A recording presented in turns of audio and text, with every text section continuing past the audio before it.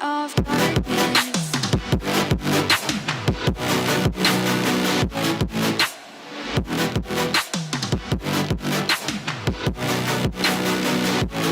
Moment of darkness.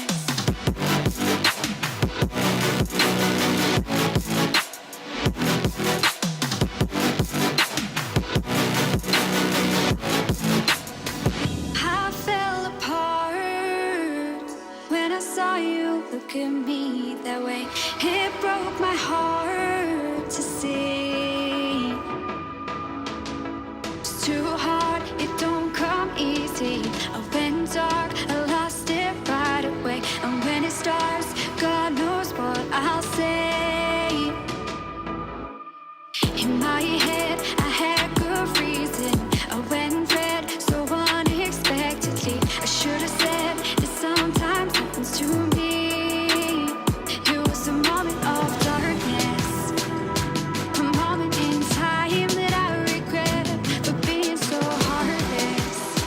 It was a moment of darkness.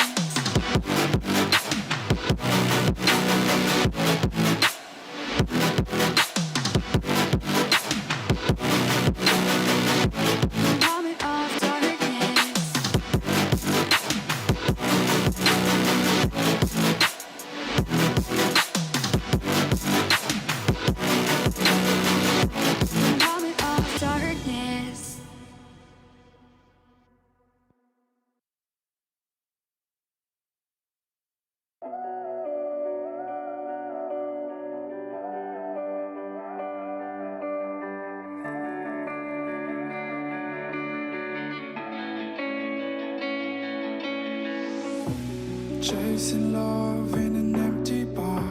Pour a drink till I make it past. The midnight hour seems to come and go, but I know. Walk on up with a drink in hand, sipping mixes cause you can. And all the lights begin to switch off. You're chasing the light, holding on for life, fading the high, chasing the night,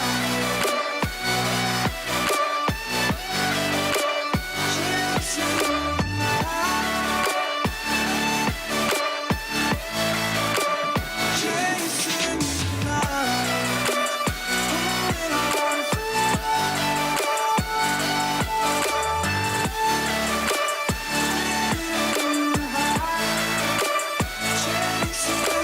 the holding on for life, feeding the high, chasing the night, chasing the night. Hotel rooms and city squares, champagne bottles, drum and snare. The sights and cities seem to fall away when you stay. Locked in love for a night or two, losing sleep just to get off you. Day to day you wanna stay out. You're chasing the light, holding on for life, fading the high, chasing the night, chasing the night, chasing the night.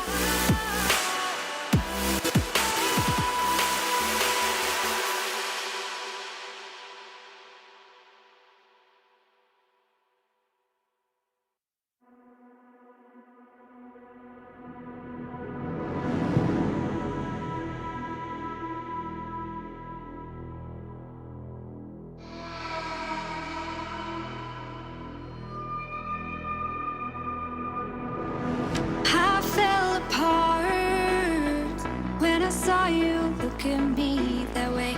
It broke my heart to see. It was a moment of darkness, a moment in time that I regret for being so heartless. It was a moment of darkness.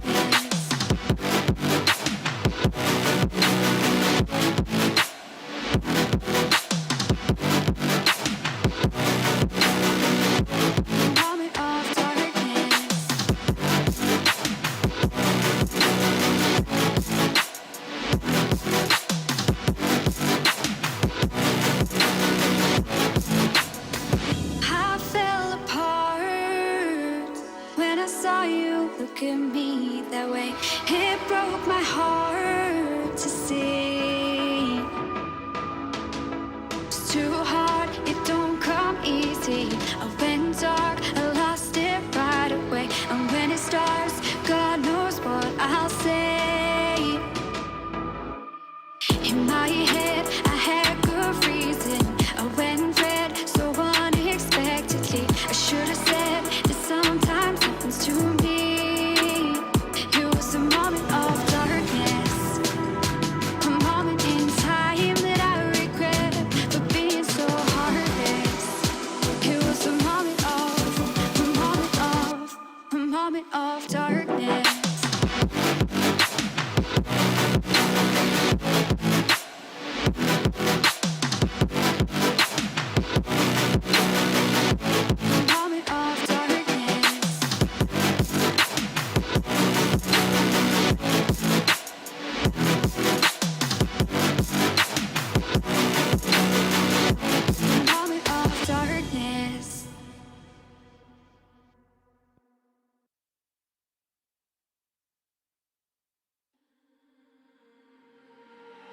We're stuck in your car on a Friday night,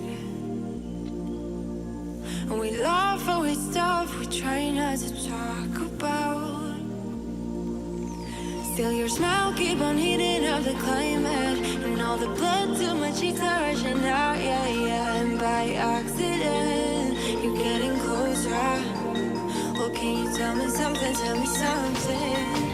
Is it a wild shot of letting you know that you're the topic of all of my thoughts, yeah? 'Cause I'm so sick of this friend zone.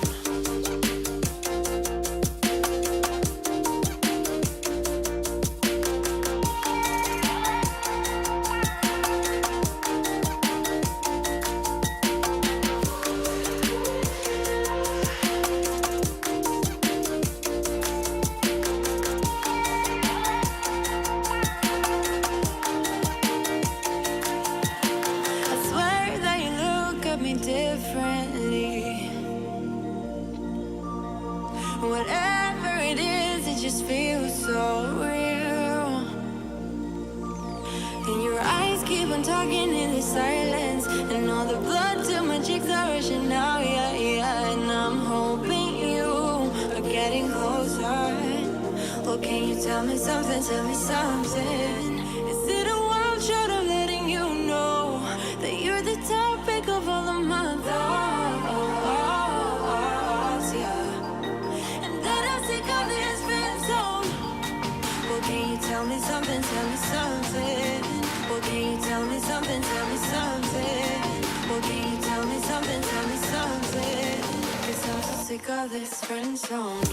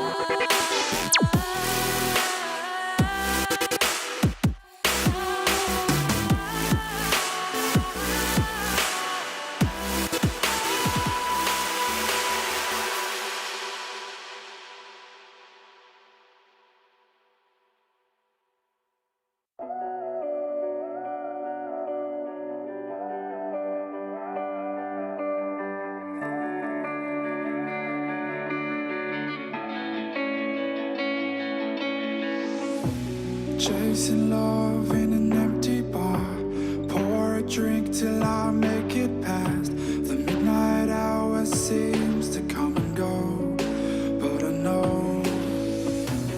Walk on up with a drink in hand, sipping mixes cause you can. And all the lights begin to switch off. You're chasing the night, holding on for life, feeling the high. Chasing the night, chasing the night,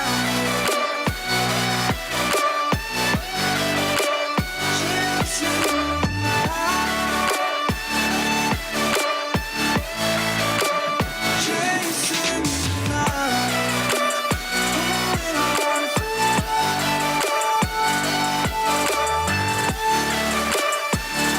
feeling the high. Chasing the night, holding on for life, feeding the high. Chasing the night, chasing the night. Hotel rooms and city squares, champagne bottles, drum and snare. The sights and cities seem to fall away when you stay. Locked in love for a night or two, losing sleep just to get off you. Day to day you wanna stay out. You're chasing the night, holding on for life, feeling the high. Chasing the night, chasing the night, chasing the night, chasing the night, holding on for life,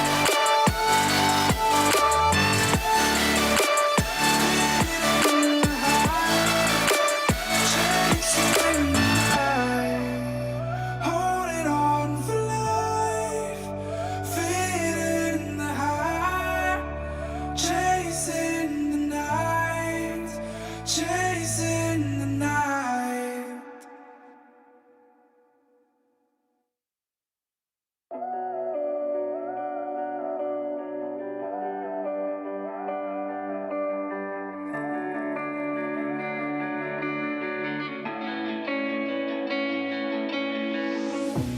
Chasing love in an empty bar. Pour a drink till I make it past.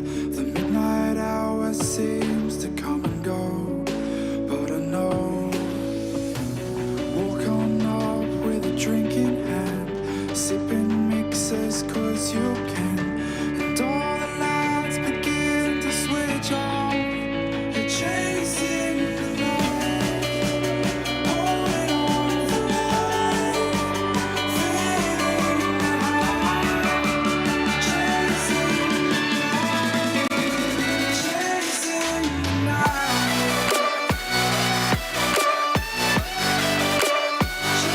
chasing the night, chasing the night, holding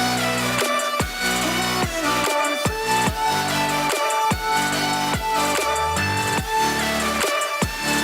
feeling the high.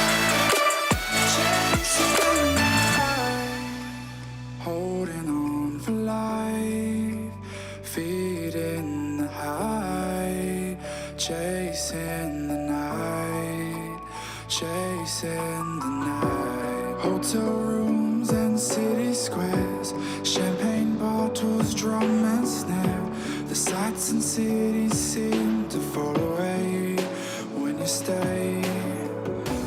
Locked in love for a night or two, losing sleep just to get off you. Day to day you wanna stay out. You're chasing the night, holding on for life, feeling the high. Chasing the night, chasing the night,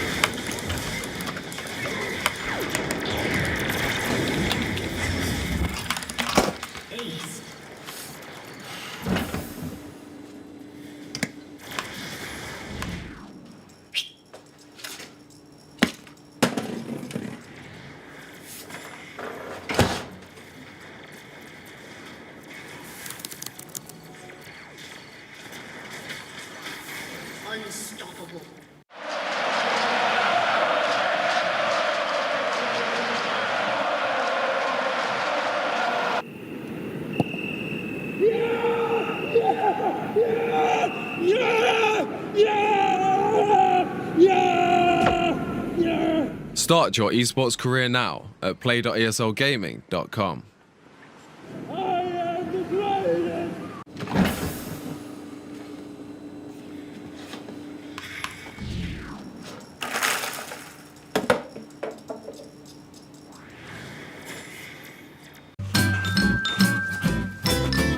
You ready? Huh? Hey, he's a good boy, huh? You ready? Huh?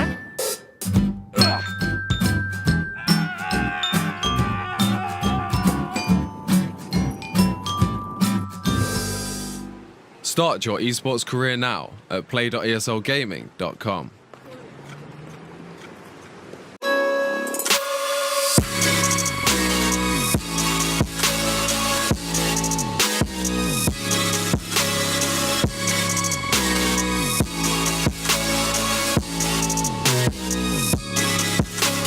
You love it, you wear it.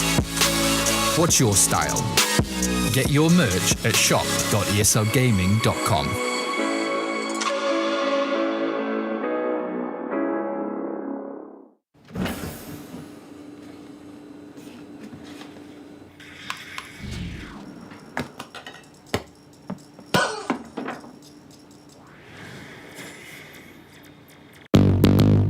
What's your style?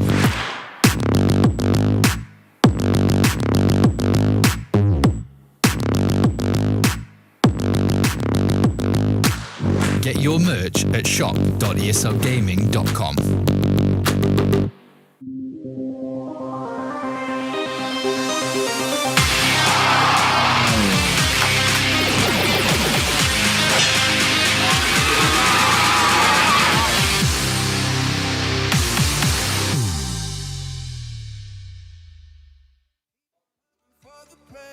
A wonderful Saturday evening, ladies and gentlemen. Grüezi, bonjour, buongiorno, and welcome to the already fifth grand final of the Swisscom Hero League. My name is Rito. I'm going to be your host for today. It is my pleasure, and I'm also here to announce or to tell you that as time goes by, things change. We need to adapt, but that's not a problem, because we are having solutions, and I can tell you it's exactly with the same pride and the same enthusiasm that we're about to witness Swiss esports greatness here over the next few hours inside the Europe Lounge here in Bern. And for you guys, as convenient as we gamers are, you can watch all the action at home from your living room sofa, or for some of you probably even from your beds. Let's talk about today's program, because today's show will be split up in approximately 3 parts. We will start with a game who just recently announced its own anime show on Netflix. Yes, it's League of Legends, and it's Panda Lovers versus No Org Needed. After we crowned the league champs, we're gonna follow up with some more crowns, this time in the form of some in-game trophies with Clash Royale, where Zolok will face off against Jesus. And as we're slowly riding the esports wave towards sunset, Switzerland's most renowned shooters prepare themselves for the big CSGO showdown between Gaijin and CG. That would conclude today's program, but wait, there's more, because Swisscom offers you the possibility to pretty much win your own private LAN at the movies. Yeah, that's right, you can take part in a quiz. It's not that complicated. You just scan the QR code when you see it on the screen during the stream. So you take out your phone, you take a screenshot, or you just click on the link inside the Twitch chat. This will take you to an app, you register there, then you can take part in the quiz, you answer questions, and the players with the most correct answers will then enter a raffle. If you're a little bit lucky, you will win the raffle and win the private gaming night at the Blue Cinema. Even if you don't win, it's still good to participate, because there will be multiple random giveaways with Logitech hardware throughout all participants of the quiz. So basically, already participating is winning. That's it for the quiz. Thank you very much. I wish you guys a lot of fun during our finals, and maybe we'll see each other soon in a Blue Cinema of your choice, or rocking that brand new Logitech gear. Until then, stay attentive, don't blink during our league games, and please welcome with me our 2 casters for this League of Legends Grand Final, Don Rigoni and Strawberry Pie. Thank you very, very much, dear Reto, and welcome here from the caster desk. We're already super hyped and excited to head into the season 5. Can you believe it? 5 seasons. Finally.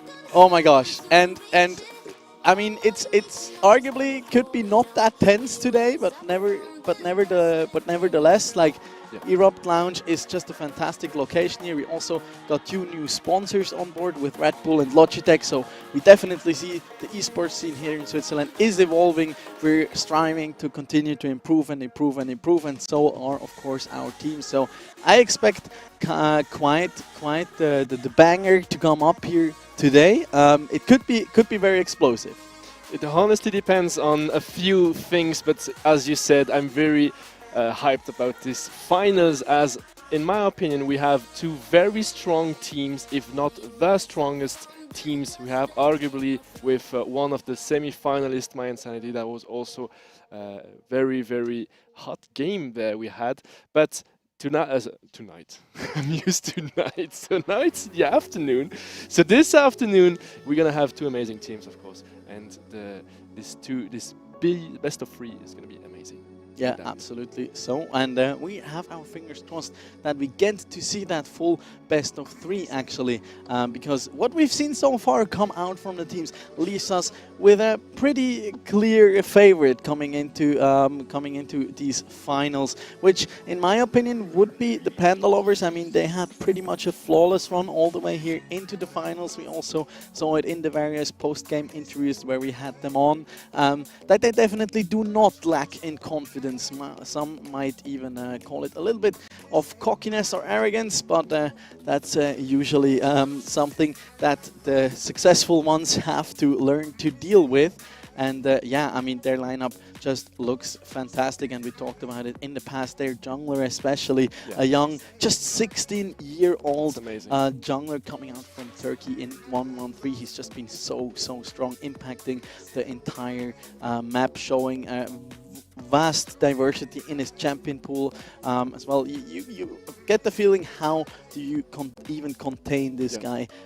Where do you find a remedy against his dominance in that jungle, especially now that this jungle role, and we see this at the MSI that is currently going on, holds such a great importance to the whole dynamic of the game. And I'm sure we will not be disappointed on that front today. Yeah, I really hope they took their time to try and solve this puzzle of 1-1-3 being such an important player in this finals, definitely.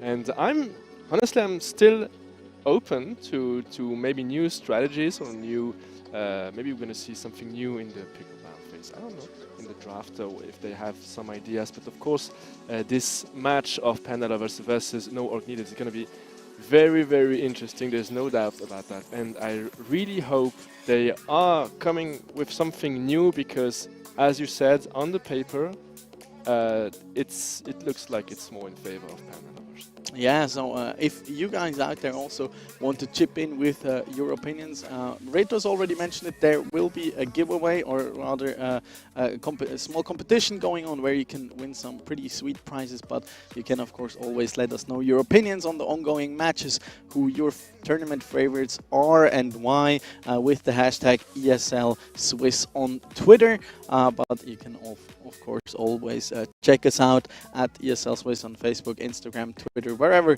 you're gonna find us, but also of course drop us to a follow here in Strawberry Pie, and my name would be Don_Rigoni on said social media channels.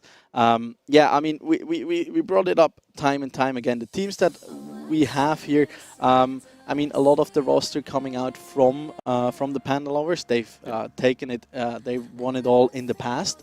It's pretty much a bit of a different looking roster than we had in Season 4 already, and they looked quite dominant during that time, and 1-1-3 wasn't even a part of their lineup back then, but they ran with Hedon instead. And on the other side, we have No Orc Needed, basically a compilation of various very, let's say, veteran Swiss league players who have looked super strong also in the past.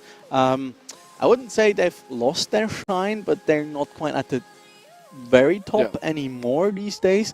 So it will be a hard task for them to really bring everything to the table that they can. But you said it already. I mean, this is like the moment where, yeah, you know, you're not essentially favored. So maybe just throw the playbook, or at least part of it, out of the window and try to come up with something creative. We still, of course, have that possibility here, especially on patch 11.8, where we have these very, very strong and key picks. The Gwen and Viego, though, will still be banned here for us. And just as a quick reminder, the current MSI that's going on will be on patch 11.9, and we're still playing on 11.8. So if you might think, okay, these drafts do look a little bit different than what I'm seeing currently from Riot Games themselves, that's why. And here we actually have the teams coming up, starting with the Panda Lovers here. We got them on screen from left to right. We're going to start with their top laner.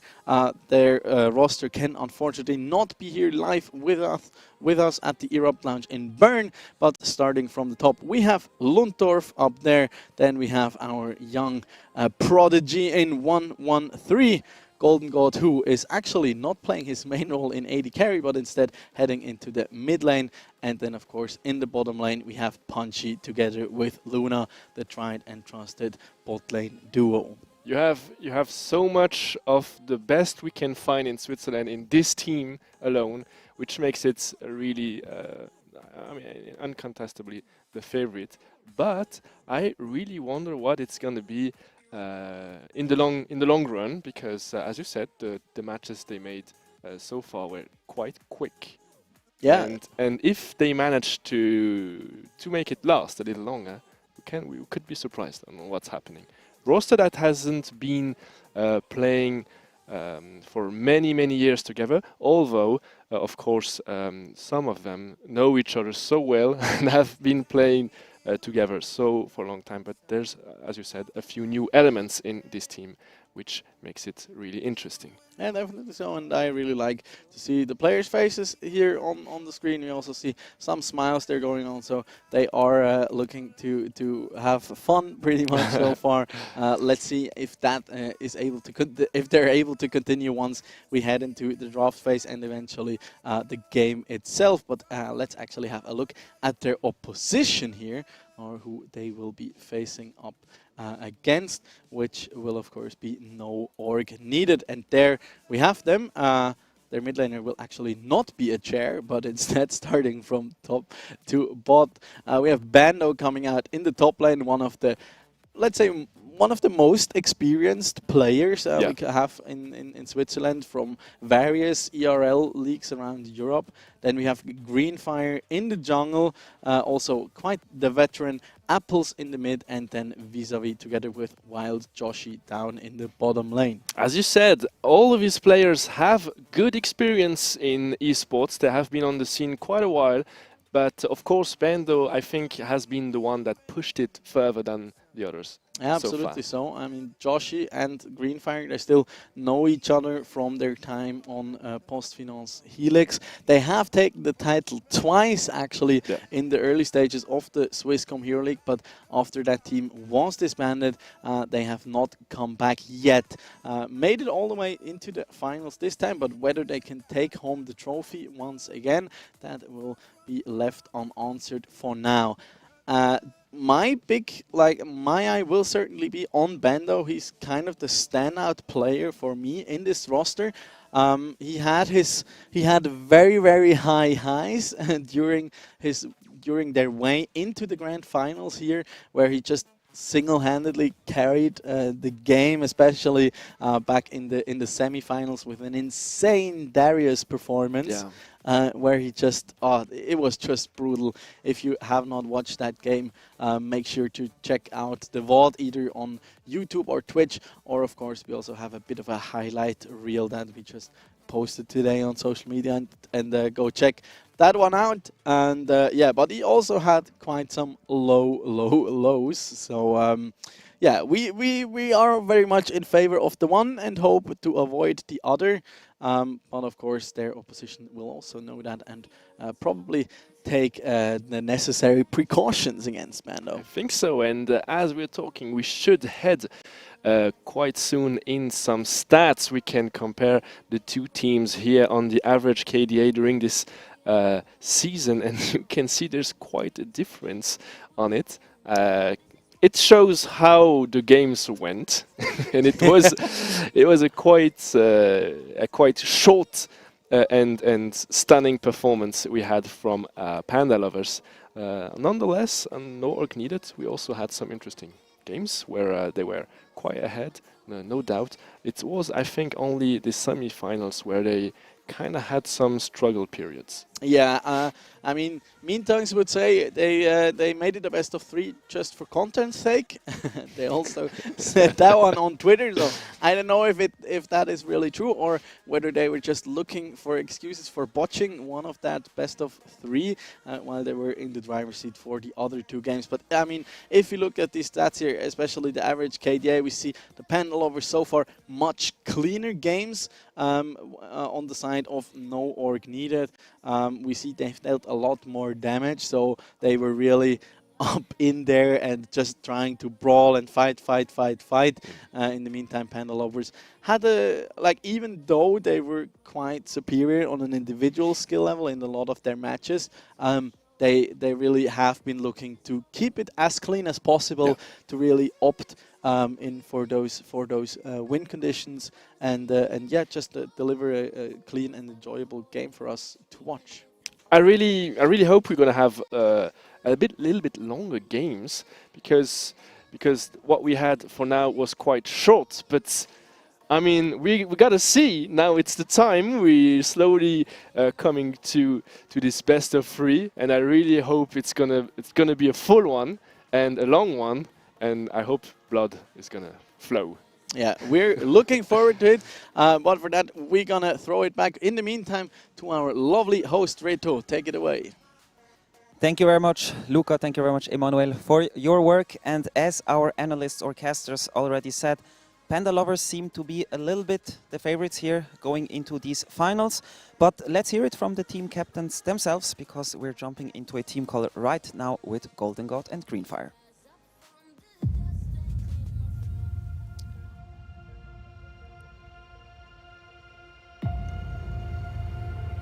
Oh, hello. Can you hear me? Wink if you can hear me. Hi, guys. Okay, nice. I like it. Golden God, nice. Good evening, good afternoon, ladies and gentlemen. Welcome to the grand final. Are you ready? Are you nervous, guys? I'm nervous. I also can't hear you, so he's also talking. Nicola didn't say anything until now, I think. Nicola, can you hear us? Hello. Yeah, perfectly. Thank you very much. I would start with Golden God. This is fine for you? Sure. Cool. Hey. Good afternoon. Hi. I think, you heard it already. You're going into these finals being quite the favorite. Let's talk a little bit maybe about your season. I think you had a quite dominant season run. Is anything today standing in the way of your back-to-back win? Well, I don't think so. Like, we have the best possible roster I think we could have selected, and it should be a free win. Nice. We also already won against the best other teams, so yeah. Are there going to be 3 games because of content's sake this time? I will see. If we buy too many majors in one game, maybe we lose one game, but other than that, it's pretty unlikely there are going to be 3 games. Okay. Do you agree with the analysis of our caster's desk? Wait, can you repeat again? Do you agree with the analysis of our caster's desk? What did I say? They said that you're the favorite, you should win. Probably all your games have been pretty short. If it's along the lines of that, we have a short final today. Would you agree? Yeah, I really agree. Because we're Faker Jungler, we're just gonna smack enemy Greenfire. He didn't play the game for like 1 whole season. Well, backers go okay. Nice. Any last words you would like to direct towards your opponents? Good luck next season, guys. Okay. Thank you very much, Golden God. Nicola, I'm coming to you. Not the first time we talk to each other. How do you feel today? Is it the same feeling as all the other finals, or has anything changed? Oh, I can't hear Nicola right now. Regie. Hello, hello. Can you hear me now? Yeah, now I can hear you. Thank you very much. Okay. No Excuse problem. me. Sorry. Could you repeat?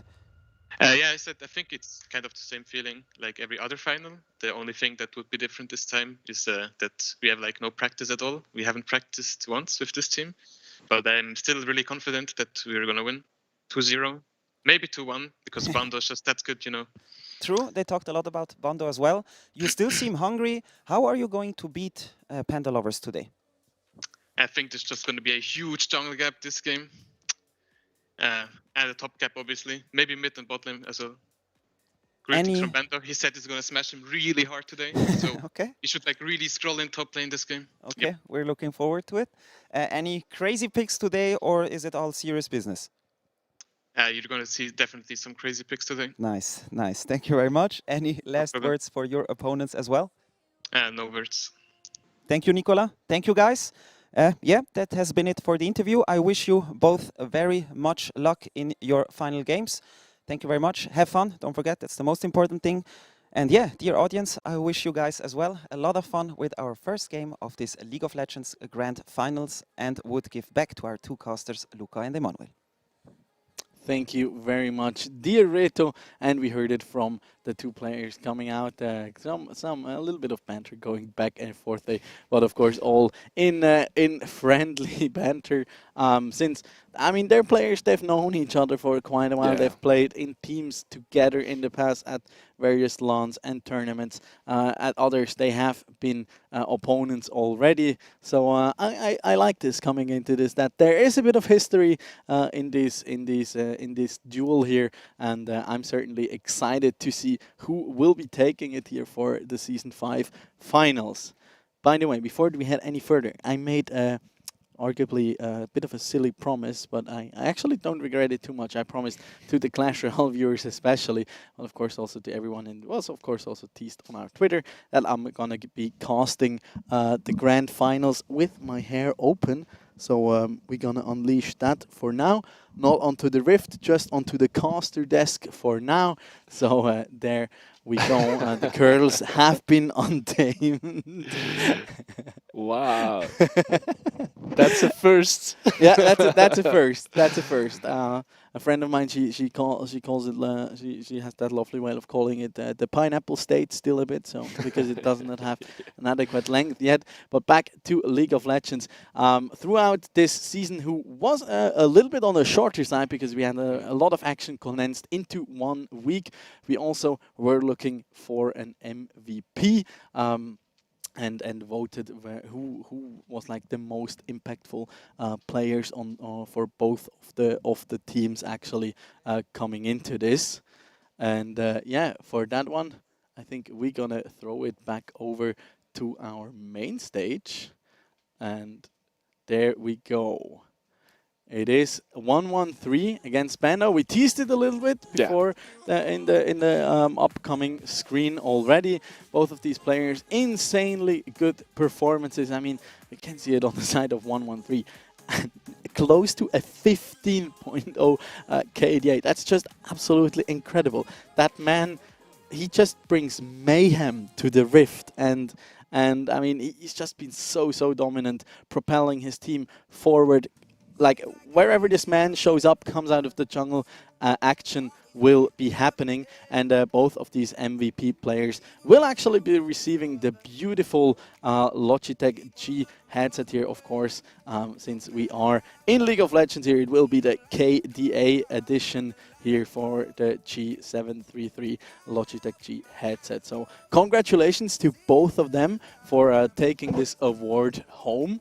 It is certainly deserved. So with these kinds of performances, we also saw it on the side of Bendo. He was really that key standout players in a lot of their wins. I think 1-1-3 has to be dealt with. As you said, he's just gone wild on the games we had this season, and I really hope Noog Needed have that in mind, and of course they do, but I really hope they find some new plans to manage this, because as you said, if you do not contain this young man, he's gonna destroy the game. Yeah, he's gonna make sure you're not playing League of Legends. I mean, and we have seen it in the semifinals.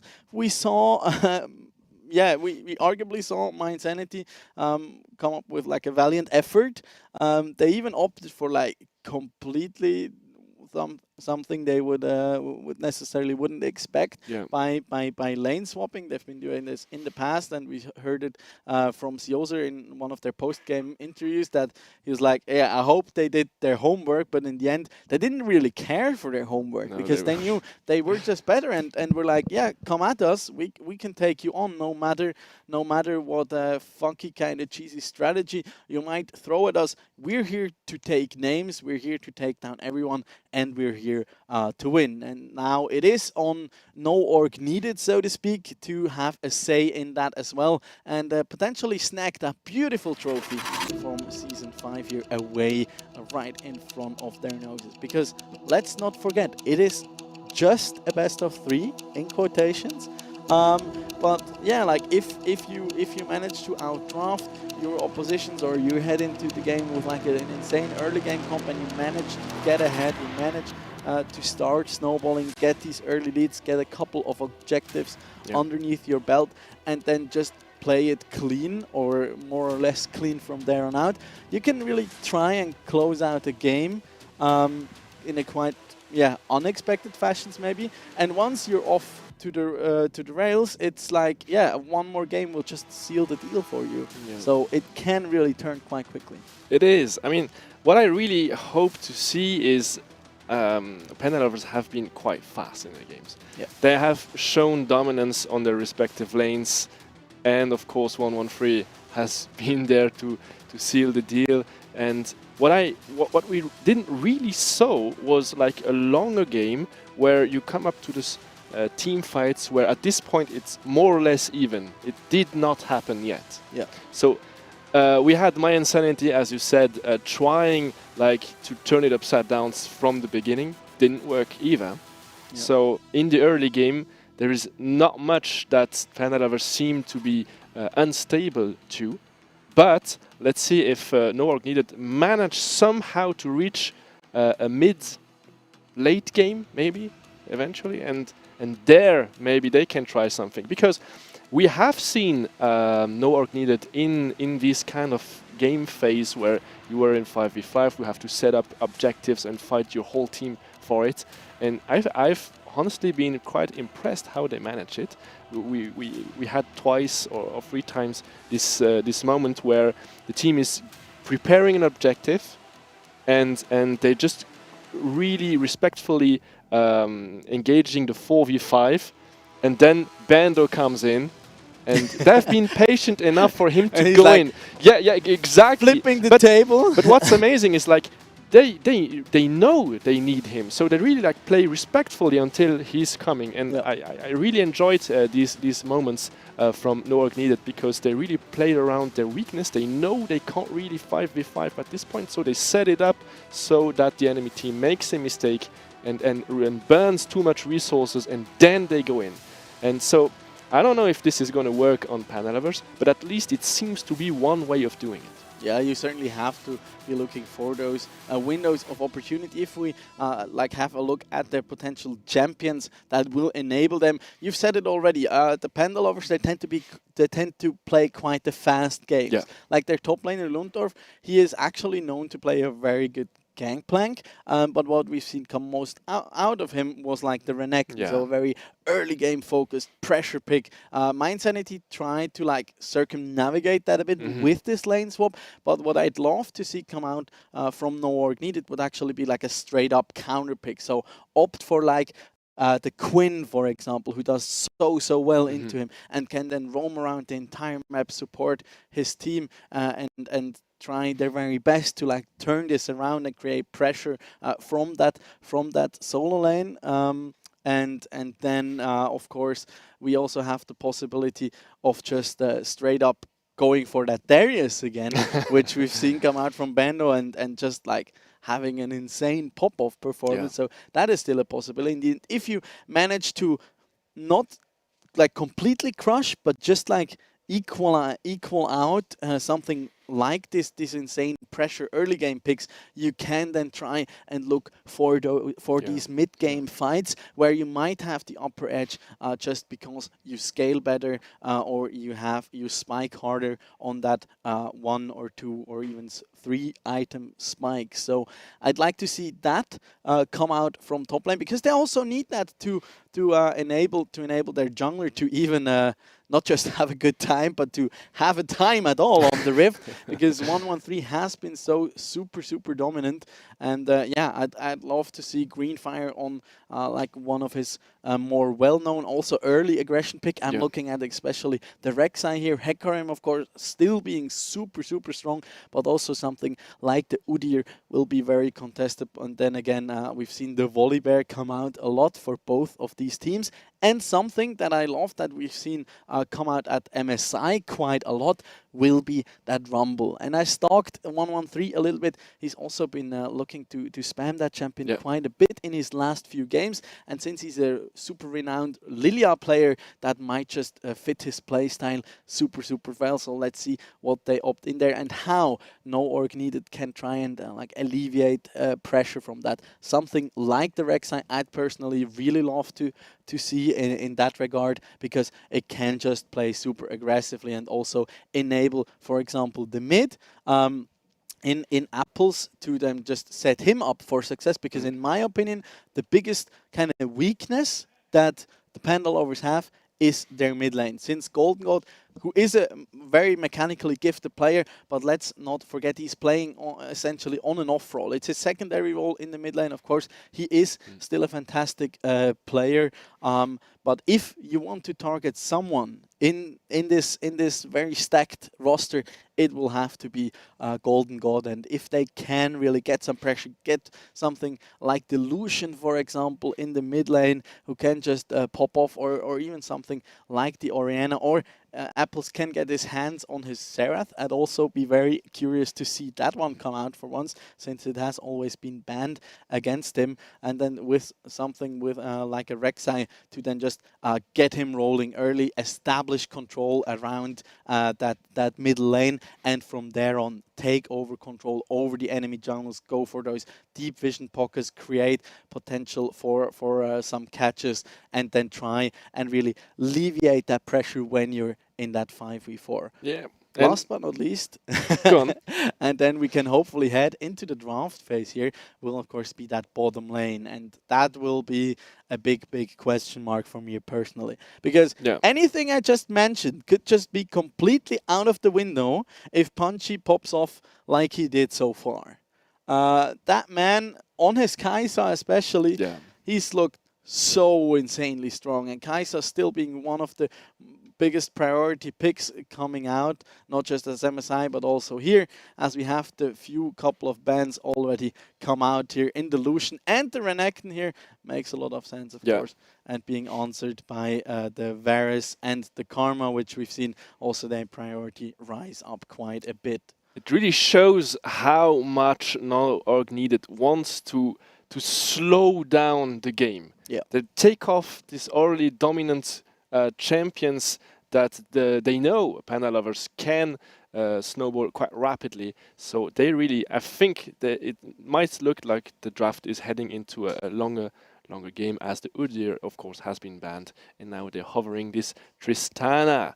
Yeah, I love the approach here coming out from No Org Needed already, taking away the Lucian that can potentially go onto Golden God. He got a quadra kill on that one in the semi-finals. Also taking away Lundorf's most confident pick in the Renekton and the Rumble. That's just popped off, and we just mentioned. And then also opting for the Tristana first pick that can, of course, be flexed. We see that regularly in the bottom lane as well as the mid lane. But as the LPL has shown in the past, you can even take that to the top lane. So a lot of options still open, and you take it away from A, Punchy, and B, Golden God. So fantastic first pick come out from No Org Needed. The answer on the other side will be the Thresh and the Jinx, who also form a super strong duo, of course. Absolutely. Now, question is, there is so much open yet for 113. They haven't banned the Nidalee, they haven't banned the Lilia.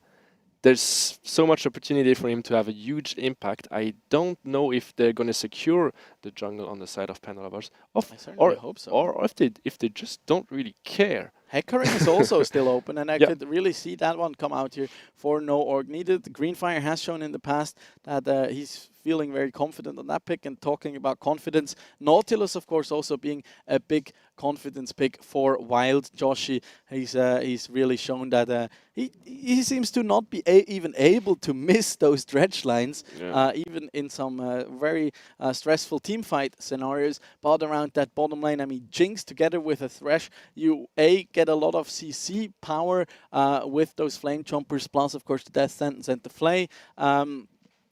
But that additional kind of safety with the Dark Passage, just get the Jinx out of harm's way. If she gets hooked, if she gets pulled in, just pull her back out and be like, okay, yeah, you go on, crazy girl. I got your back, and they will not be able to hurt you. As we see the full-on bot lane support draft here come out by the looks of it from the Panda lovers, also picking up the Lulu that can of course also be flexed around either to the mid or top lane. Seraphine was hovered there a little bit. I mean, she's still a very, very strong champion, let's not kid ourselves, but she's certainly been knocked down 1 or 2 pegs in the past 2-3 patches, with not only nerfing the Moon Staff build, but also with some individual nerfs. Now some of the jungle champions have been taken out. Are they gonna take another one? Yes, it is. So they really focus on this 1-1-3, not going too crazy either with Graves, and it looks like they're really playing around an AD-centric phase here with 2 supports that will be really helpful to keep these damage makers alive as long as they can. Kindred has been taken out to not make this last too long, and now we have the Syndra on golden gold. Yeah, no org needed here, basically saying no 1-1-3, you do not get one of your carry picks in the jungle. Also leaving up though Panda lovers, that is leaving up the counter pick essentially for their prodigy jungler here, as the Syndra is locked in. That is one of the most confident picks come out from Gold God, and it appears currently that it will indeed be the Lulu going top lane into that gangplank. I like the gangplank being taken away from Lundorf, and not only like taking away that comfort pick, but also ensuring that they have a way of scaling into the late game. And there it is, the Serath coming out for Apples, a pick that we've been alluded to in the past, one of his most confident picks, something we don't see too much come out in competitive play. And then as we like it here in the Swisscom Hero League, powered by ESL, we wait with those Hecarims. We wait until last pick, and then we pick up the horse, as they do pick that one up for Greenfire, and it will be answered with some power from the north here in that Electro Bear come out for 1-1-3. I gotta say, like, just based on the draft so far, oh, is it really? Do you see that? I do. Okay. Are they just waiting? And yeah. Okay. For a moment, I was like, okay, are they really doing that? But no, they're gonna swap it around here. For a moment, they debated us a little bit. I mean, that would have been certainly interesting. The Syndra going down, but yeah, no, but it just doesn't really make sense to send the Jinx into a solo lane most of the time, because she is really lacking that mobility, and that's the reason you really like to pair her with that Thresh. Question here will of course be, can they muster enough protection for Punchy to like completely pop off, get to his 1, 2, 3, and especially 3 item spikes fast, or unharmed, let's put it like that, or will it be taken down? I mean, together with a Hecarim with that unstoppable onslaught right into the back line, then you always have that cannon barrage on top of which you have to account for. So any pressure created on that bottom side of the map, after the Gangplank has hit level 6 will always be on a little bit of a at a little bit of a disadvantage, because he can just fire that one out right across the entire map and potentially turn around the tides of that fight. So I gotta say, in terms of solely based on the draft, I'd say I favor no orc needed a bit. Big question mark being that Seraph in the mid lane. I really wonder. I'm wondering why they didn't really put that much pressure on the top lane. I mean, Bando should be quite fine on his lane. There shouldn't be such a big threat, so at least he can scale up. But the question is he gonna scale as fast as the other lanes are doing so? Because he's supposed to he's like the difference maker in some sense in this game. So the question is he gonna be like doing it against or is he gonna be doing it, or is he not? Is he not? That's the big question. I don't really see how they can completely deny him with that composition. You mean how did they deny Bando? Yeah, that's absolutely true. I mean, even if Lundorf on that Lulu manages to get an early CS lead, which probably he will, barring some early jungle intervention, he will be able to pull ahead in CS, harass out the Gangplank, and get a lead. But then again, it is a very supportive champion, and to really snowball on that will be a tough thing, as we welcome you everybody to the Summoner's Rift here for the Swisscom Hero League Finals for Season 5 in League of Legends. And look at the beauty of this cinematic. This time, a widespread checking the rivers. No invades from Ava team this time as we head into the Rift. And honestly, I really kind of be having an eye on top lane to see how this is going. Quite surprised, as I mentioned before, with that Lundorf pick on Lulu. Yeah, and here, I mean, for no orc needed, it will certainly be the big part here to just play around the Hecarim, try and create a lot of pressure as soon as you can. And then, I mean, if Hecarim is one of these champions, even with the super tanky build that he's running, and this is still patch 10.8, so the horse is still very much alive. They pretty much killed him off or murdered him with the patch 10.11, not only nerfing his Q and E damage, but also nerfing 2 of his core items in the camp track, Putrefier and the Deadman's Plate. And we have already a small skirmish here between the Bando and Lundorf. Bando being quite low life, and Lundorf flashing out and taking the first blood of that solo kill. Oh, we can see Bando there on the camera looking quite a bit annoyed after that play. Lost sight there of the Lulu and therefore couldn't finish her off. Both of them burning everything there in order to take down their opposition. But in the end, Lundorf will be the one reigning supreme. That is very dangerous for Norok needed. We know that Bando is quite the emotional person as soon as it gets out of hand.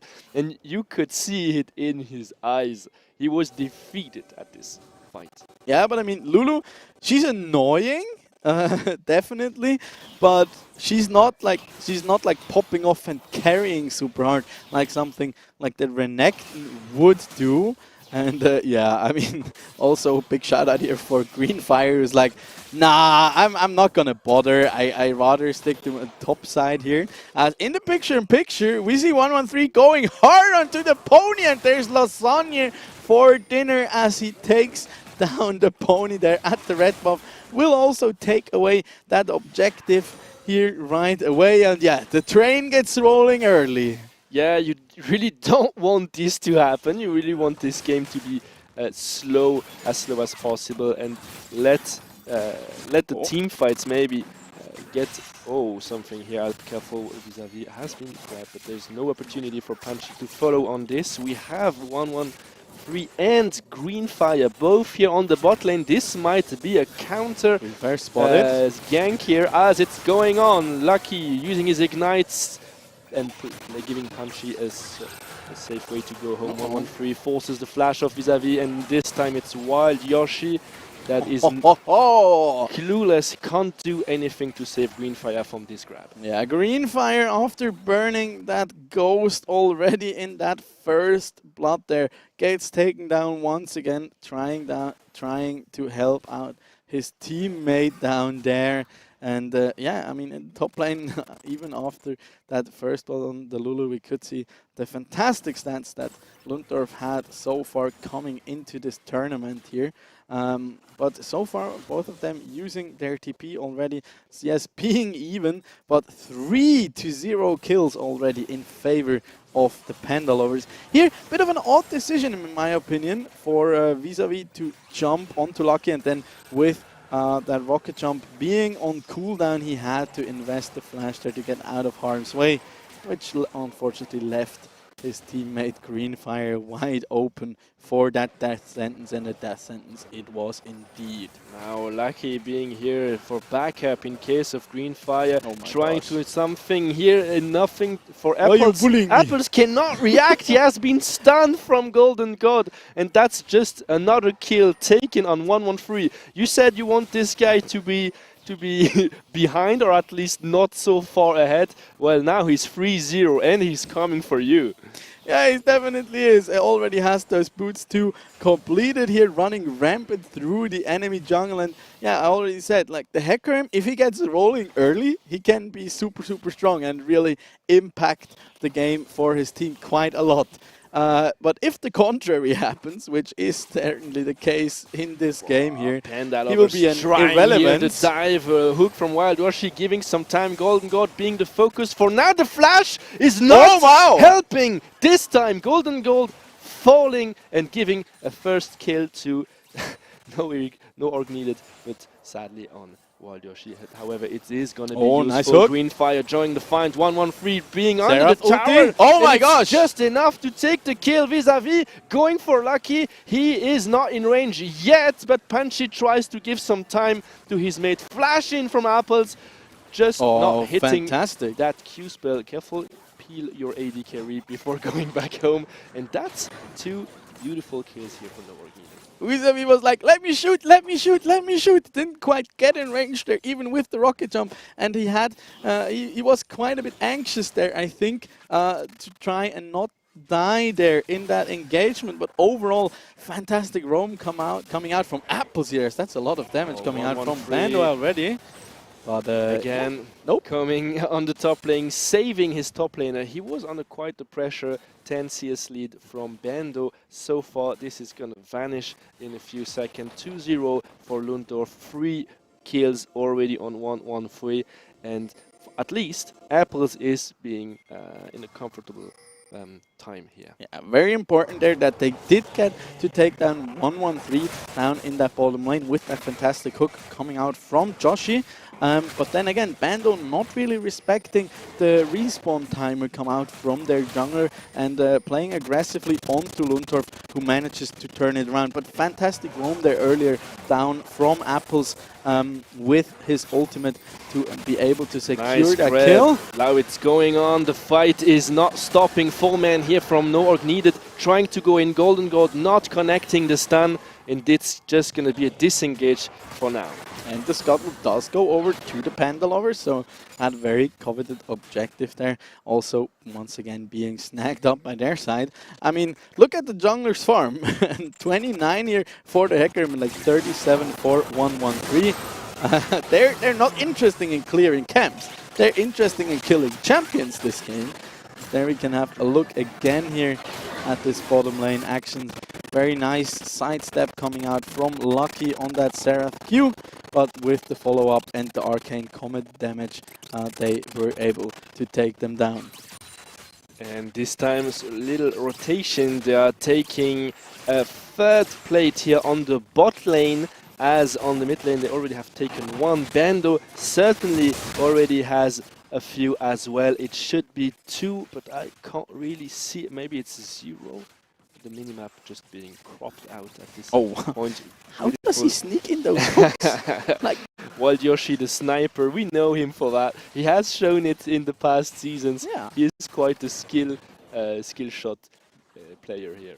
Maybe like, he wasn't even that one didn't even do that much, but it was more to like establish dominance, as Lundorf there has to use the huge growth at Lulu ultimate to get out of harm's way. Now Bando coming in. Flash in, supported by the ultimate of Apples, taking here a kill, forcing the flash. Nonetheless, Lundorf is not going to make it. He's taking it lightheartedly as he's laughing on the camera. Yeah, I mean, he is still laughing, as that's the action we missed a little bit off camera, and vis-a-vis there just gets dove under the second tier tower.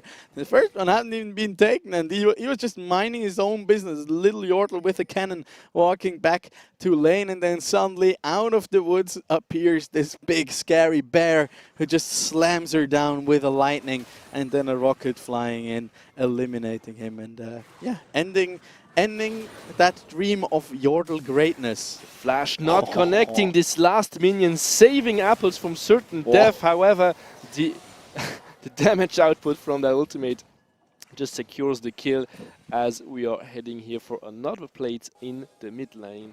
And now we have an aggressive plant here from 113, having no shutdown on himself, but a lantern should be popping out. Super Mega Death Rocket Huge flying damage. in. Beautiful flash, winning some time here. Bando trying to do something. It's a 4 versus 2. It's not gonna help. And there's so much damage and so much ground control that he has to fall, giving another kill. Now, now 113 being 414 and being on 8 from the 10 kills, 80% participation here. 113 now being 414. I love it. I love it. Certainly not 404, because he is found on the Rift and he's found everywhere currently. As Bandalovers just leveraging their advantage beautifully there. They knew they can move on to this, because Apples was still coming back from base after that earlier death, and then they knew, okay, we're perfectly fine to contest this one. 113 also waiting up with his ultimate, combining it to avoid the fear there coming out from the Hecarim ulti, and then it was just a 4v2 for this one, where they could just just easy business for them. Beautiful demonstration on how well he knows the limits of his champs. It's just so amazing. He waits just for the last second before flashing out, forcing the enemies to waste more resources on him, which is really well done here on this game. And we already have a almost 4k goal difference here on in favor of Panda Lovers. Yeah, it did turn quite fast. It was even with those kills going back and forth more or less for quite a bit, but especially with those 3 turret platings in the bottom lane already going into the pockets of Punchy, that enabled them to get quite a bit of a lead here already, as with 12 minutes in here and the Rift Herald to 113's name, we have 15 kills already that have been taken in this game, as Golden God here was a bit low. There's Greenfire with the ult coming in. Some arcane comets there falling down onto that Hecarim, but no second kill there to be gained for no org needed. You have to respect this power spike from Xerath with his Luden's Echo here. Didn't really quite go as planned here from the side of Golden Gold. Careful, Apples being under heavy damage. Greenfire not reacting yet. He is busy with his blue buff. One more good lands. No way he's joining this. No flash available on Apples, and that's a kill. While Greenfire finishing cozily his blue buff. Yeah, just for them, easy pickings here between the tier 1 and 2 towers. Also, those chickens respawning, 113 saying, yeah, I'll gladly take them, and also donate some first blood tower over to my mid laner. Punchy being a little sad about that one, as I think he really wanted that first blood turret that he worked so hard for, but he will still get all 5 of these turret plates to his name. He already has a 50 CS lead on his vis-a-vis. So does he really need it at this point? I don't know. I mean, it's not about needing it at this point. It's about wanting it. And I mean, if you can take it, you certainly will. As wow, that's a 2 1.2k gold lead between those AD carries in favor of Punchy, nearly doubling the gold there that Vis-a-Vis has picked up so far. So yeah, we said it in the beginning, it will be a big task here for No Org Needed to keep the Jinx contained, and a 2-0 Jinx with already her mythic item completed and 115 CS plus 5 turret platings. That's not exactly where you want to be. Off here, a little fight here on the river with Vis-a-Vis, trying to put out some damage, but it's not being put to the extent they're just going to stop it. And Bando taking the kill on Golden Gold, falling for the third time now. And yeah, maybe he has some possible comeback here on this side, as we have Apples dealing a lot of damage. Lucky trying something. The grab is connecting, and Apples is probably gonna fall on that one. It is the case. 113 being under heavy damage, falling to the passive damage, the dot from Green Fire. And this time we have again, it's still worth for them. I mean, they're forcing the fights, they're forcing them quite dangerously. However, it's always paying. Yeah, beautiful hook there onto Apples, eliminating that threat from the Seraph, shooting from the backline. Used his right of the Arcane earlier. Punchy sidestepped all of the shots and then like just running amok over them with the backup from the Lulu and the Dark Passage, just to make sure that he does stay safe and he does stay alive. And then he can just run past that tower, gun them down, also pick up another tower. So now with 2 towers down in the middle lane, the map is wide open here for the Panda lovers. Bando. And yeah, the map is really their oyster at this point. Bando has been spotted, 113 coming to the rescue, but they're not rescuing Golden Goat, they're just running for Bando, flashing in and forcing some of his resources here, but taking a secure kill. Greenfire cannot do anything at this point. Greenfire's like that Simpsons meme, you know, where Grandpa walks into the room, puts down the hat, turns right back around, and he's like, "Hi, bye. Okay, I'm out here again. You guys take that kill and be on your merry way, please." You have to give credit to Panda lovers on the vision control. It has been for the last 5 minutes absolutely dominant, even though No Org Needed had quite some vision a little bit deeper than necessary. They have been securing it for the last minutes, and you can already see on the vision scores as well that Lucky has been doing an amazing job on denying vision and taking it. While I don't necessarily agree with the draft going into that top lane with the Lulu into Bando's gangplank, because you cannot really control him by yourself. Lundorf did a great job in the early stages of the game, and we saw like the Bando, if he still manages to trade kills, he will still deal a lot of damage and be very, very strong. So now the Panda Lover is doing a great job here of just leveraging the pressure that they've amassed elsewhere on the map and putting the focus on Bando, just to make sure that big and scary pirate is not on Summoner's Rift when they want to take their fights, because at that point they don't really have much to throw back at them. Now it seems like the rotation is being forced. Lundorf and Golden Gold are gonna take care of this this wave on the bot lane. Finally, Lundorf is just ensuring there is no vision here in their own jungle. And as the objectives are slowly but surely coming in, flash here from Lucky Apples, good reaction.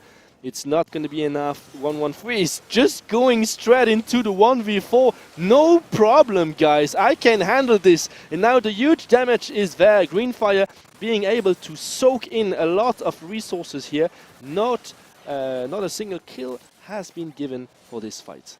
TP there also being invested by Golden Gold on the Syndra. Meanwhile, the No Org Needed, they are able to preserve their summoner spells outside of Apples' flash, and that will just leave their camps here very vulnerable, because that is really where the strength comes from in taking down those early 2 turrets in mid lane, because what you do when you do that, it's like you prolong the middle lane, and it takes a lot more time for the 2 lanes to crash, and gives you, as the ones who take down the turret, a much more bigger window to just make your way into the enemy jungle without being spotted. And that just makes it all the more scary for No Org Needed to head into their own jungle. And if you can't get into your own jungle, you won't get your camps. And yeah, they are just falling prey to the Panda Lovers as Panda here is being engaged upon. So many resources has been spent, however, on this kill, but Bando not respecting here and overstepping his boundaries as this objective of the third Drake just is ready, which puts No Org Needed in a very, very uncomfortable position here. Yeah, I mean, I get what Bando wants to achieve here just by keeping to pressure these side lanes, but even with all those resources expended, with that big advantage the Panda Lovers already hold, and then also being at a disadvantage on the side of No Org Needed, those objectives, they can just not be contested in any sort of way, and yeah, Panda Lovers can then just further and further create pressure and alleviate their lead on the map. While Yoshi has been caught vis-a-vis in a very dangerous position, 1 versus 4, the Flash is forced, 1-1-3 is going for the kill. Vis-a-vis is winning some time, he's forced to flash. Oh my gosh, that crit! Flash all you want, punches coming through you, and Apple's trying to defend here. It's going to be very tough job. Greenfire coming finally. Oh, look at the top that sentence there. And oh my Lucky gosh, hitting every spell on this game. Punchy being 3 DPS as 1-1-3 is tanking. He's changed the aggro, just not quick enough. Punchy will not take this last tower shot, and no one will fall. Panda Lovers at this point not giving a damn about towers. What is this? What is a tower? We do not care. We just want to go in hard, as that is Greenfire on our screen. Very, very big. I'd love to see the game again.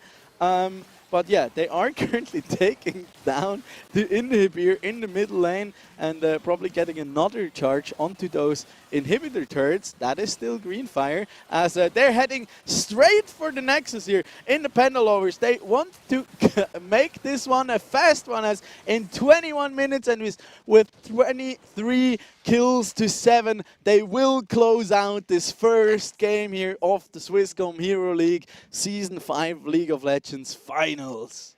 It was quick, it was dominant, and it was exactly the opposite of what No Org Needed wanted in the first place. Yeah, and if you looked really closely there, you could see a little bit of a tear, I think, in Greenfire's eye after they did get their hands onto the Hecarim, but it did not net them any success, as the Panda Lovers were just dominant from start to finish. Yeah. I mean, we started with the first kill before the 2-minute mark, I believe, up in that top lane, and then from there on out, it sometimes looked a little wonky when one of them was just like, I think I'm gonna head for that gangplank too. Let's just see how I'm gonna do.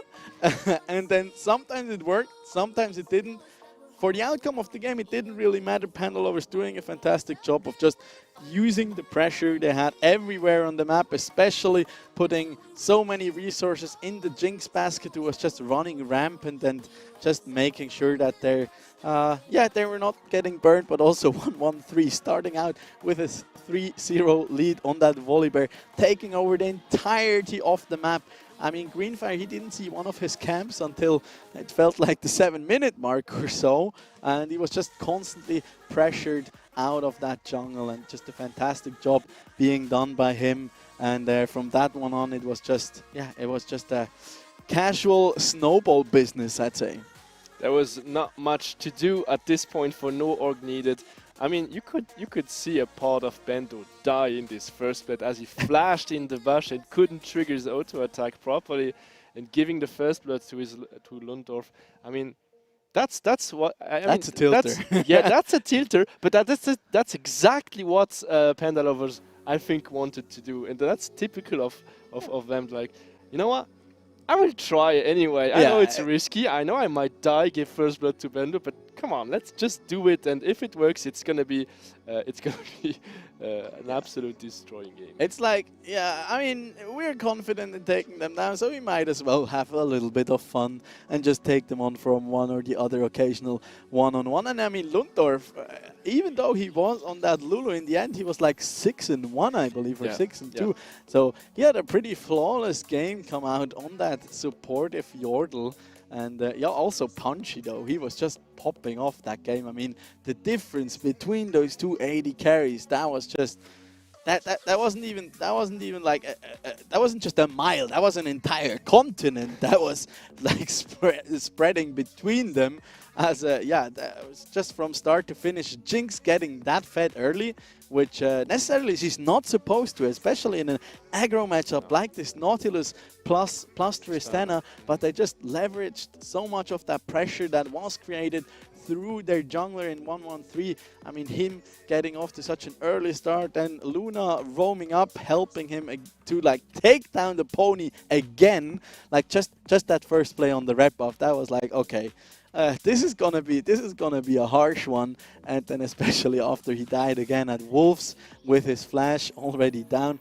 That was just the nail in the coffin essentially for Greenfire. They had one or the other small opportunity, especially. I'd like to shout out the great roam that we saw come out from Apples with the right of the Arcane. Raining down on the bottom lane, getting 2 kills there to his name, but at that point it already felt a little bit too late because Punchy, he was off to such a strong start. He got 5 turret platings, bit of a BM move that they denied him the first blood tower with that Herald drop in the mid lane, but overall he was having a great time, and it was really like from a very early start it became quite tough for No Org needed to turn it around. Big focus was on Bando in the top lane because he was on the gangplank. He had the call that was stacking away. He did get some early kills, and on a gangplank that just propels you ahead so massively because you are very dependent on items, and if you get more of them, you become a lot stronger, as is in League of Legends, of course. But that just means for the gangplank who has like that additional help with his passive income, so to speak, to just become very strong, and then they just focused on him and took him down. With that, Reito mentioned it earlier, we still have our quiz ongoing. The first round has now been completed, but for the next game, which for sure we're going to have, you can once again head over to the link that's down in Twitch chat, or also scan the QR code you see on screen right now if you want to participate and potentially win a pretty sick night in a blue cinema of your choice together with up to 9 of your friends. That's amazing. Just go for it. Yeah, I mean, can I go for it? I mean, you probably should. Yeah, I should, definitely. I hope you're going to see some of it in the highlights, but I think there were quite interesting decisions and plays when team fights were occurring from the side of No Org Needed, but maybe it's going to be the case for later as we are slowly heading into a break. But I really want to see some of these fights, and that's going to be for next time. Yeah, I hope No Org Needed can recuperate a bit, overthink their game plan a bit, and maybe get us to a full 3-game series. And with that, we're going to head into a small little break. See you right after.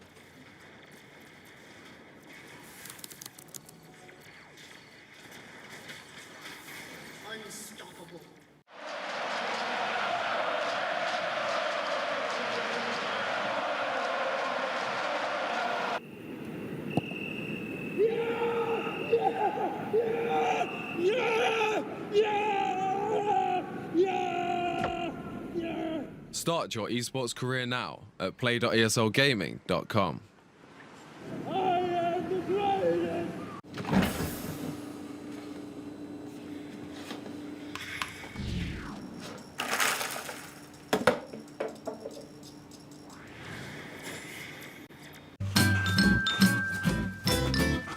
ready? Huh? Hey, he's a good boy, huh? You ready? Huh?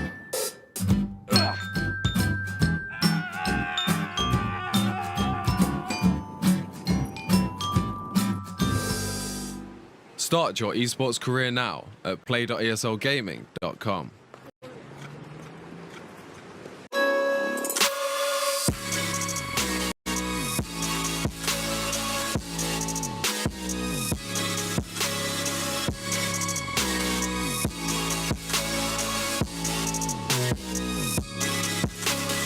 You love it, you wear it. What's your style? Get your merch at shop.eslgaming.com.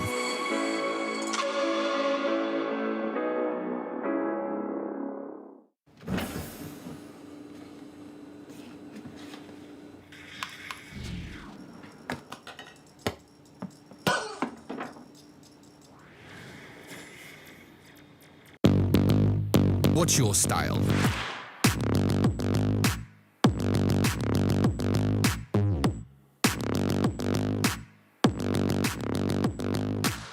Get your merch at shop.eslgaming.com.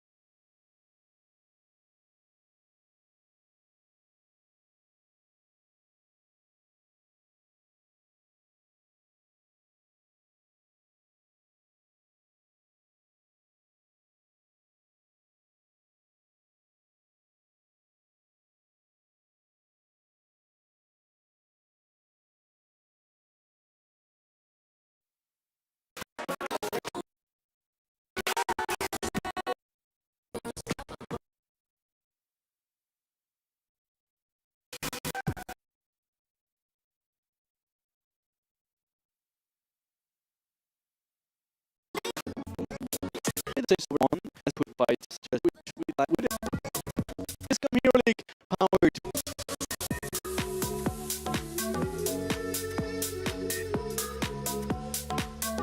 They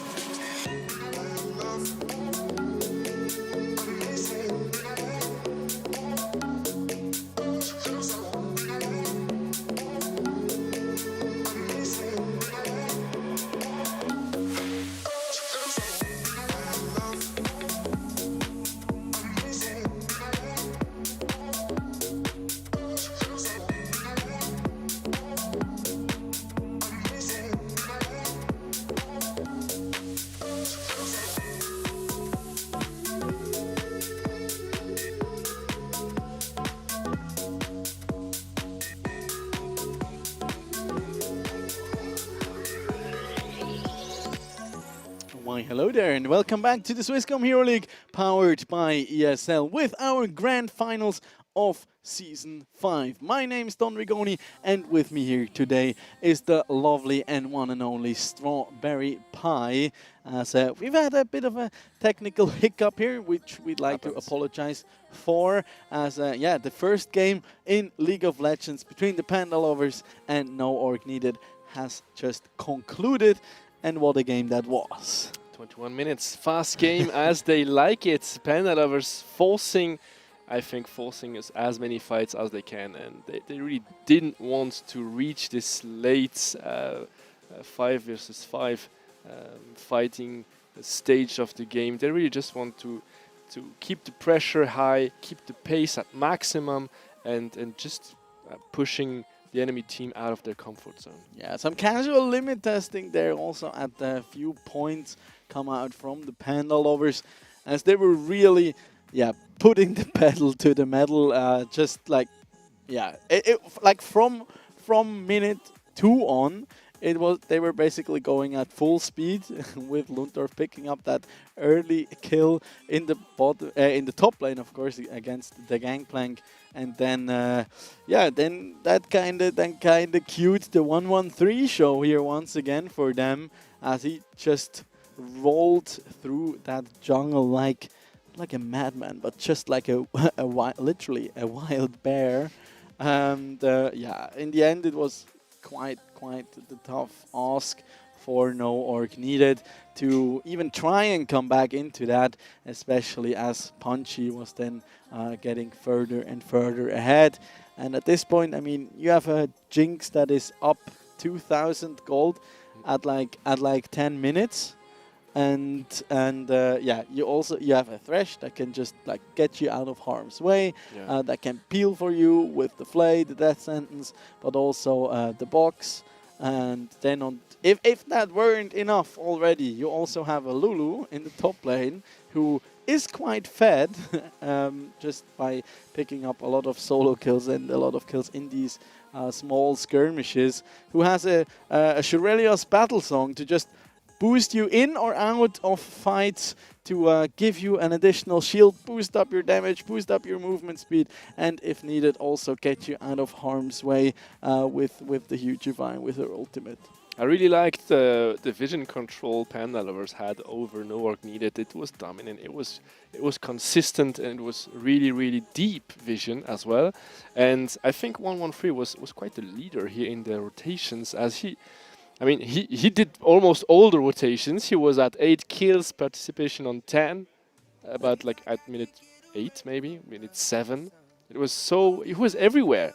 and the vision control was so good. I mean, they didn't quite really see it coming. So first they had the vision. On the paper, they have the individual skills that are quite higher than the opponent team. I mean, personally, I think this, and they just kept the pace so high, they couldn't follow. They couldn't make any decisions. They were like, we dictate what's happening, and you just you better make up with it. Yeah, and at the same time, they also seemed quite decisive and still controlled, because essentially it was like a 5v5 fight, but on the side of the Pendulowers, they were always like picking on the small ones, like plucking away at each individual member in the beginning, getting a bit of tilt going on Bando, then like putting all their focus in just shutting down the opposing jungler in Greenfire, and just to make sure that he does not have a good time on his Hecarim.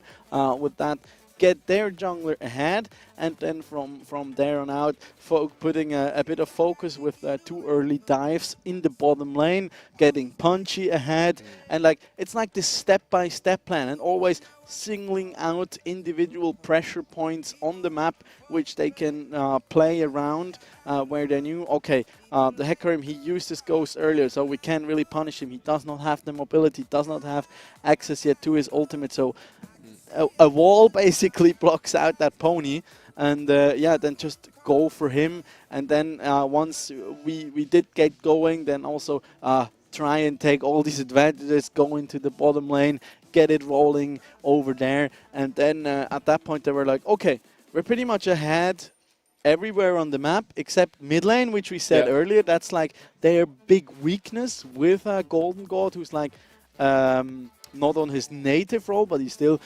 did absolutely great in that map. In that matchup, also managed to get one or the other solo kill. Also got some help from his jungler and support, of course.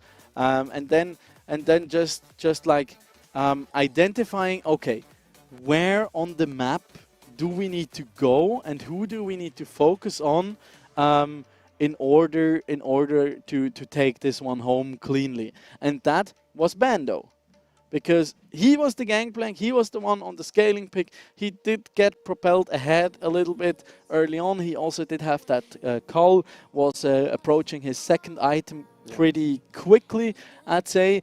He did opt for the Trinity Force, which was quite interesting in my opinion. We oftentimes see the Essence Reaver being picked up earlier, and then something like the Immortal Shield Bow, or sometimes even the Duskblade of Drakthar, or even foregoing these early mythic items completely, but he did decide to go for that one. And then it was just like, okay, if we manage to take Bando out of the mix, there's pretty much no way on earth that they can fight us, because we have a Jinx that's massively ahead. Thresh is the, once you're in an advantageous state, is the better support, because he just offers more and has a lot of versatility. In the mid lane, you have the setup come out from the Unleash power, plus of course also the stun come out from the Syndra. Yeah, I mean, Volibear was his own story, and then it was like, okay, what can they really do in order to try and come back? Because there's just not a real way that they're ever going to fall.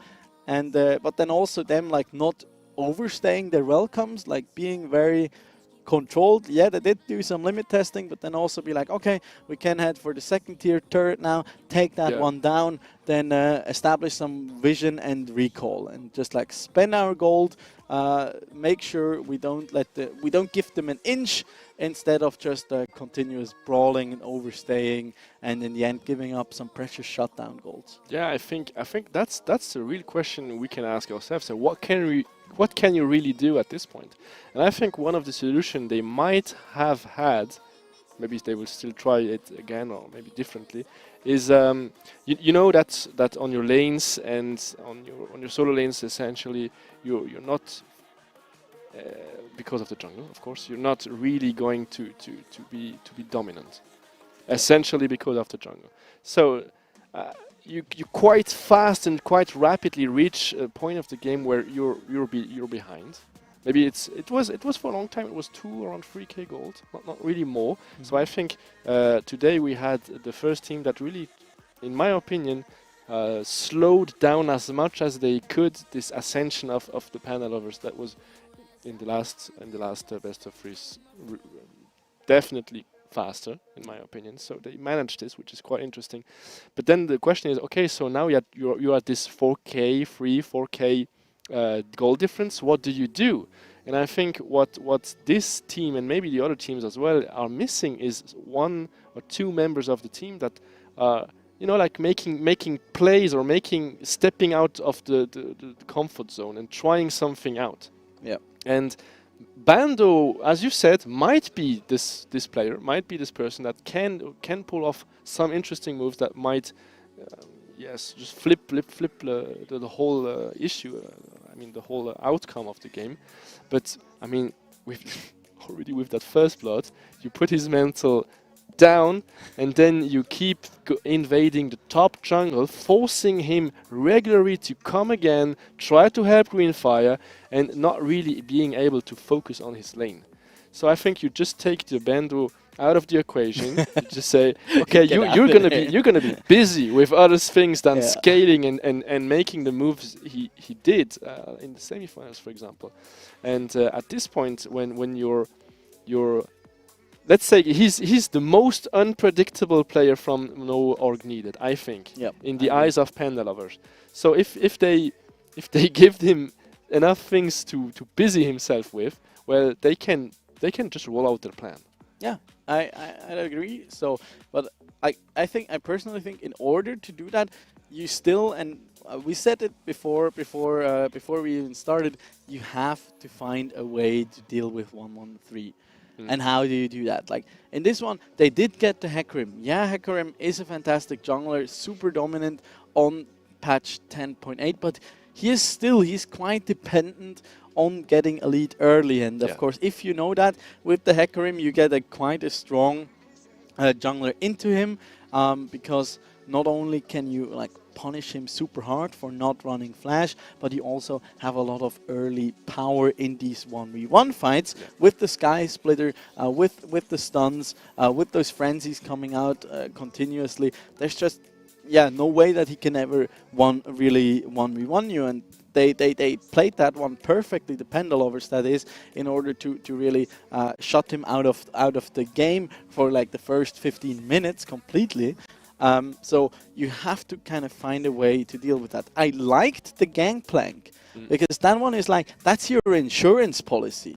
That's where you put your life savings in, and where you're like, okay, I'm gonna cash out on that, but we'll have to wait 30 minutes. And also essentially Panda Lovers donating kill to that Gangplank. That's very welcome. If you're a Gangplank, it's just like a Wayne. You're happy to trade kills, because the faster you are at your item power spikes, the faster you're going to be accelerating. The more able are you going to be to clear out these waves with these barrels. The faster you will be approaching that level 13 that is so crucial for the Gangplank in order for the keg cooldowns and their tick down timers.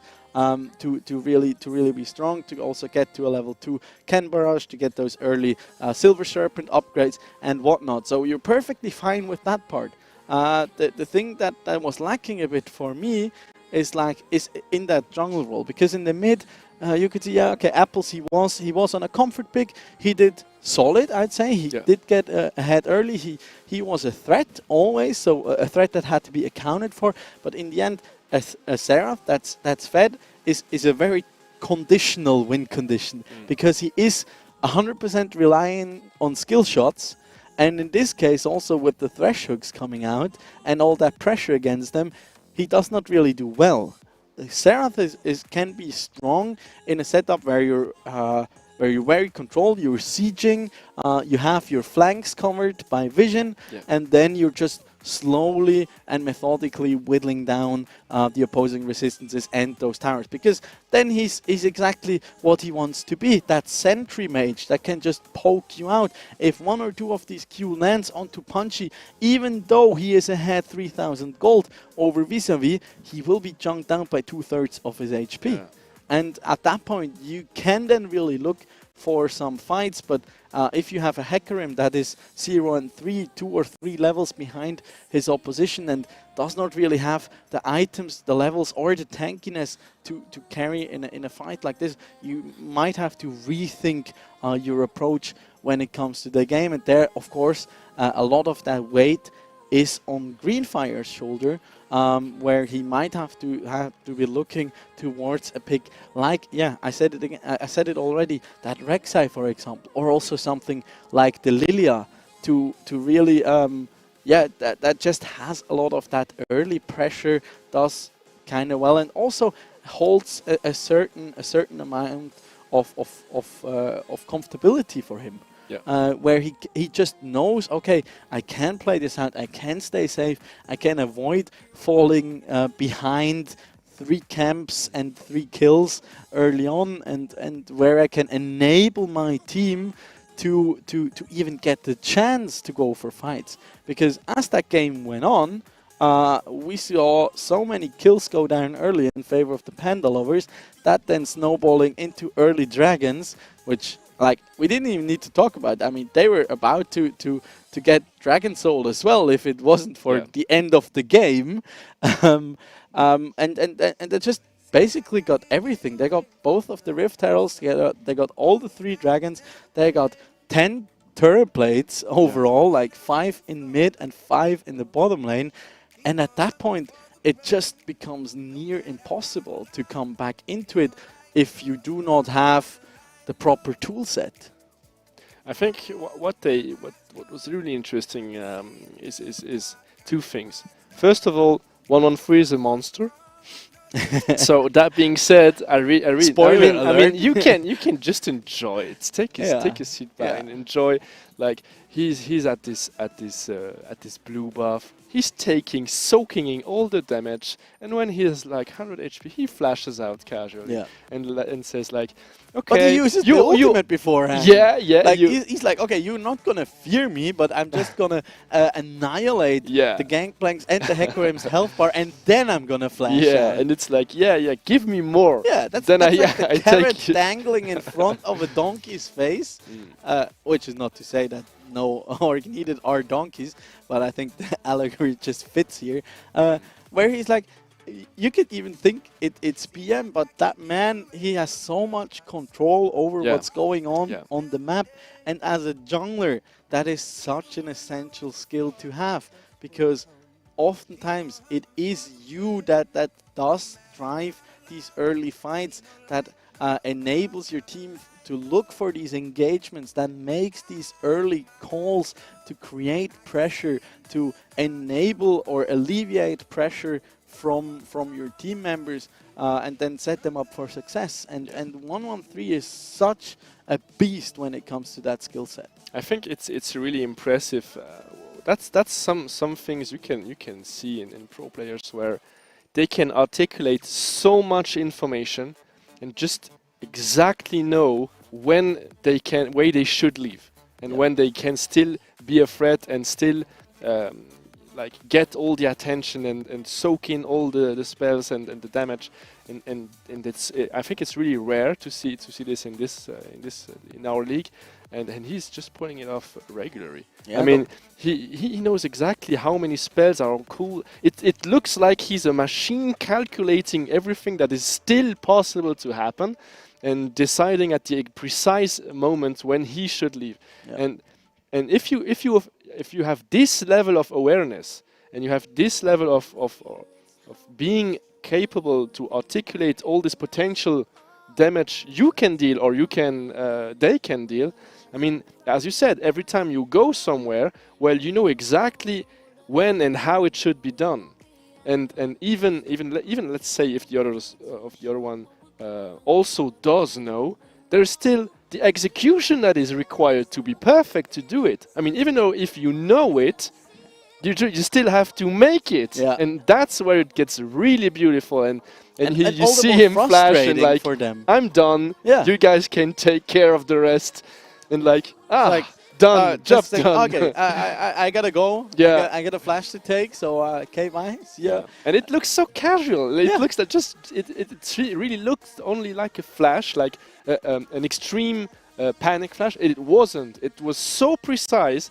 That's exactly the reason they could just take 3 kills. Like, Yeah, all right. and at that point, yeah, they knew, okay, we are in the driver's seat, and yeah, I mean, and that's just you said it, like that's such a beautiful thing, especially coming out of such a young player.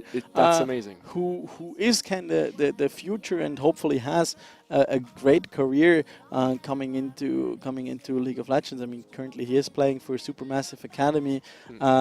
Maybe can make it into their main team, or even maybe get imported to an LEC or one of their academy teams, which I think would just be great to see a player like that shine as bright as possible. Because, yeah, I think in League of Legends we are currently approaching that point where like the scale tips. We've seen a lot of these old kind of pros, or older kind of pros. Experienced. Yes, experienced, mature pros who've been in the game for a long time, playing competitively ever since Season 1 in some cases. I mean, take Suning's former support Swordart. He has an extreme amount of experience, and bringing that then into a game Lost Worlds that was Suning, which basically, other than that, consisted of solely rookies, and then just enabling them to deliver such a great season, also make it into Worlds finals of all things. Yeah. That just shows how much potential there is in these young players, and we see that in a lot of regions all around the world currently happening, where you have these young rookie talents come in and kind of take over. Take the LEC, Elyoya, arguably the strongest jungler we currently have in Europe, was just important also from Turkey, together with Armut, and they're both doing fantastically well. Have so many rookies. Look at Trimby on Rogue, who has just had a fantastic split, and yeah, that kind of young blood really kind of reanimates League of Legends as a game, brings fresh energy, fresh minds, more passion to a game that's now already been going on for a decade. And yeah, if you want a bit of distraction from me rambling and fanboying about League of Legends, then you can still head over to shl-quiz.swisscom.ch, or just simply scan the QR code right now on your screen in order to partake in our quiz. Potentially win a night at a blue cinema of your choice together with your friends, where you can basically just play video games all day and night on a big screen, or also win some sweet Logitech G merchandise in some great headsets. I have one myself, the Logitech Pro X Wireless, which is just a fantastic device. And yeah, but you can also get one of our sick keyboards or mice, so make sure you participate there. Yeah, that's keyboard and mouse I have. Yeah, it's amazing. Quality is good. We have it lasts forever. We have it here. Like, I'm very tempted to just take it home, but I wasn't allowed. Just feels super smooth. They risk the wireless one, so they cannot trust us. I appreciate it. I mean, we've been around for 5 seasons now, so it's good. It's good that they learn to trust us, or it's good from us that we manage to gain their trust. It's all part of our plan. Yes, I love when a plan works out. Now, I really wonder what they're gonna try this game, regarding what just happened, as we have some stats here. Very interesting as well. We can see that the goal per minute is quite equal, although is it again that isn't last game? Yeah, that was the last game. It's the last game here, not included. We did not update that one yet. But yeah, the trend kind of continued. I mean, we had 23 kills come out compared to the 7 of no org needed in that last game. So you can just see, even though they have very bloody games, a lot of damage gained per minute. I mean, both sides that is. But on the side of the Panda Lovers, you see a lot cleaner games. Them not essentially like trading kills or go for like super bloody fights, but instead exactly like pick out, single out one member or one point on the map, fight for control there, take.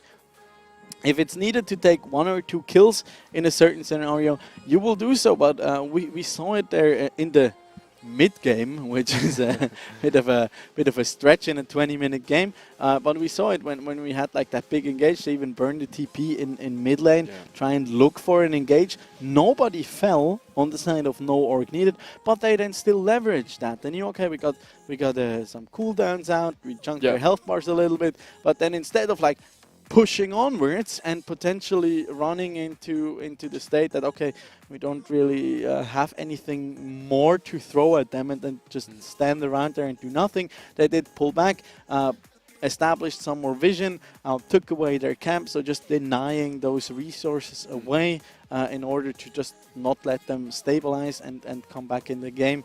That just shows kind of their expertise. And even though they are limit testing and sometimes on the edge of a bit of BM, they just show a lot of discipline in these games. Yeah. And I think that's the big point to pay attention to. What I really liked is, as you mentioned, when we had this 5 versus 5 meetings, it wasn't catastrophe from the side of no org. It wasn't. No. They managed it properly, and that's is something I'm really looking forward to. Is like they have this team fight patience that saved them from losing this game even faster, which I think a lot of teams that have faced Panda Lovers couldn't manage this properly.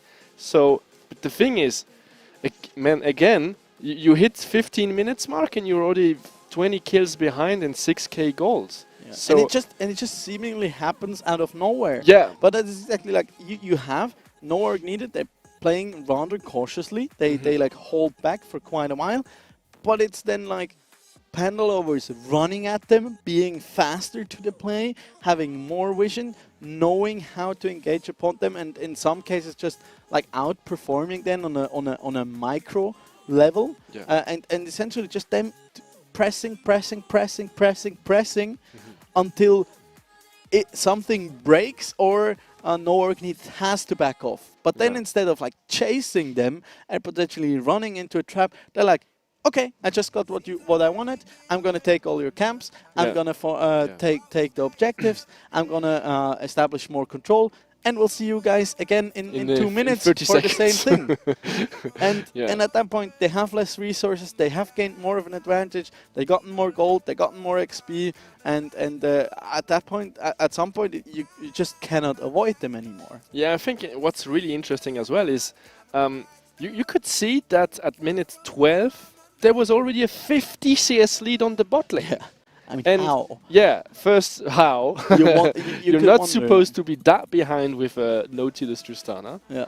And secondly, you saw that 113 has such a big impact. I think he shouldn't be able to have so much impact. He's constantly forcing the support or the top laner from no work needed to go out and to leave the lane, to move and to try to counter some offensives he's launching, and thus you always behind, you're running behind 113. Yeah.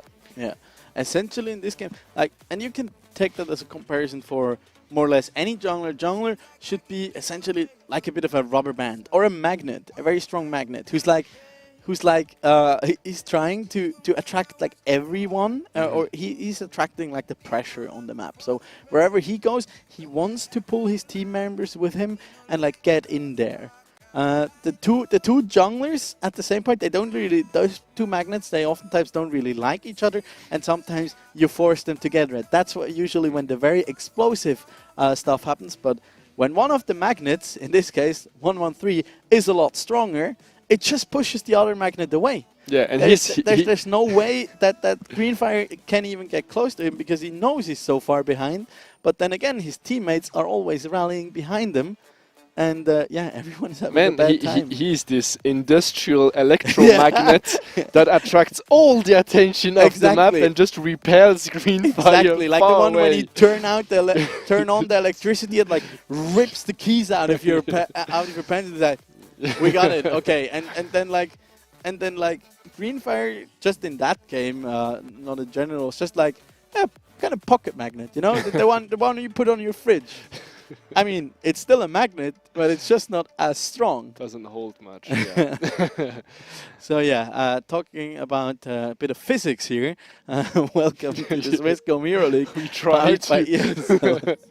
Probably at this point, though, I'd also like to utter a big thank you, of course, to our sponsors who have been enabling the Swisscom Hero League powered by ESL for now 5 ongoing seasons here, not just in Swisscom and ESL, but like now also with Logitech G on board as well as Red Bull. It's really great to have everyone rally behind Swiss esports to enable this great tournament here to go on for such a long time. And I mean, I'm already like now we're just waiting to resolve all our tech issues behind the scenes to get back into game number 2, which we're already super stoked about. But I mean, we're already excited and talking about season 6, and we're just gonna be trying our best to just keep on improving and growing, and hopefully also in autumn, maybe once all the vaccines and precautions have been rolled out and carried through for the most part, we can maybe even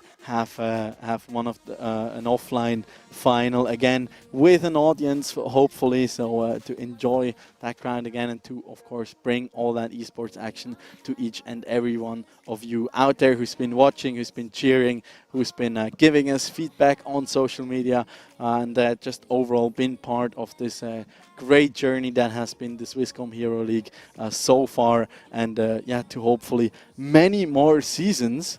But I don't want to revel too much in like touchy-feely, as yeah, we're still here for League of Legends, and I certainly hope to see more action come out. I mean, again, we said it could just be another quick game here, or No Org Needed can just use this time they had right now to just rethink their plans coming into this, rethink their draft, and then just carry on and not give up, and yeah, try the rest to make it a full 3-game series, or at least come up with a valiant effort. I think they really have to find something to shake Panda lovers, because as you said, the Panda lovers are comfortable. They're I think they have quite the advantage on technical performance, but they seem totally, you cannot annoy them. We did get our Logitech gear here at our desk.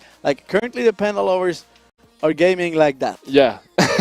But what you usually want to when you want to put someone on their tip of their feet, yeah, you want to at least get them upright, or to go them, or to them to go like this, to close the distance between their eyes and the screen. Exactly. Turn them into a CS:GO player. And clicking harder. Yeah. For more damage. More button mashing equals more damage, equals more chances at potentially taking a game here.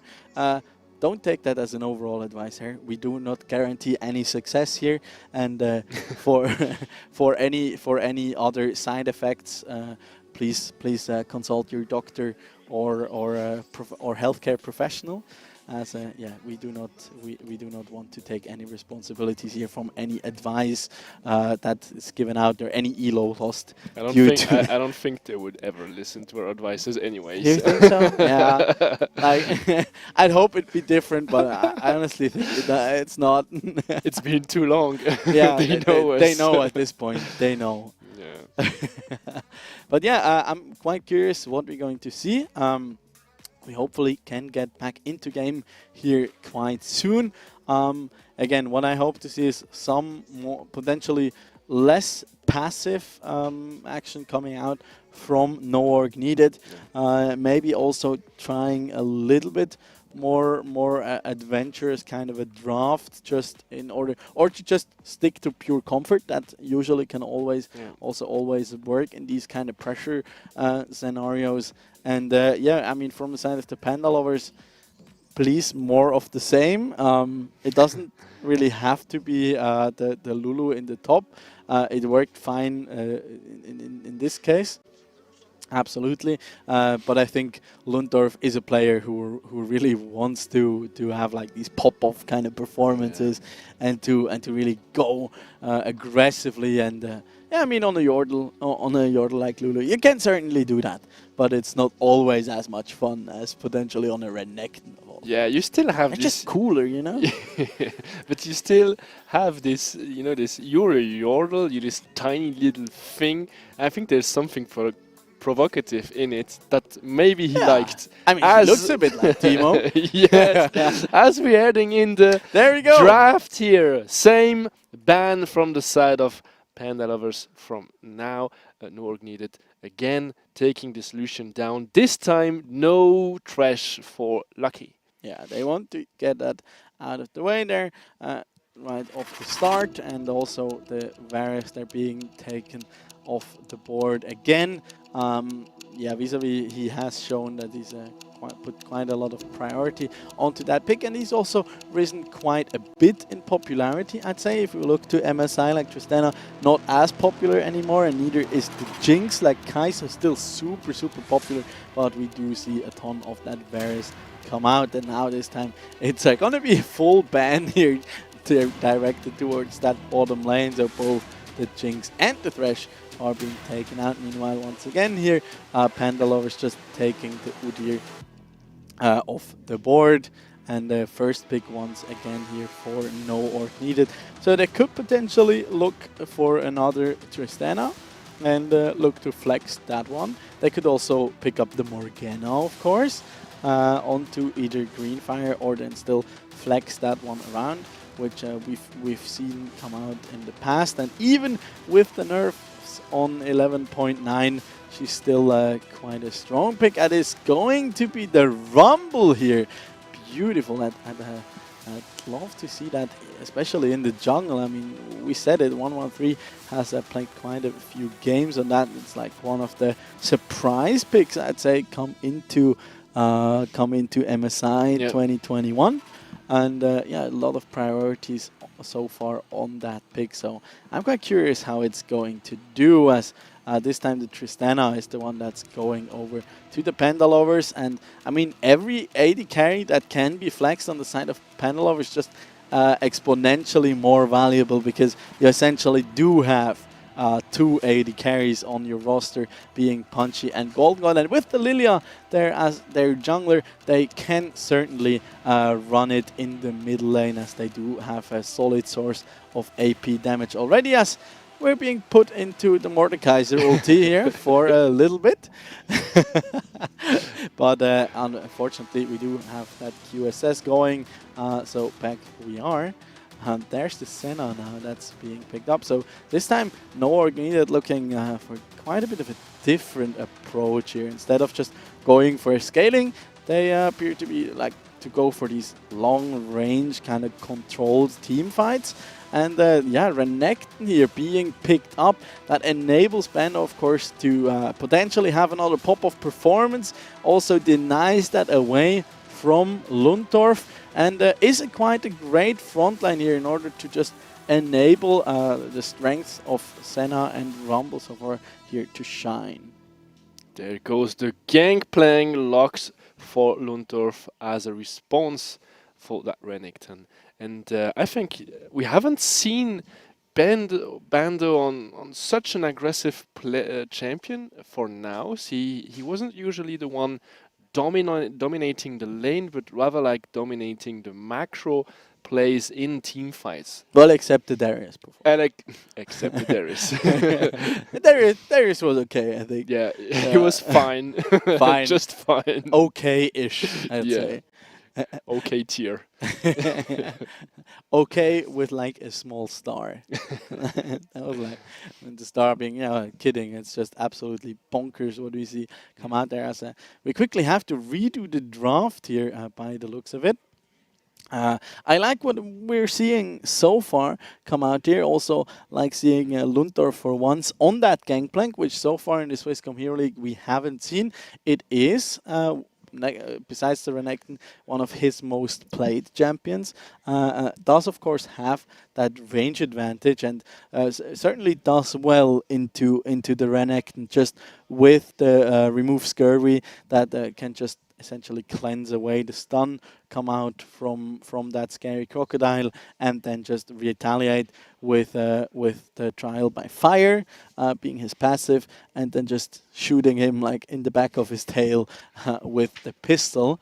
And yeah, I'm quite curious how he's gonna manage, because I always like seeing great players play against their main. Yeah. Because they do not only know how to play that champion to like the absolute limit oftentimes, but they also often know how to play against them.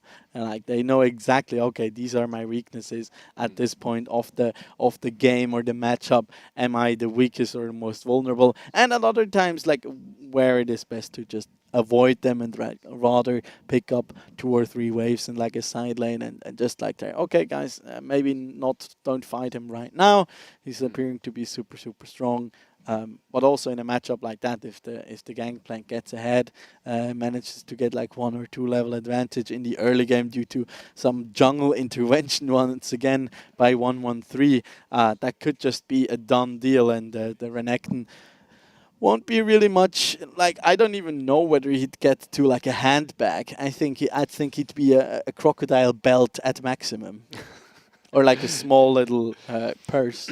Yeah, or like only this small lever logo on the purse. Yes, exactly. Like not much going to be left of that crocodile. I still hope, by the way, we still have to check whether we can do like a small kind of highlight reel of all the Renekton plays we've had so far. Yeah. Some highlights and also the lowlights, where it's always like the sad croc memes. I just love them. We had a few of them. Yeah. I remember. We had quite some fun games, to be honest, so far this season. Content was quite vast. Bit all over the place. I mean, we've had some one-sided stories. We also had a bit of fiesta. We had some very controlled games. We also had short games, longer games. Like the ones that took 50 forever. minutes. Yeah, true. Oh my gosh, that was incredible. Also, like the ending come out of that. If you haven't seen them yet, make sure to head on over to our YouTube channel at ESL Swiss and check out the VOD right there, or here on Twitch, of course. Feel free, of course, also to send us your favorite highlights and clip them, or also just keep your eyes peeled on social media. We just had quite a nice kind of highlight reel come up on our Twitter and Instagram from the past few weeks. So if you haven't been following so far, make sure to check those ones out. So coming back to the draft, I really like how this time 113 just takes the jungle. They just take. I don't. It doesn't look like they're concerned or worried about being countered in any way. They just like go for the comfort picks. This is a much more usual draft, though. Yeah. I mean, that's usually how it go. You secure like an AD carry, or just in general something you have a lot of priority on, or that can be flexed around. In this case, Tristana just makes perfect sense. And then you'd usually pick up the jungler quite early because it's not as matchup dependent. But rather looking at your team compositions, and then like see where the draft of your opposition is going, or whether you have some priorities of your own that you kind of need to round out your composition that just do make a lot of sense. In this case, I mean, for the Panda lovers, Lilia is just super, not just very strong still, but also super comfort for 113. I think we've seen it come out in the past for him, and he's just put on a clinic again. Who would have thought? And also on the side of no org needed, I really like to see what did come out so far. There goes the Udyr ban again, as we're finally heading back into the draft. It appears to be working this time. Hopefully we can manage this to the end. Fingers crossed. Yeah, Like, okay, and the countdown, will they lock it in? Are they still discussing things? Should be the Jinx ban here coming out. And there it does go. Remember what was it? Karma, I think so. Yeah, Karma Yes. was the third one. Then on the side of Panda Lovers, there goes the Crocodile. Yeah, they just lock it in right away and don't go in order for this time. They can forego swapping it around. Also, like opting. I mean, what oftentimes happens is you either look for like a counter pick in the top or the bottom. Excuse me, or the mid lane, of course, and leave that one open till the very end. In this case, they did decide to first pick the Rumble because apparently he is really strong and also flexible, which is like I mean, where's Flexius, by the way? I mean, we're so back in a kind of a flex meta with like Karma, with like Rumble, with set to like a certain amount. As it's actually the Syndra here come out, so no Senna actually. Maybe they did No draft that. Tristana. Yeah, There she Tristana is. for the Panda Lovers. Maybe they did just finish draft off screen, I think, which I think is going to be the possibility. So it would be the Senna here come out. Yeah, that would also make sense here with the Tom Kench being picked or being banned away, because you do not want to enable them to have the Catfish alongside that long-ranged AD carry, because it can get quite a bit. Like I really like. I'm personally, I know it can be oppressive, or it was at some points. But I really like these kind of oddball combinations with like a Senna.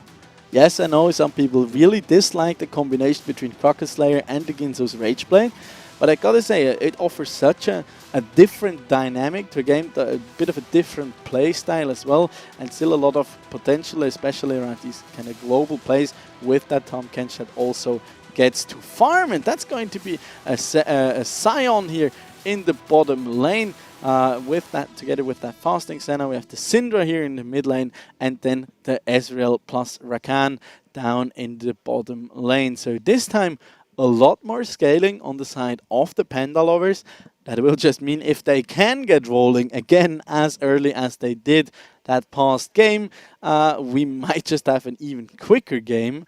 But of course, with these picks, I mean, you have a Renekton, you have a Syndra, they can just, if they get rolling, it can potentially be very detrimental here for the Panda Lovers. And I'm also gonna put my eye especially on that Rumble and what he can accomplish. So overall, I really like both of the drafts here coming out. No orc needed here, definitely playing. Definitely playing a lot more towards the early game here, as Lundorf is making sure he has enough sugar in his blood. I can, man. I can't. Yeah, making sure he has his energy supplies there properly topped up and is ready to go. I mean, let's not kid ourselves. He's playing the Gangplank, so it can help a lot if you get fed. Definitely. Even if you feed yourself. I mean, there's okay, I'm gonna stop right there, I think. He caught me off guard. The surprise dad joke is the deadliest. Oh boy. All right, and after a bit of a wait here, we are finally able to head back onto the Rift here for game number 2 in the Swisscom Hero League Season 5 finals with League of Legends. As there, we're diving onto the Rift, and at this point, I just want to give a big shout out here once again to our production and spectator crew who are enabling all of these beautiful shots that we've seen come out over the course of this season. As we're heading into the Rift, and hopefully we meet again our dear and only friend, we have some new pets here. So I think it is gonna be. Is there gonna be time for our little friend? Where is he? Where's no, Wooly? other side. He's on the other side. We want Too bad. Wooly. We want this. It's gonna be tough. As we have a little skirmish here in the close to the mid lane, and we already have some vision that has been placed from the side of the Panda Lovers. And honestly, I really have my eye on top lane with this Bando on his Renekton, and seeing how they're good looking for some early this action. can end. 1-1-3 here already. Taking down 2 wards actually, so quite a bit of experience here being gained. We're just gonna take away the Razor Beaks here. As Greenfire will just ignore 1-1-3 here for now. But it will be smited away! 1-1-3 taking everything already! And also a flash from Greenfire that has been forced to use it. 1-1-3 is dying, vis-a-vis taking the kill. And it's gonna be the first blood. It's a 3 versus 3, red buff being on him. No flash available, no heal though. Apples being running for the hills and trying to save his life. Ladies and gentlemen, welcome to League of Legends in the Swisscom Hero League. Powered by ESL, where we have 3 kills at 2 minutes. Forget the LPL. Forget MSI 2021. This is where all the action happens, and at about 3 times the pace that we usually see. 1-1-3 though already being propelled forward quite a bit, picking up 2 camps there over his opposition. Apples and being in danger again. as we head into a replay. I hope it's not going to be so. Look at this. Just and look, Greenfire flashing instantly. I mean, you just then want going to get back out of in. the great entrance from the Rakan there, and then 1-1-3 not having the flash. That's but 2 then flashes. vis-a-vis here burning the flash in order to catch up to him. Great decimating smash coming out from Wild Joshi. But I'm not sure. Flashes. I'm not sure about the decision at 1-1-3 getting another kill here onto Bando, and yeah, cue the sad croc music once again. As Lundorf is already level 3, what is happening? I don't even know. Punchy just teleporting in, flashing onto vis-a-vis right away, while Joshi does not have a say in this. Oh, what is this game? Can we restart? I think there's a bug. Oh man, that's heavy. That's a lot of action in these first 3.5 minutes, and I mean 1-1-3 just taking the red, and then they're heading straight to the blue buff together with Golden God, and go like fun fact, we're 4 minutes into the game. You the jungler? Oh, I thought there wasn't any. We're 4 minutes into the game, and Rumble just got his first CS. Yeah. And so far, he was at 0. That's the best picture of the game we have. Dead on 0. And look, he keeps counter jungling as we have the replay from the bot lane. Look, the TP coming in here onto that melee minion, while Joshi charging the decimating smash, and then they're just like, oh, nope, we're not interested in you, Sion. We'd rather go for Lucian's waifu here and yeah, take her off the rift. Goodbye. I mean. Yeah. Oh, 1-1-3 being low, rescued by Lucky, turning it around and taking the kill. I mean, at this point, what is? I think now I see 2 tears on Greenfire's face. I mean, he's out of them. He has no tears left. This is a cheeky smile. If you like, at this point, I think it's most fun to look at the cameras here. 1-1-3 with a very, very cheeky smile there. Oh my gosh, Lucky, you're heading in one Punchy taking his 3rd kill in 5 minutes. Oh, decimating that bot lane. Decimating indeed. Look at the CS. And it's 3-0. Like, okay, it is hard to grasp the CS. Yeah. In this game, if you have a fasting Senna, I mean, even Rakan has surprised to see it. Look at this. Okay, Greenfire not thinking anything. Like, he's just minding his own business here. He's level 2. He has 1 camp cleared. No summoners up, and then Lucky here moving up, helping out his jungler. And look again, 1-1-3 knows exactly how much he can take damage and how much he can deal. So it looks so easy when you're looking at it. Yeah. He goes in, leaves with 70 HP, and then Lucky comes in, and he goes like, oh, now I can use my damage that it's going to be exactly what's needed to take Greenfire down, and boom, he's gone. Yeah, and I mean, Lucky, he's level 3 on the Rakan. There's no intention whatsoever to ever stay in his lane. Just battle dances in there, goes for the great entrance, baits out the TP, and then it's like, okay, peace out.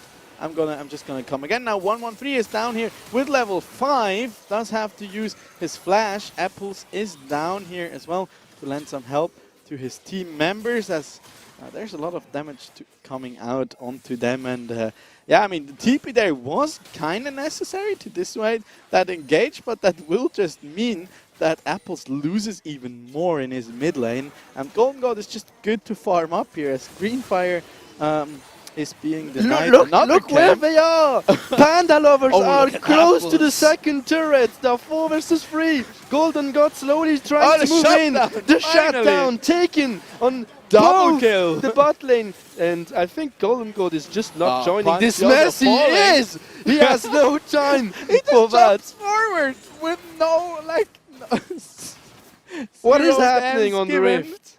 And now he realizes, okay, this might have been a bad idea, as Visavi picks up his 3rd kill of the game. And finally, the No Org needed manage to take back some kills, as now we're at 12 kills in 8 minutes. And yes, you have heard that one right.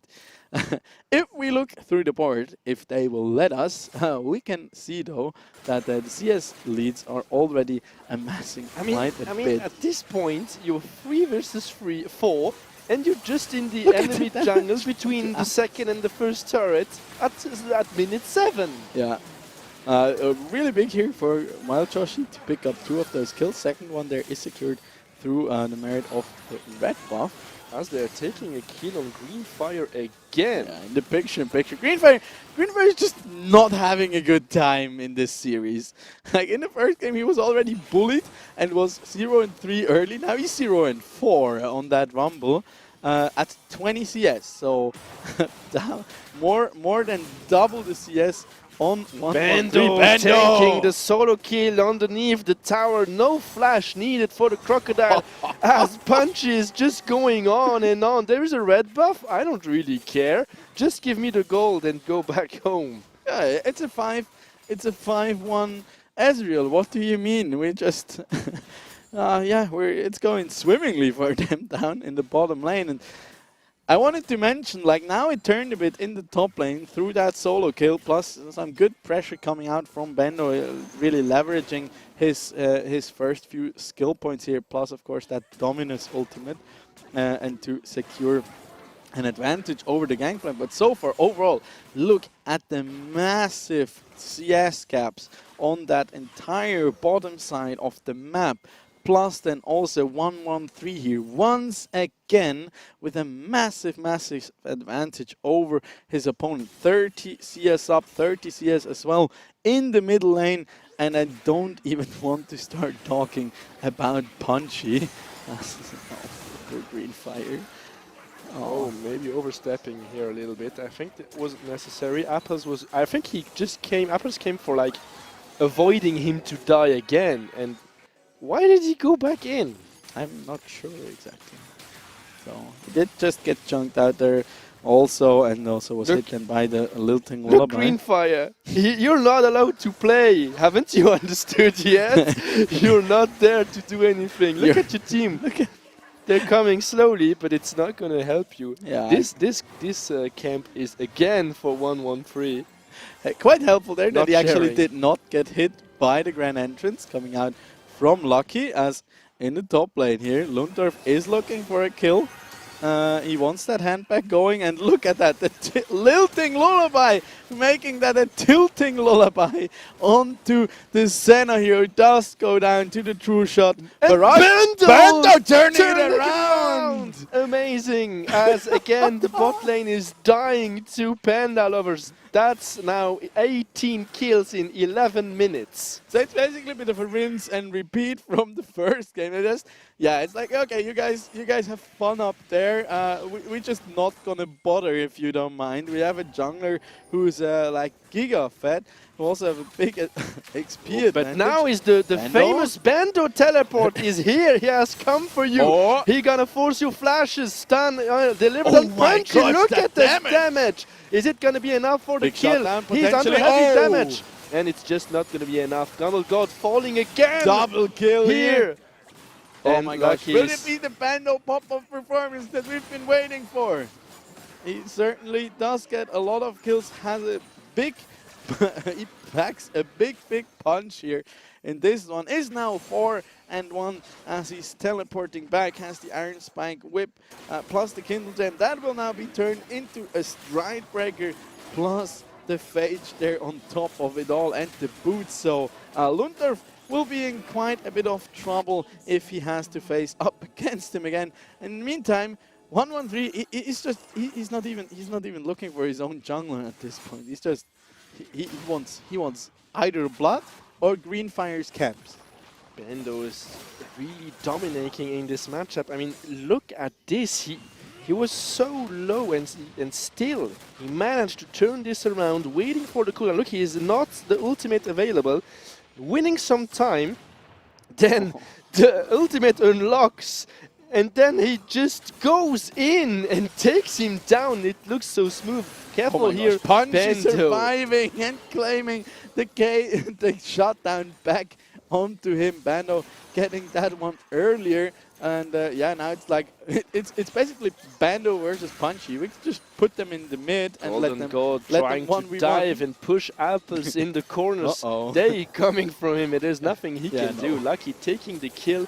As on the bot lane, they're trying to get some of the cake and taking here a second plate. Good damage from Vis-a-Vis already, being on his third kill. No mythic item over yet. And now it's 22 kills at 13 minutes. They keep the pace. It's fine. Keep going, guys. Look at the once again here, 1.7k gold advantage in the bottom lane, then also 1.3k in the mid, and the big lead this time is in the jungle, of course, as 113 is eclipsing his opponent by 2,000 gold here. Ken Barrage there going down, dissuading Greenfire from a gank. He has to burn the flash there just to get over the wall. And yeah, I mean, while Rumble rose in priority quite a bit throughout MSI, he still sucks when behind. Guess Apples what? Being in danger here, no flash available. That's an easy kill for Panda Lovers, as the teleport has been used from Lundorf to secure this wave on the top lane. Careful, Greenfire still having his ultimate available, but there's no backup yet. Be patient. There's Bando coming from the top side. He hasn't been seen yet, but I think he's gonna be now. Yeah, now he's heading into the middle lane here. 3 mythics rather, already completed though on the side of no orc needed.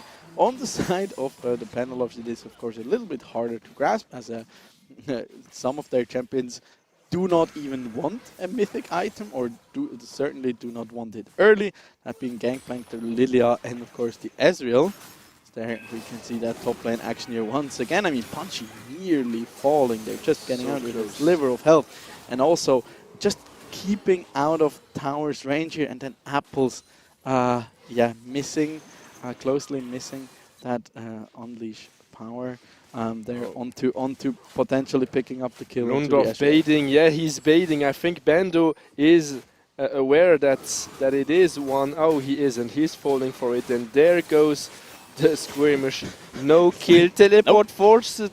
Wild Yoshi being alone there. Greenfire might wait for the last second to go in. There goes the ultimate. A lot of damage, but honestly, that's it. That's an 8 to Ezreal here. Don't think you really want to fight that. Now he does also have a double buff. Wild Yoshi has to run for the hills. That's a double kill over to Punchy here, as at least Vis-a-Vis does manage to get a return kill here. Yeah, but Ezreal is feeling really good, I'd say. We are now at over 5,000 gold, difference gold and gold. Jumping in, there's no stun. Oh yes, there is, and it's going to be enough to disengage. But hey, you managed gold and gold. Well, there's still 113 coming for you. So don't be so sure you're going to escape this. I mean, jungler higher level than the mid lane here. That just basically says a lot already about how this game is going. Usually it's like it's supposed to be the Syndra that's unleashing the weak, But in this time around, it's just 1-1-3 here, putting on a clinic and punishing the weak. Come on, that was so obvious as a bait. He Yeah, was just it's like like- waiting. Come on, I'm here, take me. how to bait a crocodile, let's say. Yeah, he was too juicy. And I mean, look at this. I mean, yeah, he is a big meatball, Wild Joshi that is, on the Scion, and the Greenfire still does not really have any resistances or levels or anything for that matter. Lucky they're nearly getting away, and Joshi picking up that kill as the zombie Scion right there. I mean, if that wasn't enough, they still have a Tristana, who is still one of the strongest AD carries currently in the game here. And Golden God on that champion is not only very experienced, but also doing fantastically well this game, as they're just casually 2v3ing down in the bottom lane. Oh, nice bit of a flash there. Oh, well, Joshi flashing Bendo being on the back lane. 1-1-3 is getting some time with Azonia. Punchy not able to deal enough damage. Let's not forget Greenfire just came back from the base. He died again, making it 0-6. And now it's a poke game. Apples there looking for a potential pick. Does not get it. Also does not really have any items completed. Punchy there with a lot of damage. The equalizer being expended. 1-1-3 wants to get that Mountain Dragon here after they gave up that first Ocean Drake here. But he might have to rethink his plans here. But can they regroup? 1-1-3 going in. Bendo is still having his flash level. Lundorf flashing out, and that's a first kill here for Bendo as 1-1-3 is taking R1. They cannot keep it. There is too much damage. Punchy is just too big. There's nothing you can do. He's tearing them in pots. They're just slapping them with their wallets. And I mean that quite literally here. They're just too damn strong, as Lucky here, avoiding a death here over and over. Can that man ever die? Well, he did already twice, but he's really pushing it to the very limit in this game as a Golden God. I don't know what rid the man there. He just jumped straight into like 3 people, survived for what was way too long for a squishy Yordle AD carry like the Tristana, and then also finished off Apples with an explosive charge on his head before he did get taken down and let his teammates clean up the rest of that fight. Here we can have a look at it again. I mean, they did have the advantage here. Bendo wanting or trying to recall here rather. No, look at this. Golden God just jumping in like the madman he is, and then the explosive charge there finishing off Apples, and from there on out, it was just, yeah, essentially cleanup duty here for them. Yeah, best janitor cosplay, Swisscom Hero League Season 5, vis-a-vis there. Once again, vis-a-vis opting to like turn around and try and get something back, and in the end he does pay for it with his life. Oh, Bendo, so much damage. There goes the Zonias. 1-1-3 being taken down. Lucky running for the hills. Oh. No escape for you. There's nothing to do. Turn around here as No Org Needed is finally taking something and not paying for it. Yeah, and this, I mean, 20 minutes in, guess what's about to spawn here? Baron Nashor himself making his way onto the rift here, as Wild Joshi is looking for potential engage onto Punch here. Does not connect. Do they still have the health bars needed to try and pick up that dragon? I think Punchy would say no. Here the Baron ultimate from Lundorf disengaging. Oh, that was 1 Q! Taking so much damage from that 12-2 Punchy. Look at him. He's 1v5. Just saying, you guys, my gosh, you guys are not doing Baron. No chance. Go home and reset. Mystic shots my ass. Those are mystic barrages as he takes down vis-a-vis to back it up, and that's a pentakill come out from Punchy here, who's just going absolutely nuts on his Ezreal. What a man! Oh my gosh, I cannot comprehend the amount of damage that's coming out from my favorite poster boy in League of Legends. I mean, you're 4 items.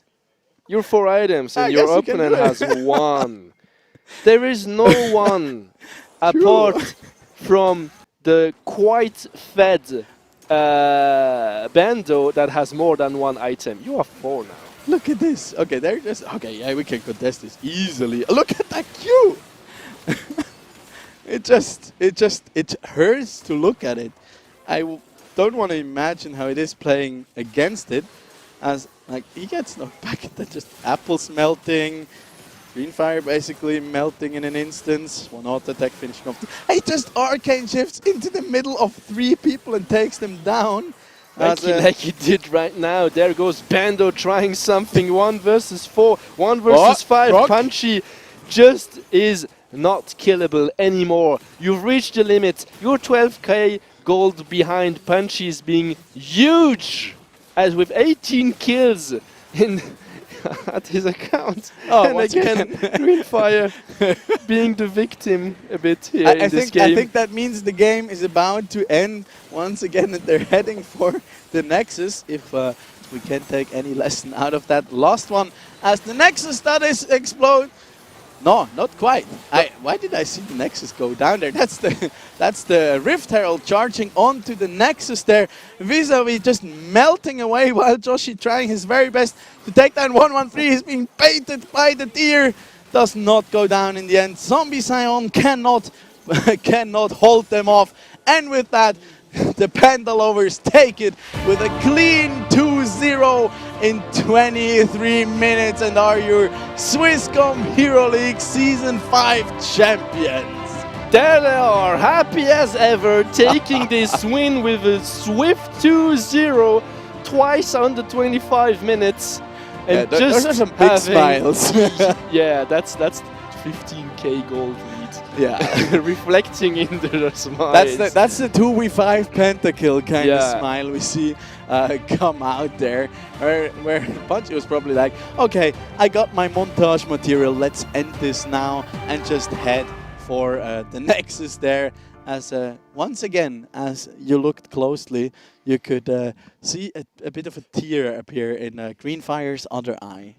As they were closing out that game, and yeah, them taking it again here. Congratulations to the Panda Lovers, taking it all, which what was not a quite contested game, but definitely a very, very enjoyable one. We had, at least in this game, some hesitation at the early game. It was quite a brawl, but not that. I mean, it wasn't that one-sided. As we can see here, the trophy for the winners, as it's zooming out and showing its whole beauty. Now, unfortunately, this time they're not going to be able to lift it themselves, but of course they have deserved it here, taking it back to back again. Just a fantastic roster coming out here. There really seems to be no recipe against that, showing dominance, bringing in 113 for this Season 5 and showing a super dominant performance throughout. And that's it for us today. We, Carsus, Don Rigoni, and myself, Strawberry Pie, we are finally, we're finally done after this Well, finally, sorry. I mean, we're already done after these 2 short matches of 22 minutes each.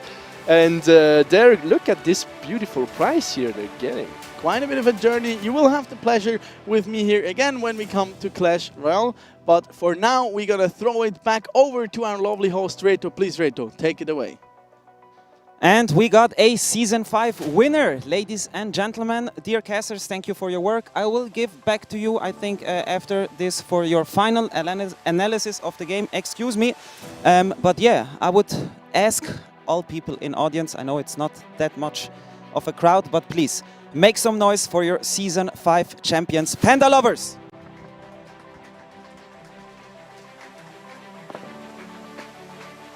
I'm going to try to lift the trophy and the shack at the same time. Hopefully nothing happens. And after that, we'll go in a final analysis of our caster desk and be back with Clash Royale.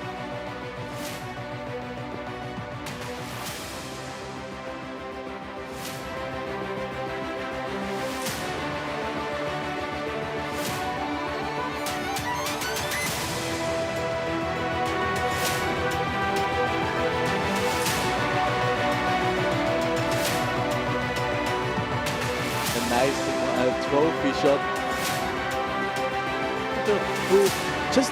He just knows how to do it, you know? Yeah. He doesn't even Natural. play, and He's he a gets natural. to lift the trophy, and he gets to take the check.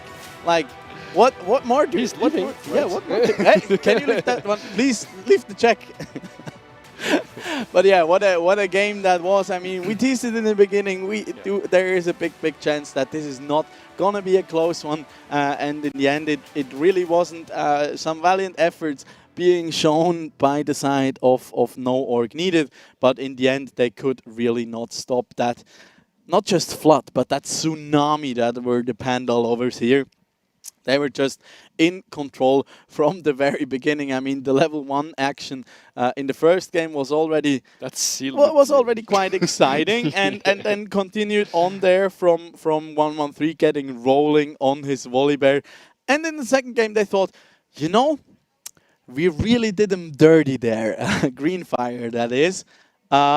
Let's just repeat that and make it even worse and more painful, and just completely zone him out of everything, taking away his first time starting at the Raptors there, then smiting away the red buff, getting these early kills under their belt. And yeah, I mean, 113 once again, he was full speed ahead. He was like that's like a head start of. Yeah, that's like when you're told, okay, you have to wait here for 5 minutes, and your opponent just drives away in a straight line. Good luck catching up to him. And like, yeah, 4 minutes was when he got his first CS on that Rumble jungle, and we're gonna have a look at a few highlights here that did start. Starting with this beautiful bot lane dive here. That was botched a little bit, to be frank. Yeah, that's one of the points where you thought they were close to a combat.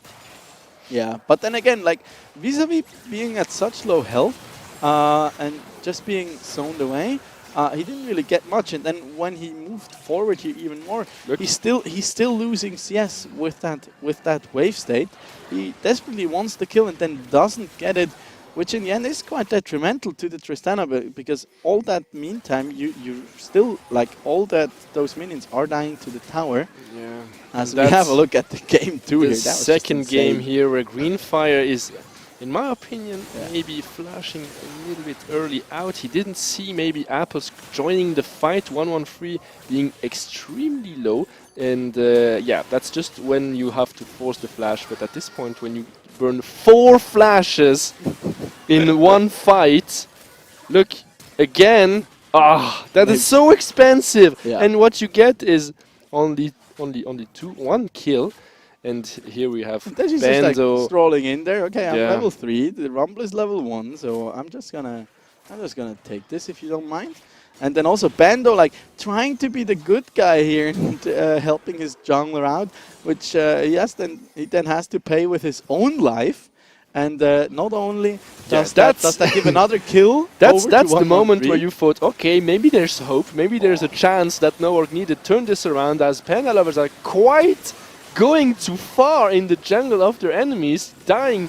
That's a 4-man death here. Yeah, and this Look. was one God. of 2 deaths. I'm that thinking punches up. honestly, that seemed like a bet. Like, if you all dying, you have to go in. Yeah, it's like because there's no chance he ever takes anything from that. that's like the Leroy Jenkins moment right there for you, and that's where they were finally able to at least close the kill gap a little bit. But the map state at that point was already in such a bad place for no org needed. And it was super hard for him. Look at this, 113 just Beautiful. patiently waiting for the true shot barrage to come in. And then together with Golden Goat, they just managed to... See, this is the beauty. You have an AD carry who's already super ahead, who just gets to chill. He just gets to farm and pluck away at the bait. playthings. That's the bait when he got baited. So and look, there's even a second resource being spent here as Royal Josh is joining with his TP. Yeah. And this is ending in a 3-0. Yeah, because Punchy here No, is 3-1. already so fat. The equalizer there also not really accomplishing much. As a Greenfire at that point, he was level 8 At least compared to the level 10 of the Ezreal. At least while Josh is taking this kill at the end of the fight, but man, I think that was that bait kind of, I don't know. I haven't been on the lane enough to know how much this was frequent. As we have here, Golden God going in, like jumping in the middle. Yeah, of look everybody. at this. This is like, hello guys. peekaboo. But at least they took so much on that, and that was the most beautiful part of this game. Punchy being here the hero. PSA: don't try to take Baron when you're behind 10k or 15k even at this point. And look at these. I want you to pay close attention to each and every one of those mystic shots. None of them really missing. There's one onto Apples, taking like half of his health. One auto attack being thrown out at Panda. Then just arcane shifting over the wall. 2 mystic shots onto vis-a-vis, sealing the deal, and then turning around. One more mystic shot for Wild Joshi, and that's the pentakill here for the Ezreal. Free Baron on top of that. And at this point, if you didn't believe it by then, it really was a done deal.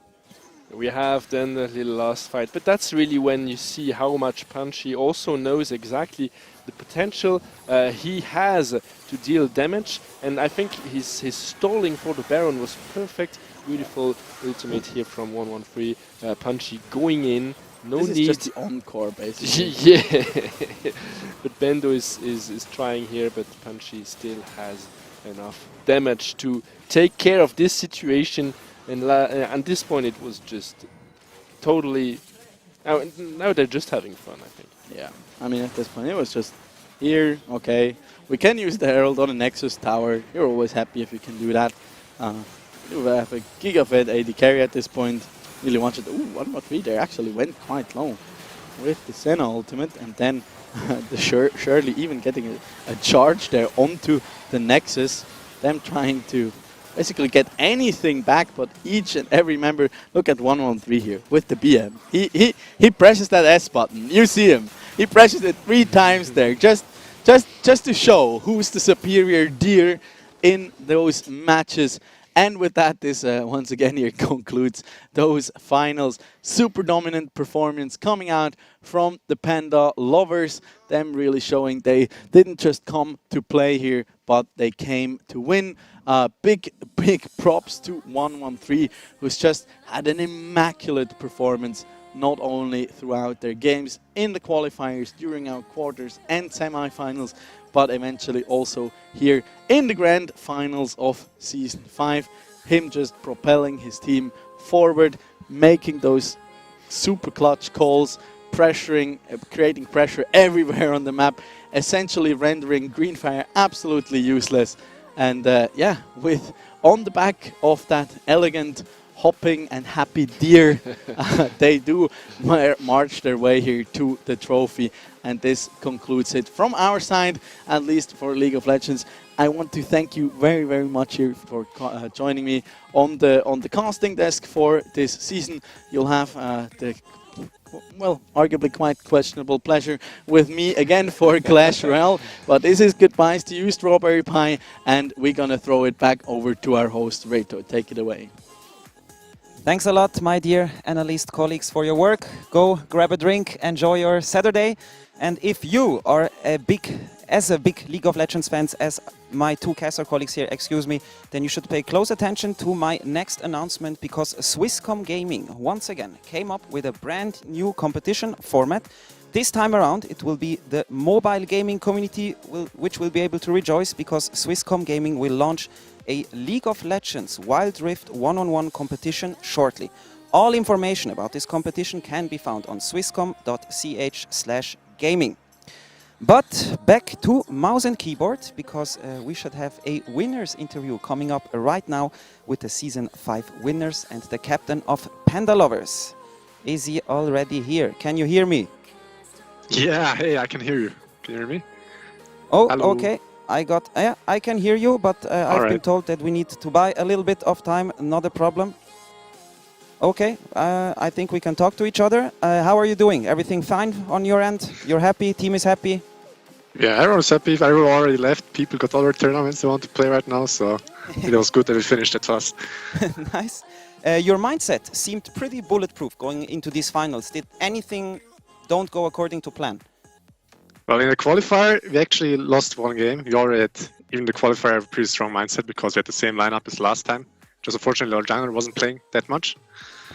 So in the end, we got another jungler because he also didn't want to play anymore. He wanted to focus more on coaching.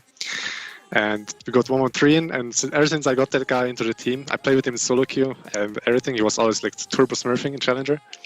I was like pretty sure we're gonna win against every team, no matter what we do. I can completely understand you. Anyone on your team, apart obviously from 1-1-3 or your opponents, you would like to give praise or a shout out maybe? Well, also Punchy played pretty well last game as well. Always was solid on bot lane. Top lane, let's not talk about last game. Usually also pretty solid. About enemies, who was playing pretty well? I think Legally actually was still pretty good, even though he was like Diamond 3 or is like Diamond 3 hard stack. I think he was still playing like better than Diamond 3 also in lane. Nice words for So, Legally. shout out for him. Yeah, that's not something we hear too often. Do you already have plans for after the summer? I have a few, well, personally, I have a few tryouts going on, but no real plans right now, so can't say too much.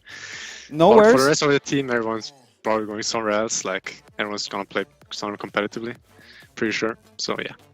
Thank you very much. Enjoy your victory to the fullest, well deserved, and I hope to be able to speak to you soon again. Thank you.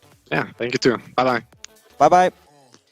So chat, League of Legends is said and done. It's Panda Lovers taking away the victory from Team No Org Needed.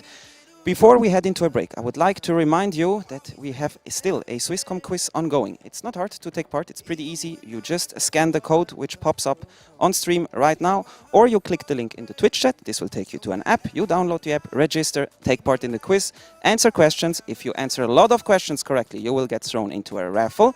And then once you're in the raffle with a little bit of luck, you can win a private gaming night at the Blue Cinema.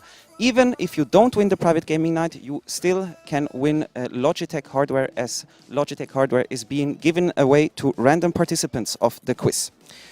So, I think we're said and done for this section. We will see each other at 5 o'clock to all Blue Zoom. And yes, we will see each other at 5 o'clock for the Clash Royale final. Thank you very much. Excuse me.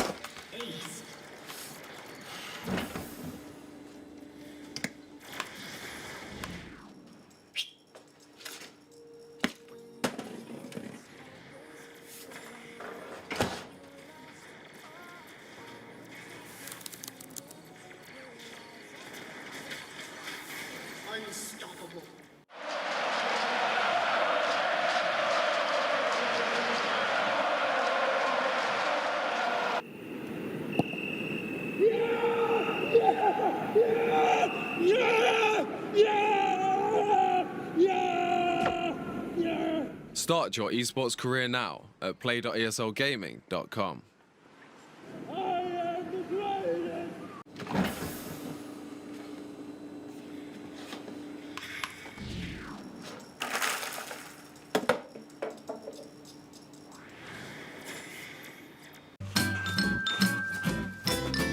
You ready? Huh? Hey, he's a good boy, huh? You ready? Huh?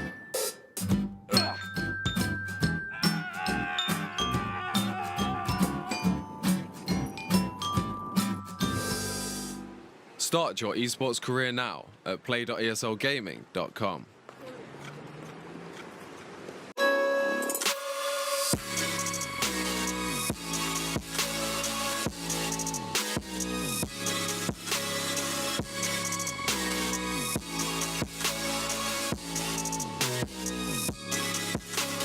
You love it, you wear it. What's your style? Get your merch at shop.eslgaming.com.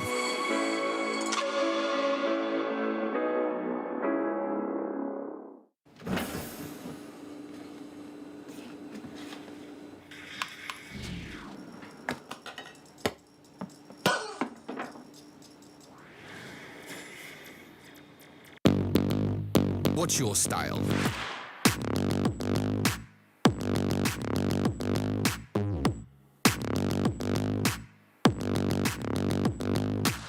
Get your merch at shop.esogaming.com.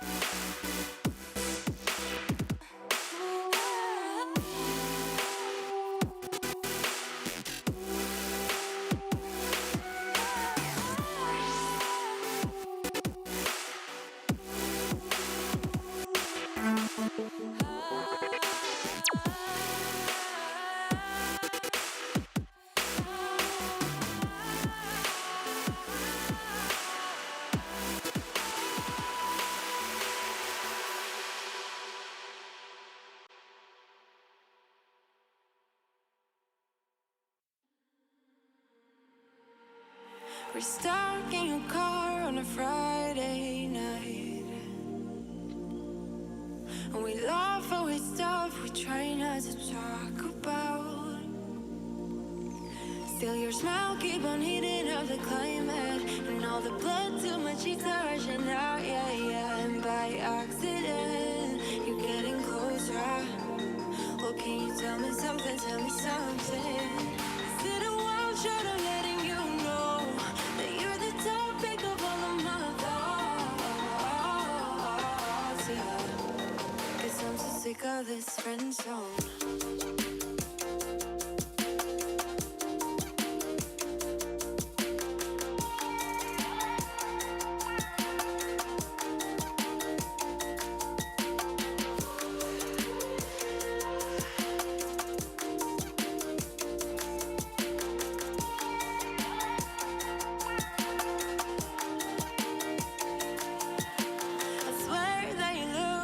Differently,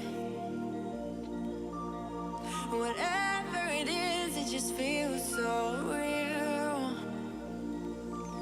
And your eyes keep on talking in the silence, and all the blood to my cheeks are rushing now, yeah, yeah. And I'm hoping you are getting closer. Well, can you tell me something, tell me something? Is it a wild shot of letting you know that you're the topic of all of my thoughts, yeah? And that I'm sick of this friend zone. Well, can you tell me something, tell me something? Well, can you tell me something, tell me something? Well, can you tell me something, tell me something? 'Cause I'm so sick of this friend zone.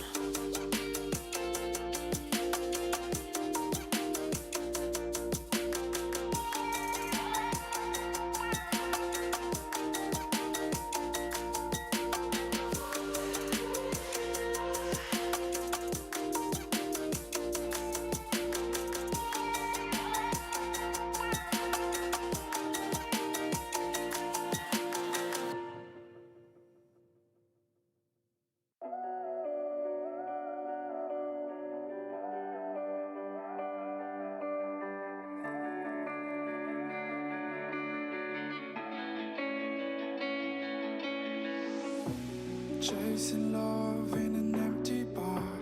Pour a drink till I make it past. The midnight hour seems to come and go, but I know. Walk on up with a drink in hand, sipping mixers 'cause you can. And all the lights begin to switch off. You're chasing the light, holding on for life.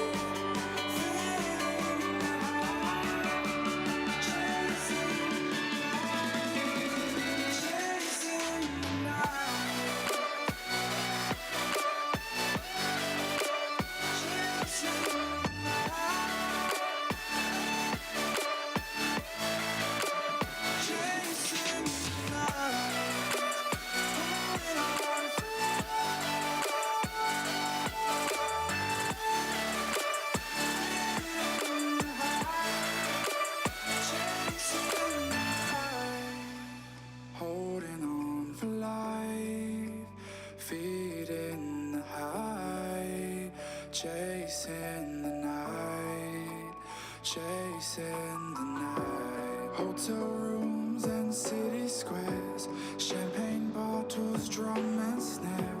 The sights and cities seem to fall away when you stay.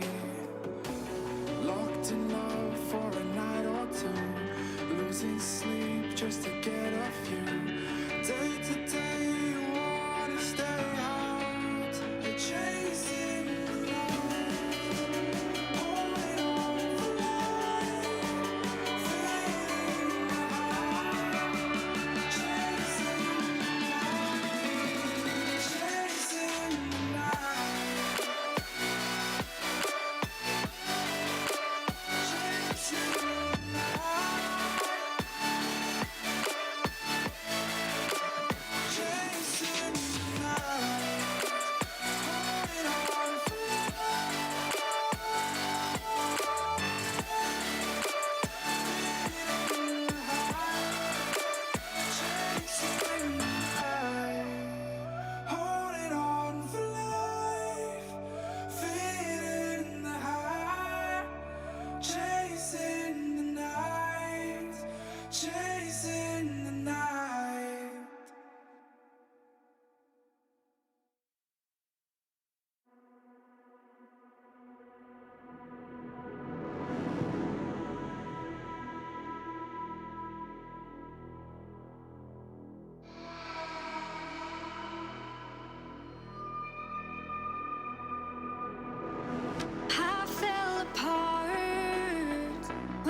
saw you look at me that way, it broke my heart to see.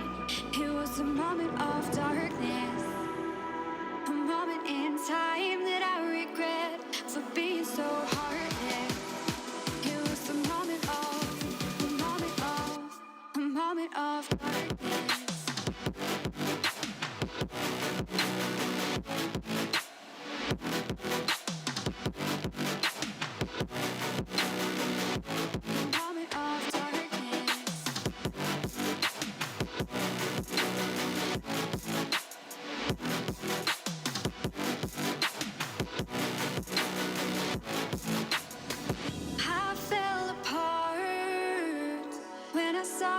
Look at me that way, it broke my heart to see. It's too hard, it don't come easy. I went dark, I lost it right away. And when it starts, God knows what I'll say. In my head, I had good reason. I went red so unexpectedly. I should have said that sometimes happens to me. A moment of darkness, a moment in time that I regret for being so heartless. It was a moment of darkness.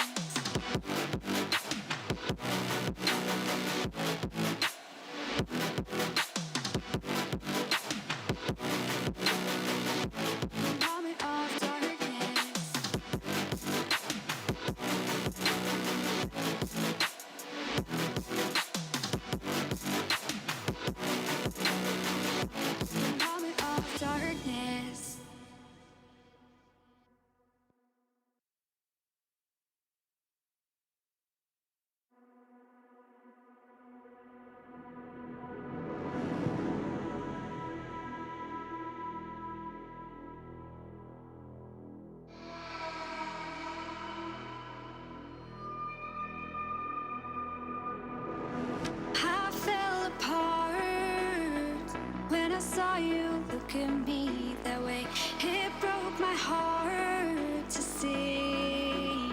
It was a moment of darkness, a moment in time that I regret for being so heartless. It was a moment of darkness.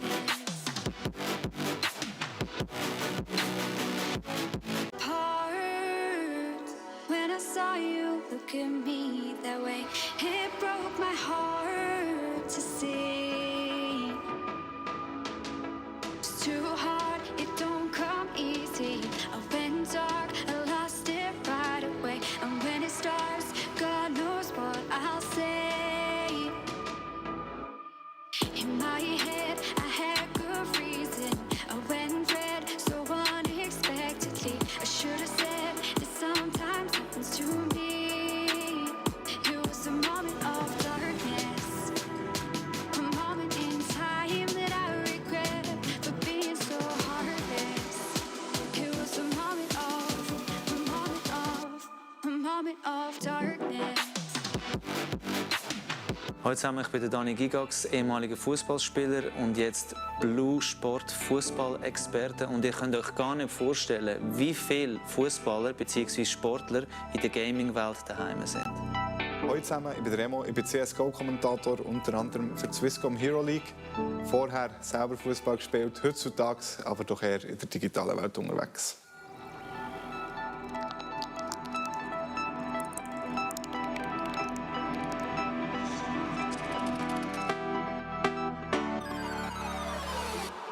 Also, wir fangen an mit dem ersten Begriff für Regard.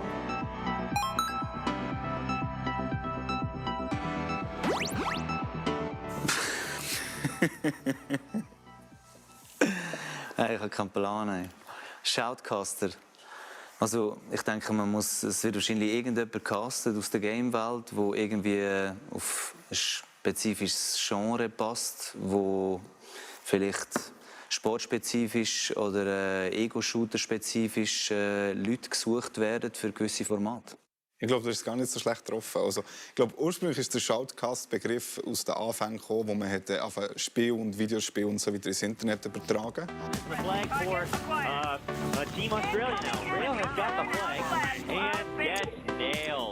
Dort hat man die noch nicht Streamer genannt, sondern hauptsächlich Shoutcaster, so wie mir das noch ist. Und irgendwann ist der Begriff eigentlich so übergegangen, dass ein Shoutcaster nichts anderes ist als ein Kommentator.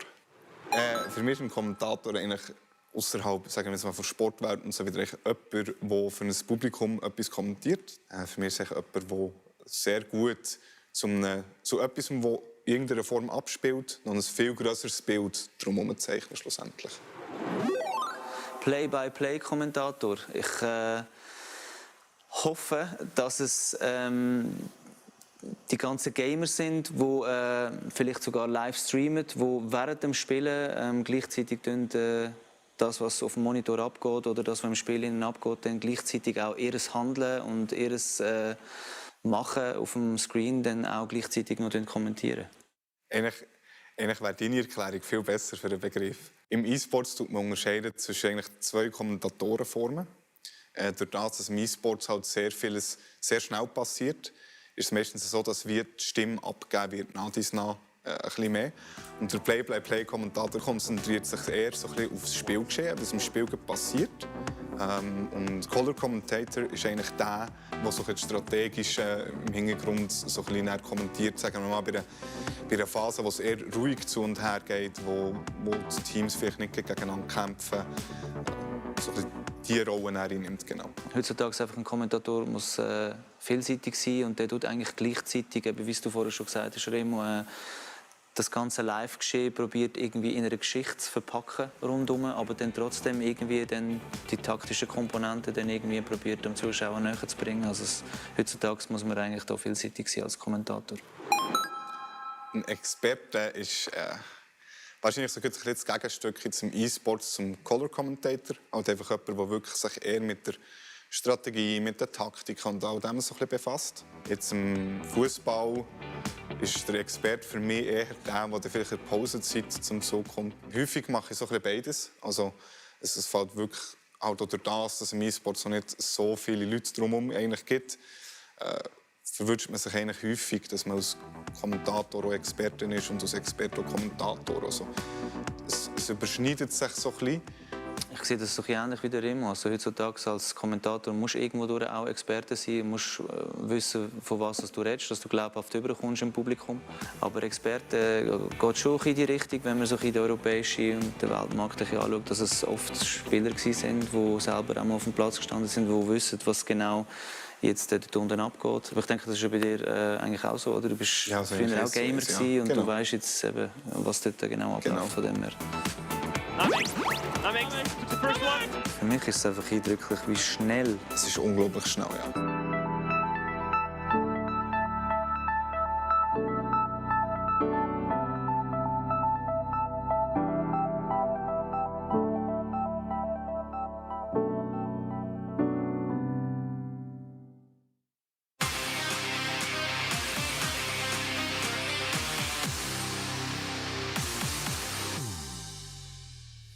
Salut, je m'appelle Stephen Christen, j'ai 27 ans, je vis à Genève.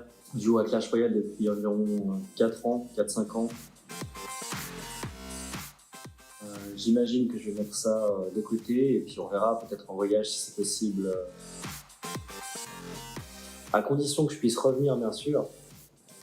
Je pense que j'irai dans les années 80 pour voir comment était la jeunesse. Un pro skater que je trouve assez incroyable, Shane O'Neill, qui s'appelle un skater australien. Jusqu'à maintenant, Clash Royale, je dirais, parce qu'en fait, je ne joue pas à d'autres jeux que Clash Royale. Ce que je fais, c'est que je me concentre uniquement sur la Swisscom Euroleague et pas sur d'autres compétitions. Je me suis toujours dit, gagner le premier match pour avoir un peu de confiance et une certaine marge sur le deuxième, parce que sinon c'est difficile de suivre. Donc, j'instaurerai le 2v2 en ladder. La première emote, ce serait le cochon qui est comme ça. Une fois que j'ai vu les cartes, là c'est le petit squelette qui fait. J'ai trouvé ce qu'il joue. Et ensuite, le gros marteau là qui casse la tour du roi en mode. Le fantôme royal. Il peut devenir invisible. Donc, ça me plairait.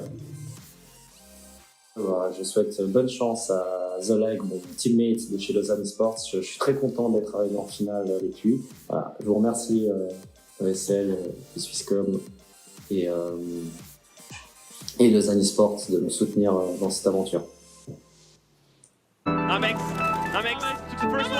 mich ist es einfach eindrücklich, wie schnell. Es ist unglaublich schnell, ja.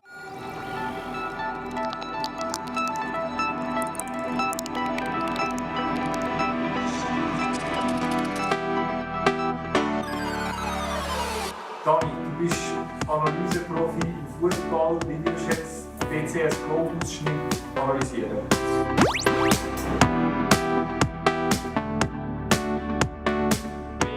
Amex took the first one, took the second one.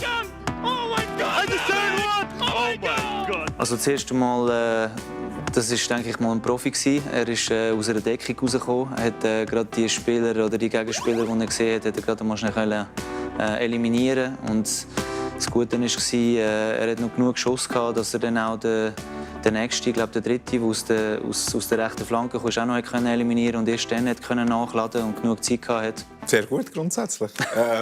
Danke. Es gibt noch 2, 3, die man halt echt nur sieht, wenn man das Spiel selber kennt. Der Namex war auf dem A-Spot grundsätzlich. Er hat dort als einziger noch versucht, den Spot zu verteidigen. Der A-Spot ist, in CSGO gibt es auf jeder Karte 2 Punkte, wo die Terroristen Bomben platzieren müssen. Einer ist A und der andere ist B. Das Problem, das er so hatte, ist, dass eigentlich 3 Gegner fast gleichzeitig kamen. 2 von vorne und einer von der Seite. Er auf der Flanke war es ein bisschen zu spät oder seine Teammates sind ein bisschen zu früh reingegangen, sodass sie ihn nicht gleichzeitig eigentlich von 3 Seiten brennen konnten. Aber der Namek macht es eigentlich sehr gut. Holt der erste so ein bisschen im Nachfassen mit irgendwie dem 6. Schuss. Der zweite holt er ziemlich fix und der dritte war eigentlich nur eine Formsache. Ich komme jetzt eigentlich Lust über zum Game. The flash off trader. Here we go. Risk is ready. Risk is ready. Yeah, first frag. Risk is here. Whoa. Okay. Jetzt in dieser Situation ein Spieler, der mit dem Maschinengewehr aus einer Deckung rausschießt. Im Vorfeld hat er glaube noch einen Spieler in Blau, der ihn noch unterstützt. Also sie sind im Team unterwegs. Es ist wieder irgendetwas geschossen worden. Ich weiß nicht, ob es eine Bombe ist oder eine Mine, die dort gelegt worden ist, um die Gegner irgendwie anzulocken und sie dann irgendwie auszuschalten. Sehr gut grundsätzlich. Er ist am Anfang von einer Flashgranate eigentlich getroffen worden und er hat bei sich auf dem Bildschirm die ersten 3 Sekunden von diesem Clip selber nichts gesehen und er hat 3 Spieler geholt, ohne dass er überhaupt gesehen hat, wo der Gegner ist. Okay, aber du als Kommentator, du siehst das? Ich sehe alles, Okay. Genau, ja. Für mich ist es einfach eindrücklich, wie schnell es ist unglaublich schnell, ja. dass sie das machen. Also ich meine, du als Kommentator, du kommst ja dann irgendwie, ich weiß nicht, auf die Ewig, wenn du die ganze Zeit musst irgendwelche Sachen kommentieren. Ja. Darum bin ich auch jeweils froh, also, dass du wirklich nach 45 Minuten, 4 Stunden Pause hast, um einfach nur Wasser zu trinken, dass du dann wieder machst. Aber ist das schon auch in den Anfängen so gewesen, dass es so schnell war? Oder ist das jetzt immer schneller geworden? Oder hast du die Psychos gehabt, die von Anfang an schon so schnell waren? Vielleicht nicht ganz so schnell, ja, das stimmt schon. Was sich halt echt verändert ist, dass alles dass ein Ticken perfekter ist geworden. Immer wie mehr einfach perfekter ist geworden.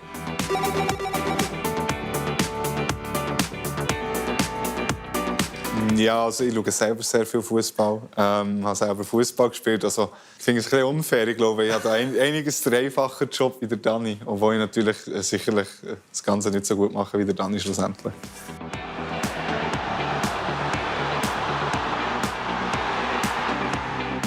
Ich glaube, es war ein City gegen Schachtar oder gegen Hall, bin mir nicht sicher. De Bruyne mit einem sehr schönen Pass auf den Jesus, der vorhin sich eigentlich durchtankt.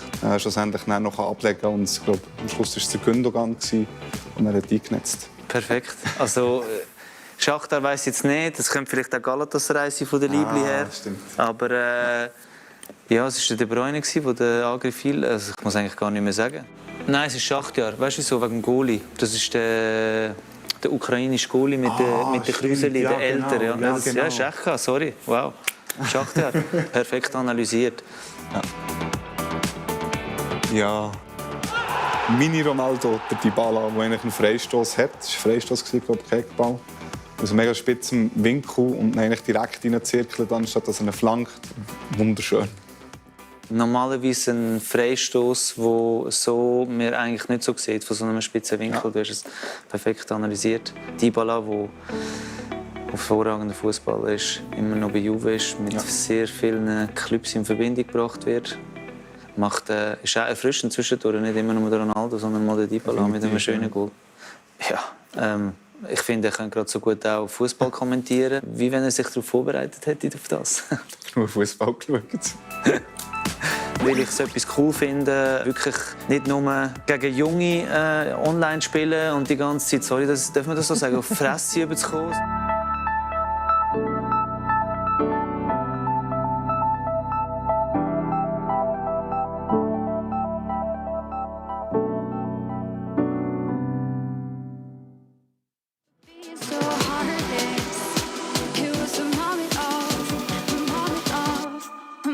Of darkness.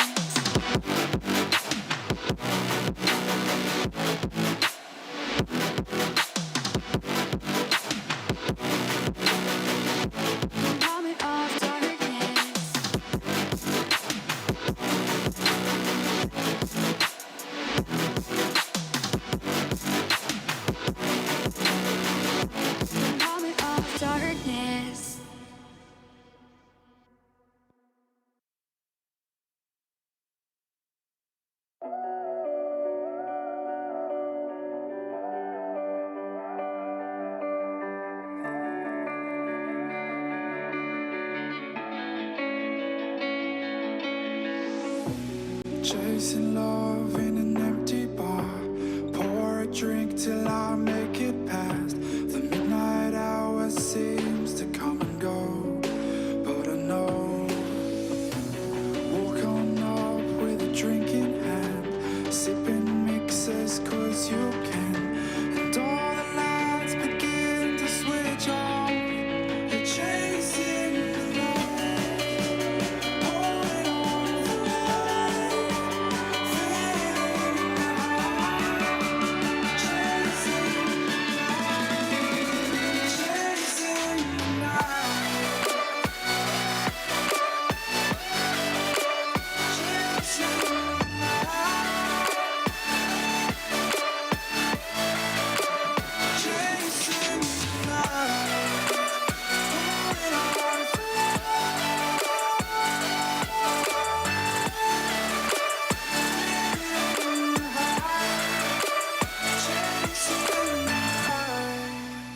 Holding on for life, feet in the high, chasing the night, chasing the night. Hotel rooms and city squares, champagne bottles, drum and snare.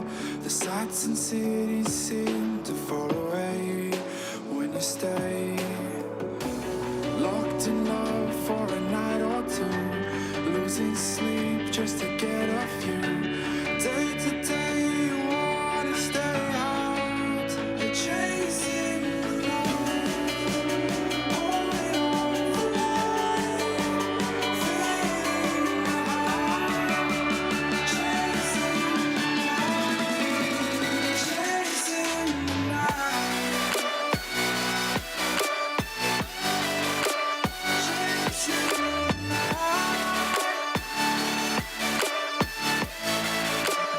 Chasing the night, holding on for life, feeling the high, chasing the night, holding on for life, feeling the high, chasing the night, chasing the night.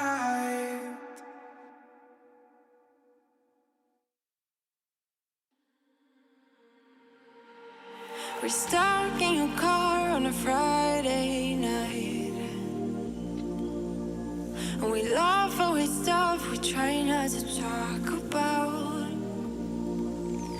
Feel your smile keep on heating up the climate, and all the blood to my cheeks are rushing out, yeah, yeah. And by accident, you're getting closer. Well, can you tell me something, tell me something? Is it a wild shot of letting you know that you're the topic of all of my thoughts, yeah. 'Cause I'm so sick of this friend zone.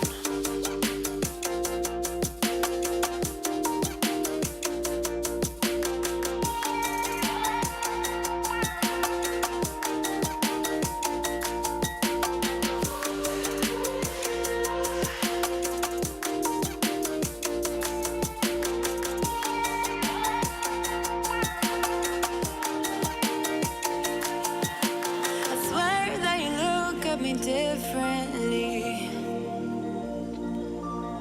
Whatever it is, it just feels so real. And your eyes keep on talking in the silence, and all the blood to my cheeks are rushing now, yeah, yeah. And I'm hoping you are getting closer. Well, can you tell me something, tell me something?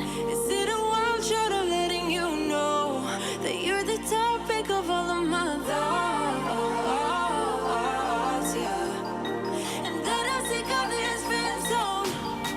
Well, can you tell me something, tell me something? Well, can you tell me something, tell me something? Well, can you tell me something, tell me something? 'Cause I'm so sick of this friend zone.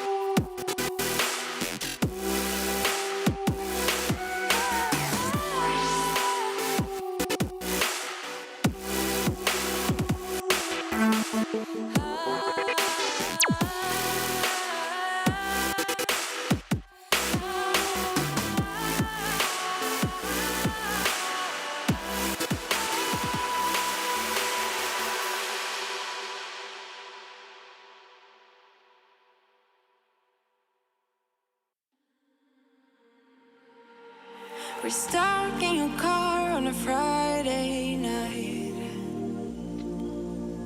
And we laugh away stuff we try not to talk about. Still your smile keep on heating up the climate. And all the blood to my cheeks are rushing out, yeah, yeah. And by accident, you're getting closer. Well, can you tell me something, tell me something? Is it a wild shot of letting you know that you're the topic of all of my thoughts, yeah. 'Cause I'm so sick of this friend zone.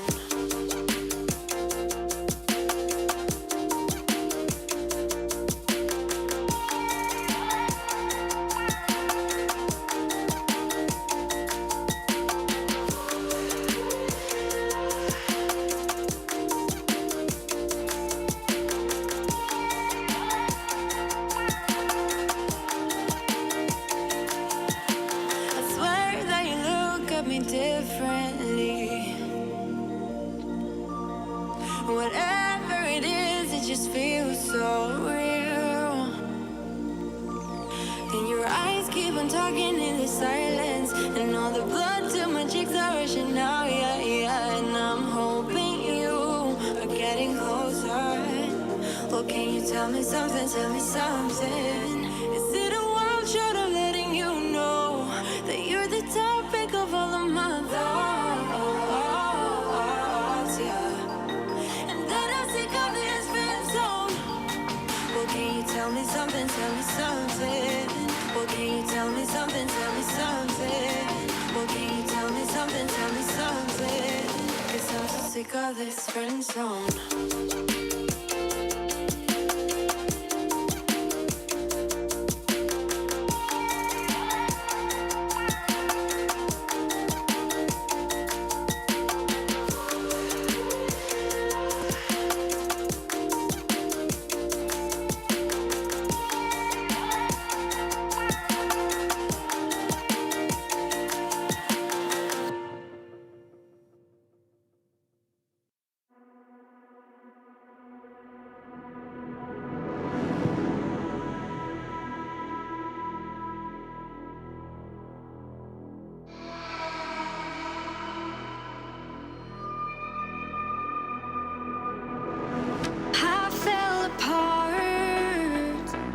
Saw you look at me that way. It broke my heart to see. It was a moment of darkness, a moment in time that I regret for being so heartless. It was a moment of darkness.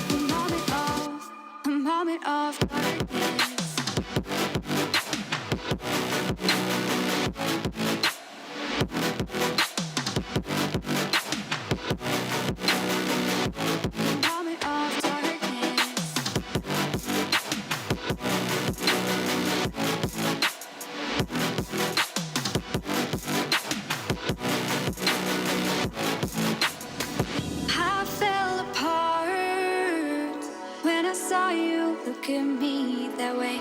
It broke my heart to see. It's too hard, it don't come easy.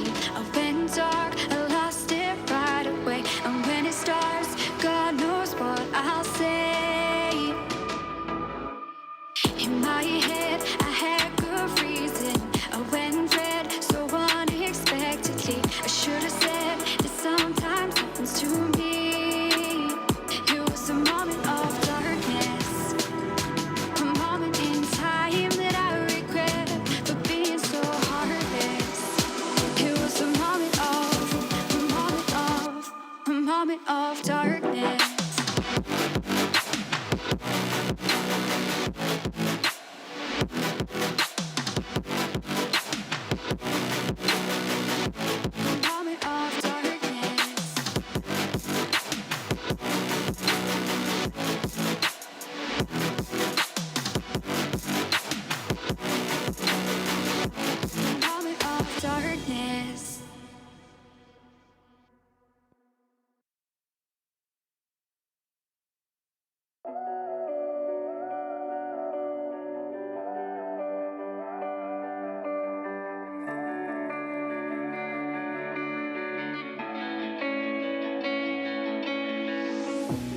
Chasing love in an empty bar.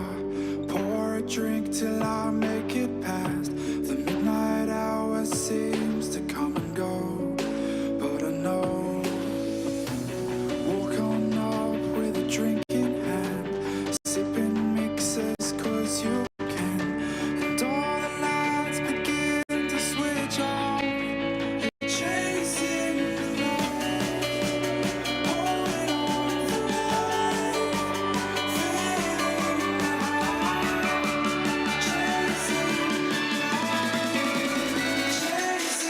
alive. Chasing the night.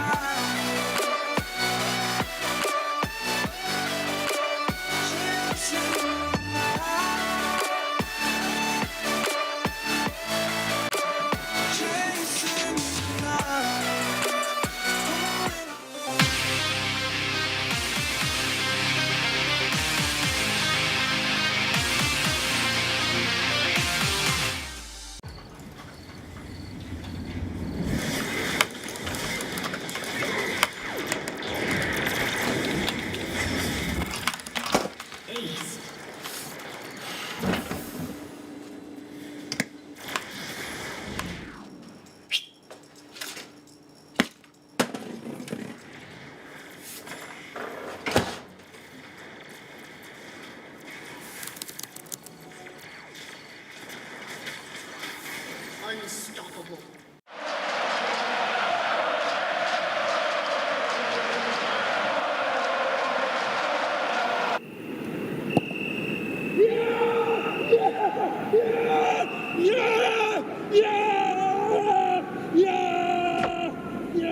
Start your esports career now at play.eslgaming.com.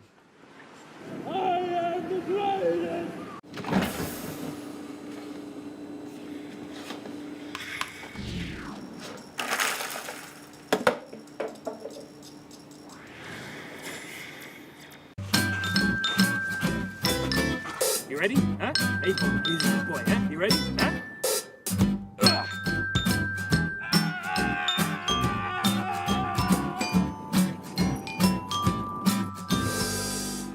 Start your esports career now at play.eslgaming.com.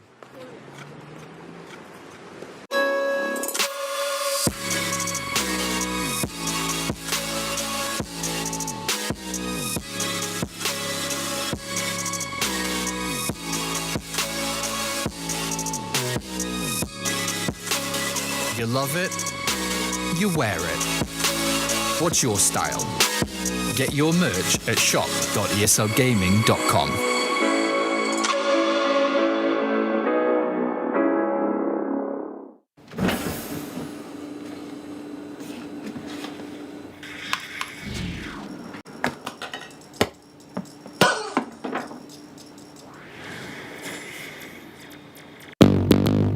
What's your style?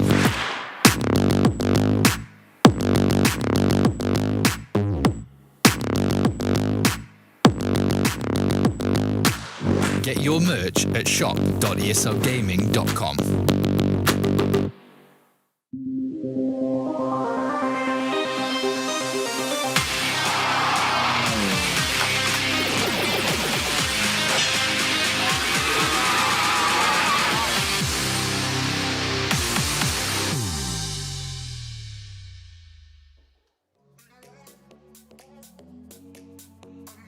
Welcome back, dear spectators. Welcome back, dear audience on Blue Zoom. Welcome back, players and fans all around Switzerland. A few moments ago, during our League of Legends final, we just witnessed Panda Lovers dismantling Team No Org Needed in quite impressionable fashion. But now, we want to find out who gets more towers, who gets more crowns, and who is more willing to take down his opponent in a battle of fast fingers, lots of elixirs, and even more small units buzzing around the screen. This is the grand final of the Swisscom Hero League in Clash Royale. But before we jump into any mobile action, I would like to remind you guys that we still have a quiz ongoing. Taking part in this quiz is super easy. You just scan the code you're seeing on the stream right now or click the link in the Twitch chat. Then you get taken to an app, you register there, then you can answer questions. These questions will be posed during the entire grand finals. And if you answer a lot of questions correctly, you will get thrown into a raffle. If you win this raffle, you win a private gaming night at the Blue Cinema. But even if you don't win the gaming night, it's still a good idea to participate because random participants of the quiz will be rewarded with Logitech hardware throughout the giveaway. With that being said, I would like to see what my two lovely casters for this Clash Royale final have to say about the upcoming final. Please welcome with me Don Rigoni and Chief Avalon. Yeah, this is going to be a very exciting Clash Royale match here between Solak and Jesus. And I don't know about you, but I'm super hyped for this match. Yeah. What do we expect? I mean, it is, first of all, it is, of course, great to be back here at the caster desk with another final here, already Season 5 going on currently. It promised to be quite a banger of a matchup here between two colleagues here, both Jesus and Solak, representing eSport Lausanne. Also, by the way, for those of you who have not watched the League of Legends part yet, made good on my promise to cast the finals with my hair open. Looks interesting. And we've all watched, the people that watched before we watched, how you sweat. And yeah, but it's probably because it's really hot here where we cast. I mean, that's usually what happens wherever we get to. But like this is very hard. I was asked to call this match before, and I said this can go either way. We know that Jesus loves to win the first game. If he's not able to do that, it may switch. Yeah. If he doesn't win, he might lose. Yeah, is that maybe, what you're saying? Yeah, so that's stuff that happens. If you don't win, you may actually. The chance is about 50. The chance is about 50-50. Either he wins or he loses. No, actually, if you lose, it's 100% that the other one wins. So usually, kind of true. Unless it's a draw. Welcome to introductory math here, together with Basic Chief math. Avalon and Don Rigoni.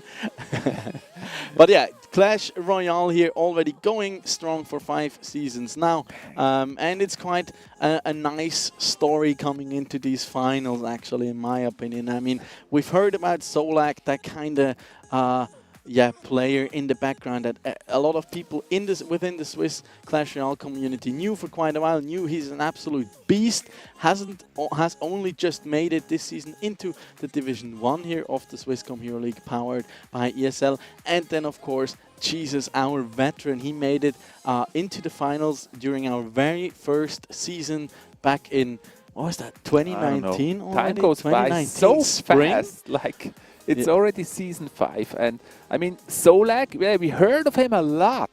And everybody said he's such a great player, and now today finally he made it into this grand final, and so I'm really hyped and excited, and yeah, let the battles start. Absolutely. And Jesus here, this is also his chance at redemption. He made it to the finals in Season 1. Ever since, he's not made it back. He was always in playoffs. We saw that time and time again during our regular group phase this season as well.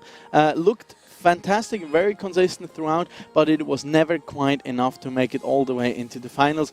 A lot of times it was due to kind of his nemesis in Senpai Rect, of course, and this time with Toy Boy like helping him out a bit, taking out his nemesis earlier, and then him being nearly undefeated during this season. Yeah. You can tell he's ready to grab the trophy, and you see that also here on the statistics.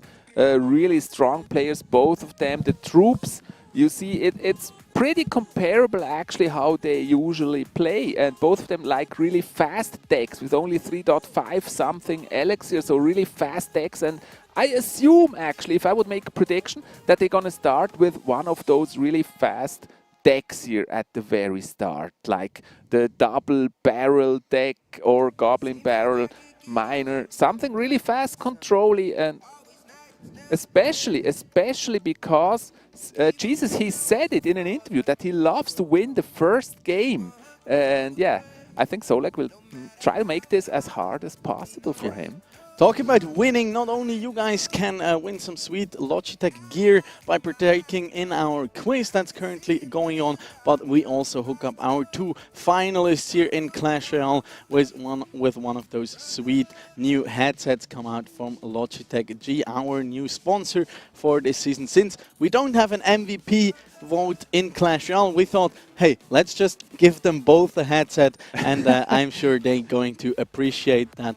And yeah, so they, in any case, they will not go home empty-handed, not just due to the headset, of course, but also the prize money they got going on. So with that, we're looking at quite an interesting and hopefully intense matchup here. Let's see whether we're going to go the full distance here, all 5 games, or whether it's going to be a bit of a more one-sided story. But before we find out, we want to throw it back over to our lovely host, Reto, once again here. Take it away. Thank you very much, Luca and Jean-Paul, for your 2 + 2 is 4 - 1. That's 3 quick maths. I would be totally lost without you guys. But I would like to check up on our 2 finalists, actually. Please, I hope they're ready. Welcome with me on stage, Zolak and Jesus.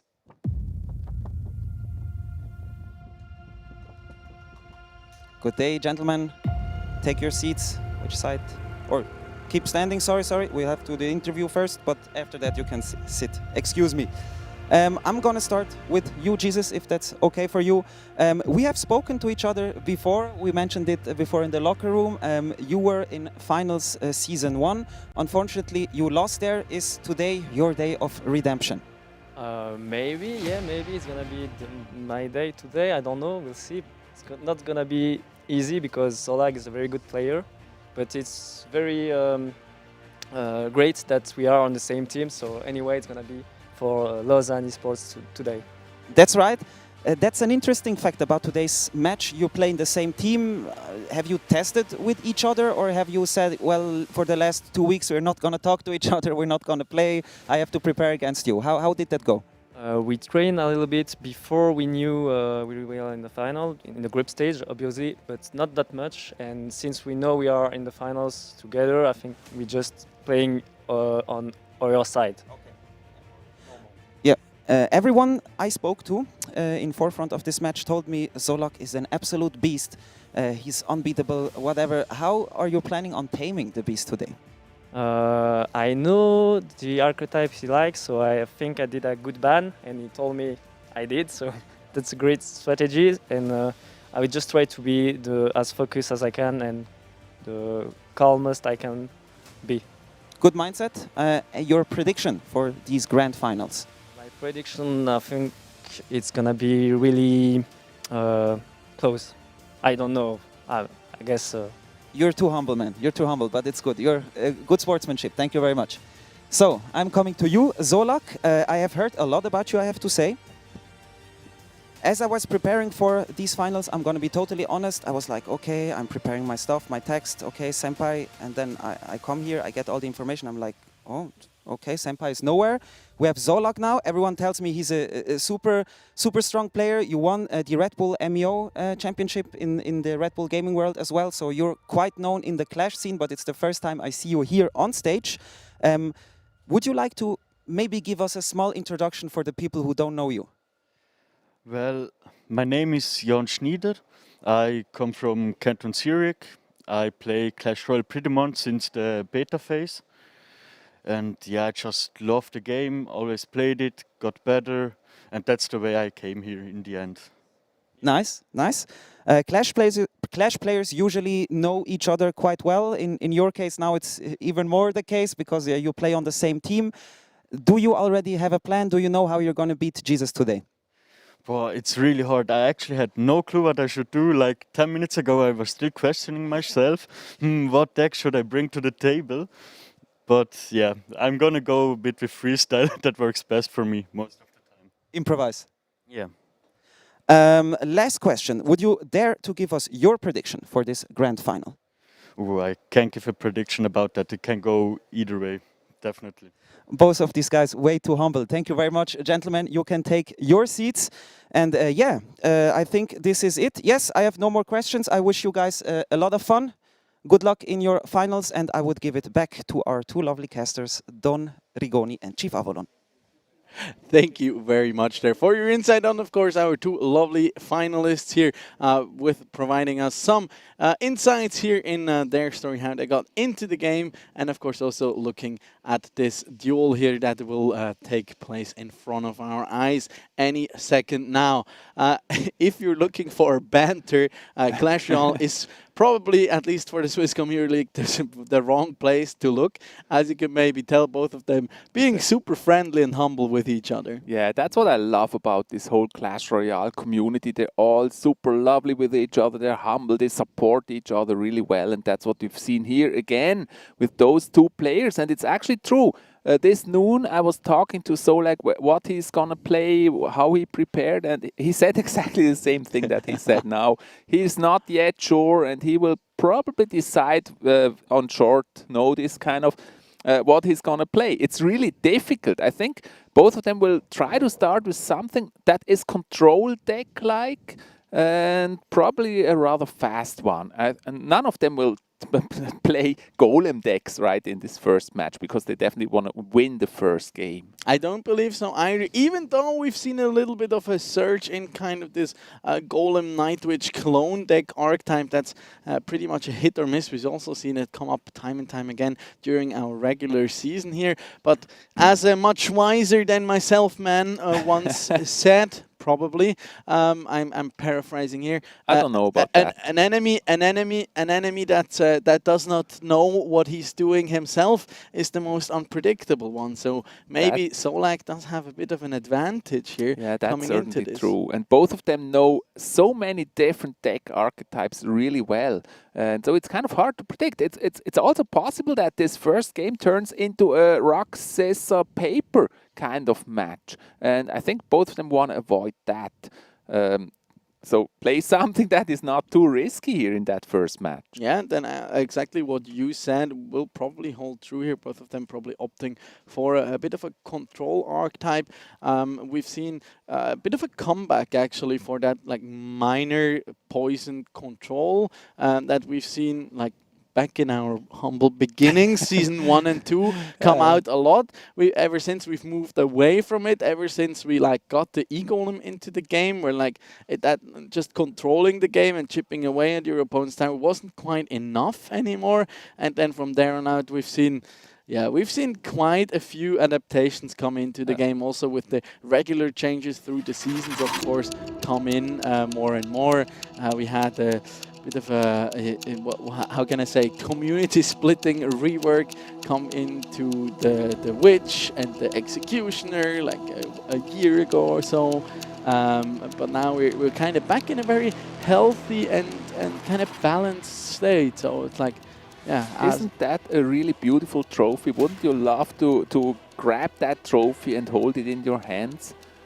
I mean, I might just walk over there and nick it while they're playing. Take it and run away while they're playing. No, it's not going to happen. I will protect the trophy for the players who challenge accepted, who really deserve it. And yeah, they're getting ready for the match, and we're soon going to get to know the bans. Actually, they're on screen now. Jesus bans the Miner. That's interesting. And Solak bans the Mortar. What do you think about those bans? I gotta say, I absolutely love it. I mean, Jesus is probably the player that we've seen play Mortar the most. It's also been kind of, it kind of evolved into like a staple of these control archetypes. But so is the Miner, and with the Miner being part of so many decks, it's very versatile. You can use it on defense. You can use it for these chip damages. You can use it to pressure and also close out games. Essentially, so it finds a home in so many decks. It's not necessarily like the core win condition oftentimes, but nevertheless, it is part of so many decks, and especially if you're up against a player of the caliber that is Solak, who can play so many archetypes.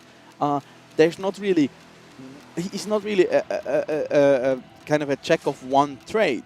It's not enough if you ban out like the Golem or the Lava Ham, because you know he loves that card and he knows how to pilot it. So you have to look for these kind of common denominators that are all that like combines his most comfortable archetypes, and the Miner there just makes a ton of sense. It's kind of a ban like we've seen previously when people would ban out, for example, the Knight. These days you could even like ban out the Mother Witch. That, and in the end, targets a lot of different decks and kind of not disables them essentially, but weakens them in a way so you can like prepare for more for it, or actually like try to target it and like punish these kind of deck archetypes. And it's especially interesting because the Miner, I mean, we predicted that they will play kind of a control deck, and that's basically the Miner. And now both of them banning away the Miner, actually not both of them, but one of them banning away the Miner, that may make space for something else, something unexpected here. The Miner is, as you said, is so good in so many different decks. Even with a balloon, the Miner can be very strong, and now it's gone. So what can we expect here? Can we expect Expo instead of Mortar? Expo has not been so bad recently, actually. It's kind of fascinating, actually, because even though Earthquake got a buff essentially to building damage, we didn't see that punish Expo deck's win rate per se in general, but of course that the nerf that it's received like a patch or two ago, where its life duration was essentially taken down a peg or two, made quite a difference. So not in the best state, I want to see Sparky, Royal Hawks, Hawk Riders. I think we're going to see a lot of E-Giants, to be honest. E-Giant, I don't like the E-Giant. But, I know. But I want to see 3 crown wins. That's going to be super exciting. And yeah, players getting ready. It looks like they're having some little issues there with the connection. As we see from our space, I'm not exactly sure what Solak is doing there. We can a bit of a live stream here and untangling headphones. And how to do it? We're trying to find out what they're doing there. Trying to get the headphones plugged in, so that we can give him some secret advice here through the headphones. It's like it's like ASMR content, but just like not like audio, but instead like visual, you know, like untying these headphones. Yeah, it's really cool how we can actually see the players here right in front of us, how they're getting ready. And at the moment, I feel like they look quite chilled, especially Jesus. He's very quiet at the moment, relaxed. And I think he's very much into the mental game and playing this like, I'm totally quiet, I'm focused, concentrated. And that may also have to do a little bit with the experience. I mean, of course, he's the more experienced, especially on a stage. That is definitely true here. I mean, back in Season 1, he was already on the stage. In Season 2 as well, since we did have our semi-finals then also on the beautiful stage of the Hero Fest in 2019. But as we said, that we're about to head into game number 1 here. I'm quite curious what both of these players are going to be bringing to the table here for the first part of their duel. I expect, since they are on such an equal footing here, that it's going to be a lot of back and forth, like really that game of inches that we've also seen during the regular season. Even though Jesus looked quite convincing, you may be surprised, and we are in the game right now. You may be surprised with a very fast win. You never know what you're gonna get. You really never know. When you start the play of Clash Royale, you never know what you're gonna get. It's like that box of chocolates here again. The game of Clash Royale. Starting off with the Zappies. Zappies a very popular card this whole season. They've been played so often. Yeah, they have also received a bit of a nerf last patch, just reducing that hit speed a tiny bit. But as it goes now, like Solak, really, it looks to be that E-Giant deck so far, at least.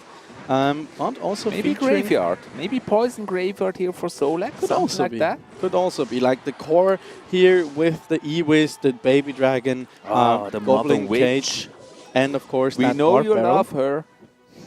But do we really? And it's actually smart to play her because so many spammy units like Skeleton, Army, great and tornado stuff are there in the to game. start it out. Gets the King Tower activation. That does help a lot Beautiful. against these Royal Hawks. But nevertheless, a lot of damage here already being suffered on the side of Solak, while he's now making... And look at the Zappies, they're just doing such a great job here in destroying that Baby Dragon. Yeah, both the E-Wiz and the Baby Dragon falling to those Zappies. They're good trade Good start here for on Jesus. the side of Jesus. Yeah, Jesus desperately wants to win the first game. And we can see that he's so focused here. Yeah. And there's the graveyard. You There's the were graveyard. right. That predictable. He does have the Mother Witch, and that punishes her so hard. A lot of these Hoggies are going to come out from that. Nevertheless, look at all those hogs. A lot of these skeletons connecting onto the tower. And being then the boosted flying by machine. by the poison damage there.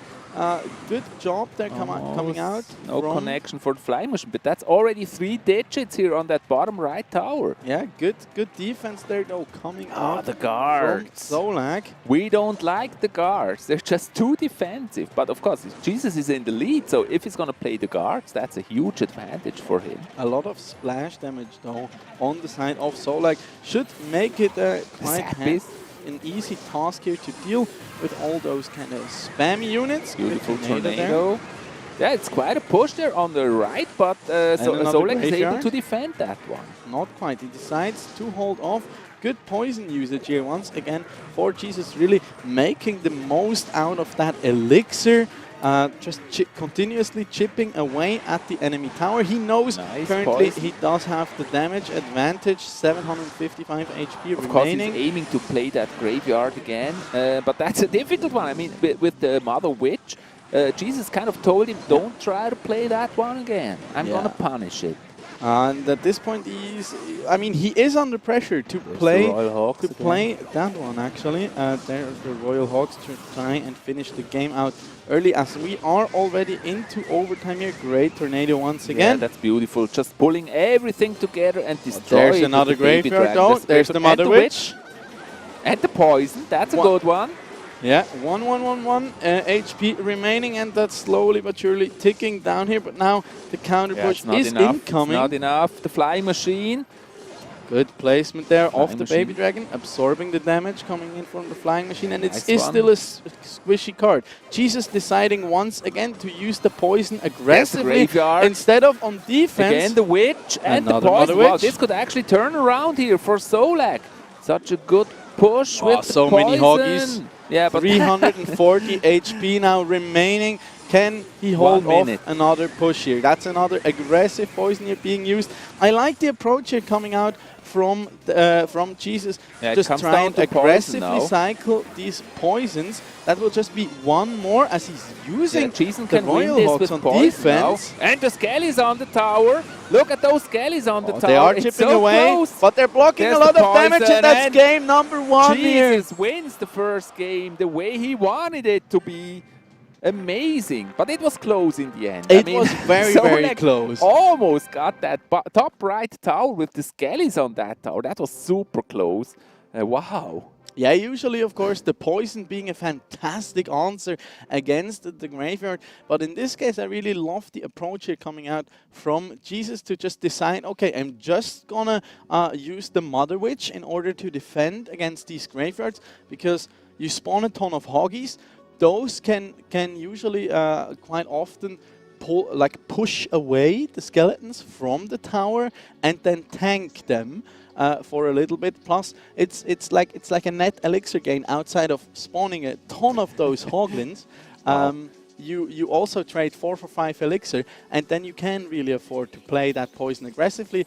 And once he took that damage advantage, he knew, okay, I can really start cycling those poisons aggressively early on. All those words cannot really describe how breathtaking that first match was, and it was such a great start. And with that, we quickly switch over to our host.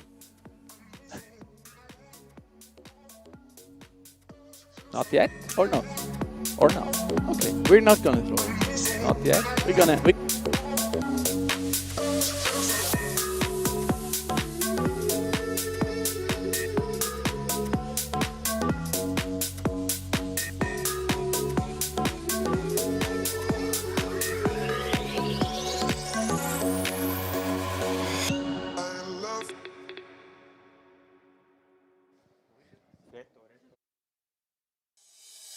Oh, I see the signs and I see we're there.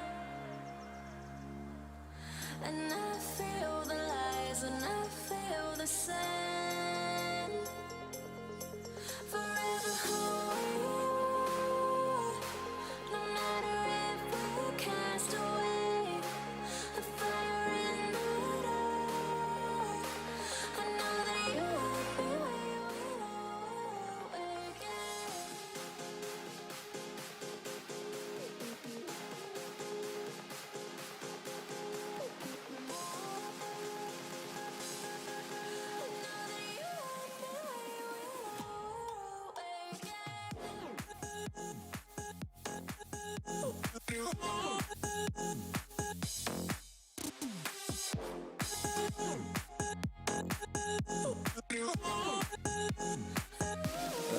Okay, now you should hear us again. Yeah, again, we're back. Guess who's back? We are. We are. So yeah, as you just explained to our audience and they couldn't hear you, the Mother Witch is really quite a counter. And those little hawks she creates, they're not strong, but they can be very annoying.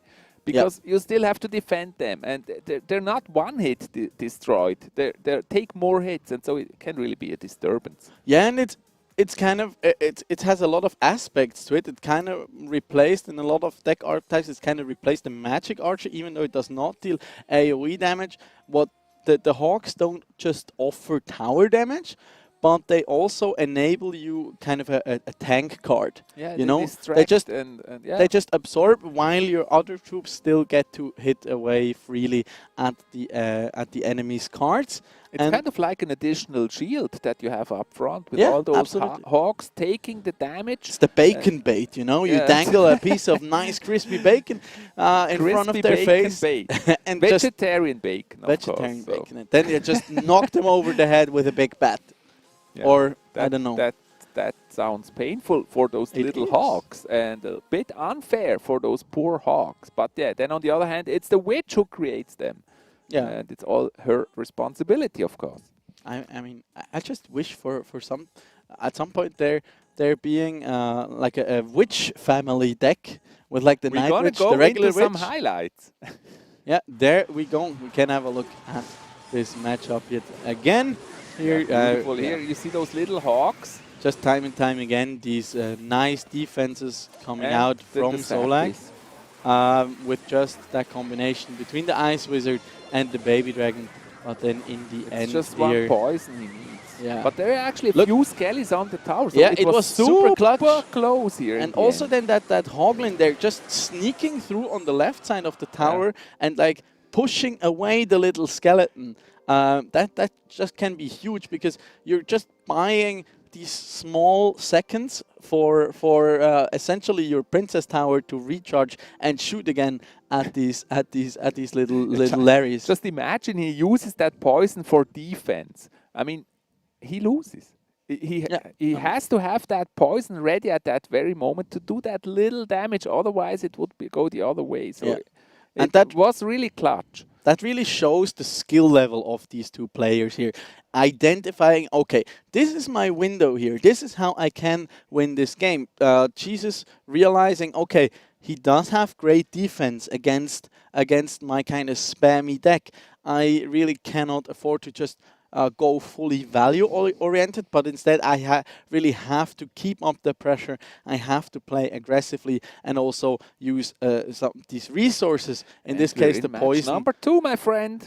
For damage, and let's see. Let's go. What they are deciding to adapt coming into this game. I'm number really 2 here. Ready for clashing. I'm really curious what they're going to change here. Jesus looking over there to Solak, kind of trying to read his mind. But of course, Solak is protecting his mind. Who will start out? Solak with the first play there.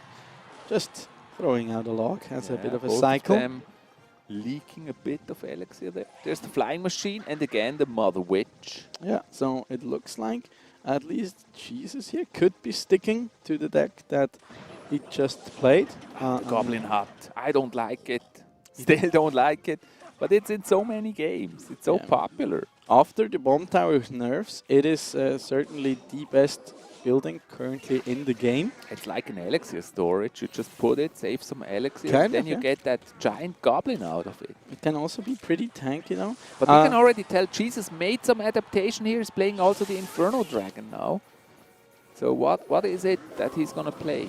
Quite a few resets, though, available on the side of Solak between those Sappies and the Electro Spirit, which we haven't seen too much of anymore. There's the Royal now, Hawks. Another round of Hawks here. Dashing their little heads into the tower. The princess is desperate trying to defend, but she got help from the Mega Knight. Great patience there, using that Mega Knight. He did not quite have the elixir right when he needed it and had to give up about 1,000 HP on that left-hand side. What a beautiful defense against that poor Mega Knight. Yeah, but nevertheless, look at it. I mean, the damage on these Royal Recruits is so low that the Mega Knight actually gets such a good trade off against them.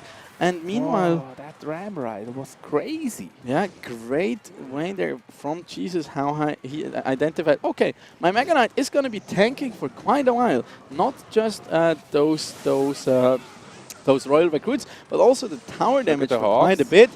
No King Tower activation. A lot of value this time. Not quite a King Tower activation right there. But that's going to be a great fireball come out here. That Hoggy will connect though for 2 hits. Hog.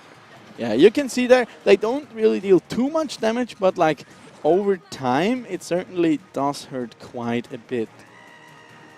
As now we see another Ram Rider here come out and another poison too. Inferno so once Dragon. again, it's funny how he plays Inferno Dragon when there's so much resetting power with the Zappies and... I mean, he uses it kind of as a cycle card at the moment, and also to just tank for these air units, especially that flying machine that can potentially be very, very dangerous into his deck, because it just deals so much damage. And if you have a lot of spammy units trying to cross the bridge, that are tanking, it can just out of nowhere essentially can use quite a bit of HP on your towers. It's close. Like the first match, it's very close. A little lead here for Jesus. It may again come down to poison. Another great fireball here coming out. That is, of course, a very good answer. What was this fireball there? Onto the Mother Witch. Mother Witch dies to fireball. As now there's one Zeppy plus the Recruiter hitting away at the right-hand tower. Here. And that's a great log too. They're just to help out and add more damage in. 710 HP remaining on the right hand side. Can he stifle this aggression? There's just another beautiful fireball on that Mother Witch, and Solak taking a good lead here. Yeah, great patience. 200. Tower, 104. That's and just one more hog. 8. And Solak taking the second one here. Wow, what a comeback here for Solak, and it's 1-1. Yeah, in the end here, the spam does beat Jesus. I mean, I think for me in this matchup, the big part was that fireball. Having Solak deciding, okay, I'm gonna put the fireball in my deck here just in case Jesus will run that Mother Witch again. And yeah, for those of you who do not know yet, the fireball does instantly kill a Mother Witch and therefore not net him any more value. And patience really pays here. It didn't look so good for Solak. It was close, but didn't look so good. And then all of a sudden he started cycling those fireballs onto the Witch and gets that lead. Crazy. And is even able to destroy the tower. Wow. Yeah, but you already said it a bit, like the Inferno Dragon wasn't quite the ideal answer because he had so many resets between the Electro Spirit and the Zappies. And then again, like against all that spam units, the Mega Knight is quite an expensive answer. Yeah, and still can get taken down quite fast. You also have that flying machine who's just super, super dangerous. It is. And also then at that point the poison is just not enough. No, and if flying machine connects to tower, it's gonna do so much damage. And on the other hand, the Mega Knight against the Royal Recruits, that's really difficult, an easy counter. Yeah, I mean, all the meantime, it's always like you have to throw out that one Mega Knight in one lane, but that always leaves those other 3 recruits just on their own, being not being taken care of. On the other side of the map, and that is usually how that matchup can swing in favor of the Royal Recruit splat. But with that, this concludes game number 2 here. It's currently 1-1, and Wig for once gonna throw it back over to Reto. We try again. Thank you very much, dear casters. Pretty on-point prediction if you asked me. You guys told me Jesus would win the first game, and now Solak equalizes in the second. We're hyped to see how this final fares on. In the meanwhile, don't forget that we still have a Swisscom quiz ongoing. Participation is pretty easy. You just scan the QR code being displayed on stream right now or click the link in the Twitch chat. then you get taken to an app. There you register for the app, and then you can take part in the quiz. You will have to answer multiple questions each game throughout the entire final. If you answer a lot of them correctly, you will enter in a raffle, and if you're a little bit lucky, you can win your own private gaming night at the Blue Cinema. Even if you don't win the gaming night at the cinema, you can still win Logitech hardware, as Logitech is giving away hardware to random quiz participants. With that being said, thank you very much for staying with us. We'll be back with Game 3 of the Clash Royale finals. That sounds really cool. Gaming night at the Blue Cinema. That would be nice. That would be nice. Just have like a maybe private LAN party. Maybe we should scan it too and well, try to win it. Then you can play Fortnite on a big screen. Wow. Yeah. And people would see me lose Fortnite on Yeah. the big screen, big time. Isn't that like everyone's dream? Embarrass yourself on like a very big screen. Yeah, I mean, maybe. I mean, you take what you get, I guess. I mean, one day, we will play Clash Royale against each other. But are you sure about that? One day. One day. far, far away. Yeah, I believe so. Like one day far away. Yeah, because you have to practice a bit. Yeah. I still believe like once that's gonna happen, I'm gonna be a very old man and you probably dead. So, so I would beat you as a ghost. You'd be haunted. Would you be a royal ghost? Yeah, that would be me. Could be. As we have another look I here would haunt you as a royal ghost. Yeah, I mean, I'd appreciate you. It's like why does it? Oh, that's the replay. Yeah. Just why is it 1-0? It's a replay. There's the beautiful fireball. Yeah, over and over again, Amazing. just getting so much value out of that. And just Jesus essentially not able to withstand all that pressure that comes out from Solak. Also, like the approach here, Solak just being like, okay, I'm going to make you taste some of your own medicine and run a royal recruit stack of my own. Yeah, but those I'm going to recruits. run a lot more aggressive version because even if Jesus would have decided to stuck with his original deck, with the Electro Spirit, for example, he could have popped off all the shields at once, and then his recruits would have won. So far, it has been really exciting because they play with those recruits. That's a very defensive card, actually, but they played it very offense. And really fast matches, actually, where you think any time a tower could go down.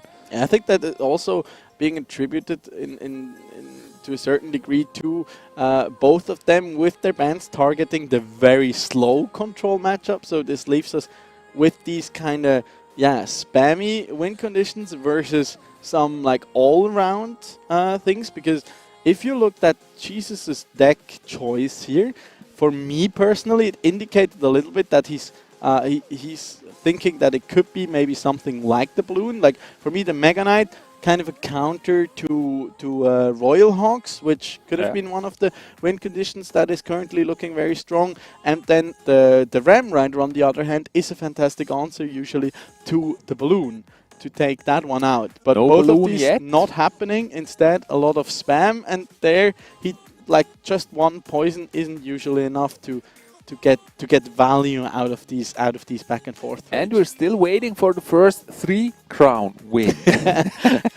I hate to break it to you. I personally think that's not going to be happening today.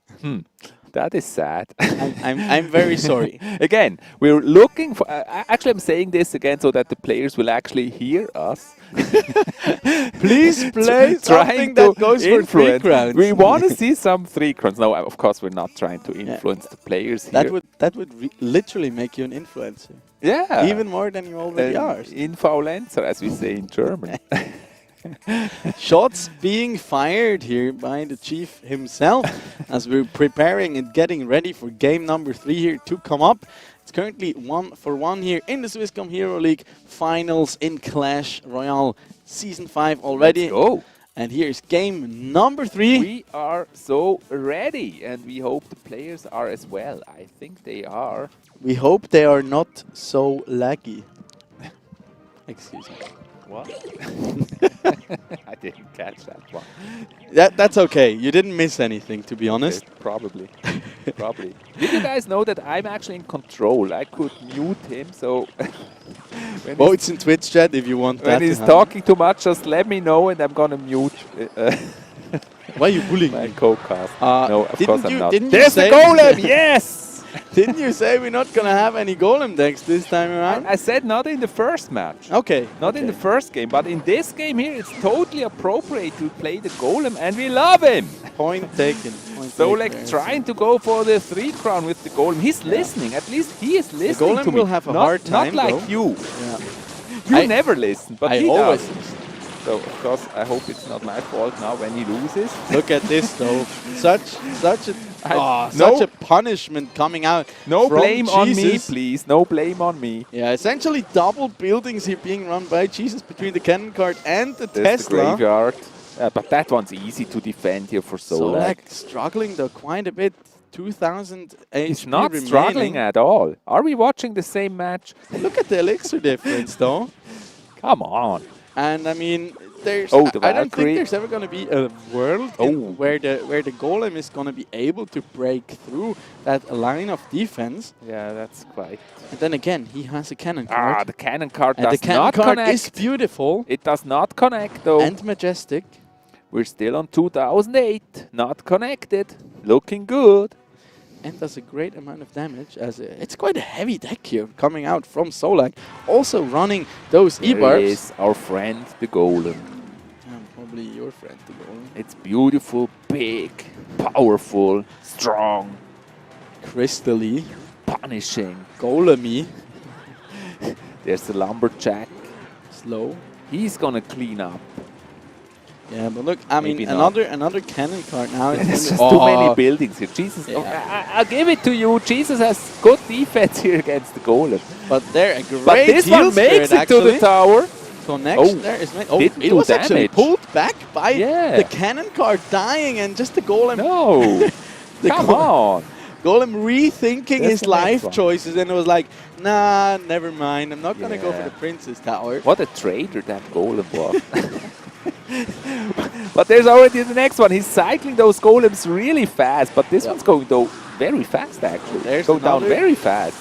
There's another Cannon great card, come on. poison zone. Come on. Stop it with the cannon card. Nevertheless, good amount of chip damage here. Where's my chance for a 3 crown? We want Dead. the 3 crown. It's come dead. on. Yeah, there. Lumberjack. Not Valkyrie, come on. Come on. It's like, oh, everything is cheating. What is this?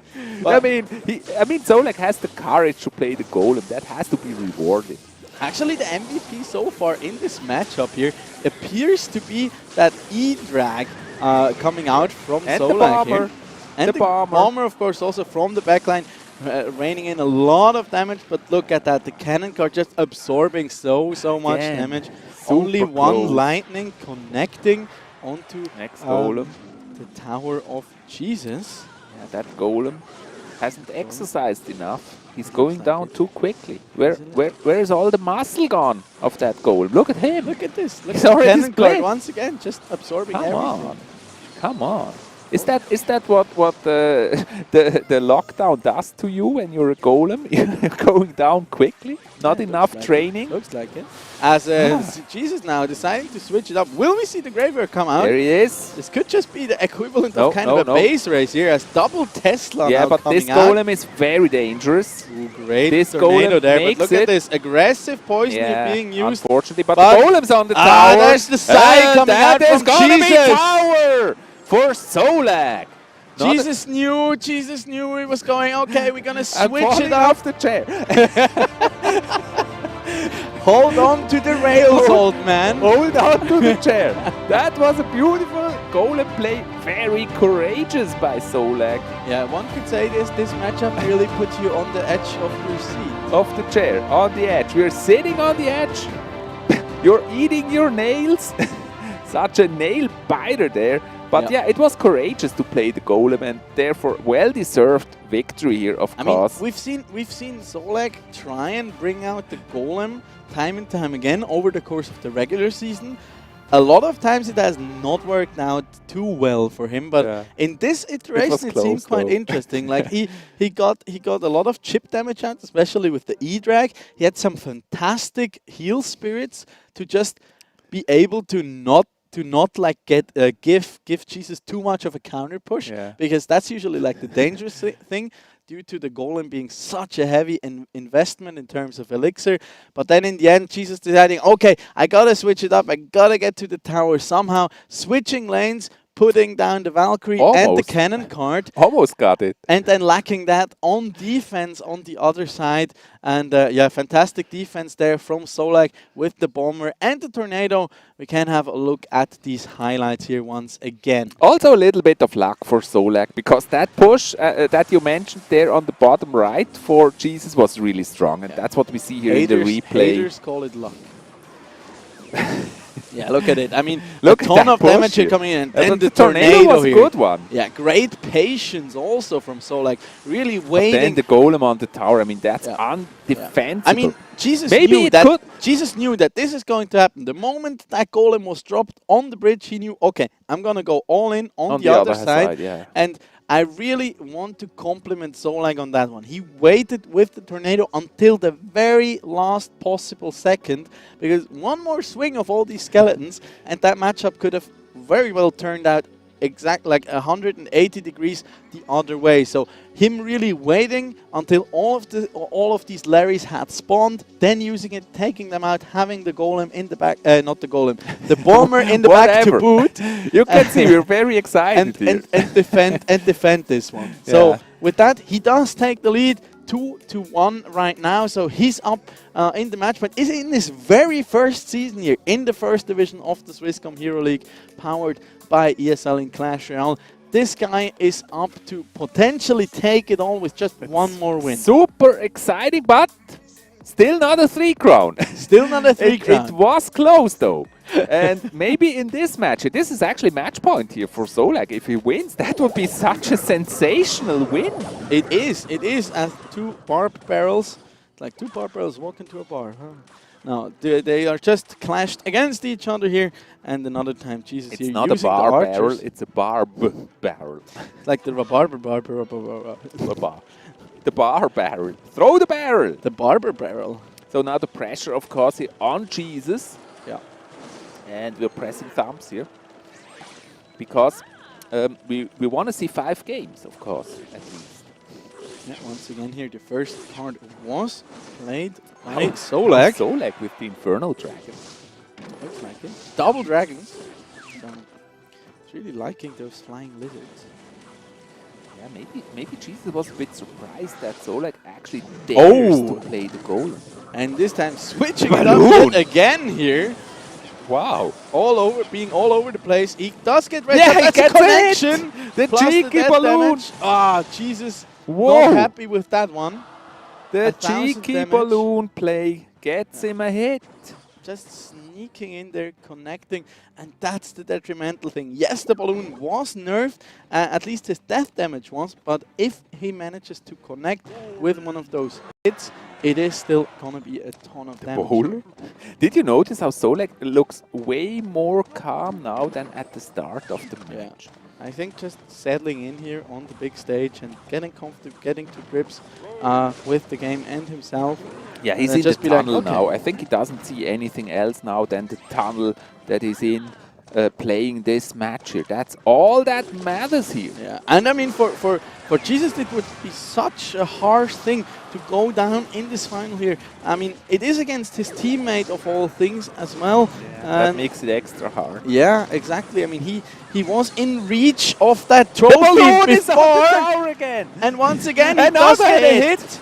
And another one. No, but the death bomb. Holy. Yeah, and on the other side of the map, Solak barely suffered any damage to his own king towers. So he's just 30 seconds and 500 damage away from taking the trophy home with him. What can Jesus do in this matchup here to turn this around? There's the graveyard. We're just come on, patiently waiting here. We're pressing thumbs, biting our nails here for Jesus. Yeah, there's another bowler come out in order to defend against this one. I mean, can he... 540. He really has to be patient here with his answers. if Solak just somehow manages to navigate around a Tesla here. Actually, not to give any misinformation, is it the best of 5 or a best of 7? It is a best of 5. You're sure? Yes, I'm pretty confident. Oh, there's the freeze actually coming out from Solak. And the Skelly's on the tower. Wow, good defense. So he knows Jesus. now. Jesus not taking any additional damage at the moment. But This is all or nothing. Uses the tornado there as well onto the cannon cart that had connected onto that right-hand side. Jesus could potentially be turning this one around here. Splashes onto that. There's the balloon again. There's the Tesla. It does not pull the balloon. Was this the misplay? There's the connection, and Solak is your Season 5 Clash Royale champion, everybody. No, what a misplacement there of the Tesla. Crazy. We do have our new champions joining the Division 1 here of the Swisscom Hero League, powered by ESL. And in his first ever season, he does not only make it to the finals, but he does take it all, takes the trophy, takes down his teammate in Jesus, and with a 3-1, he will be the winner and finally the one to decrown Senpai Rect after a 4-season streak. Congratulations to Solak.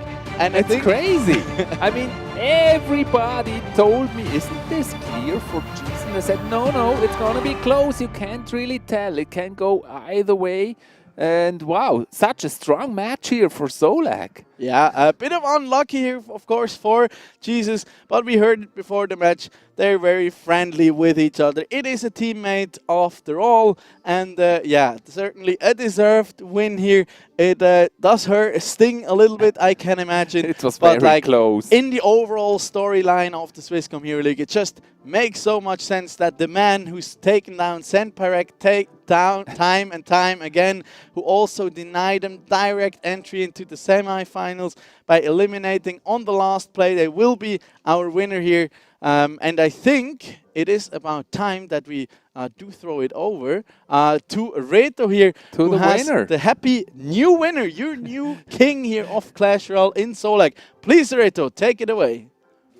Nice sportsmanship being shown here. Thank you, Jesus, for your final. Thank you for the games, and congratulations from my side as well for Solak. What an impressive feat coming in here the first season, taking the trophy home. I think you're pretty happy with yourself, right? Hold on.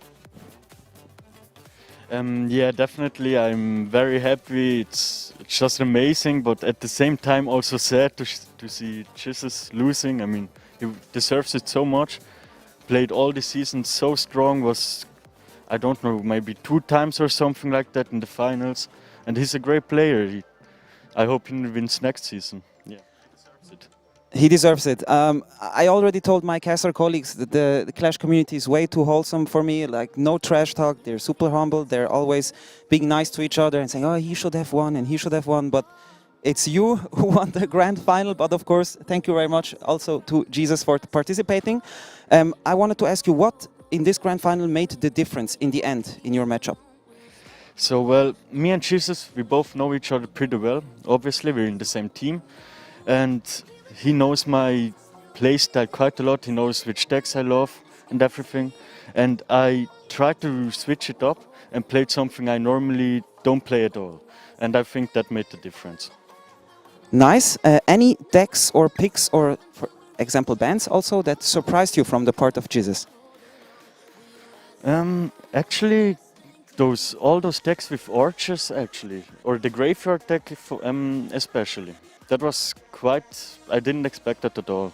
Yes. This is your first Clash title in the Swisscom Hero League, of course. Can we count on you defending it next season? Definitely, for sure.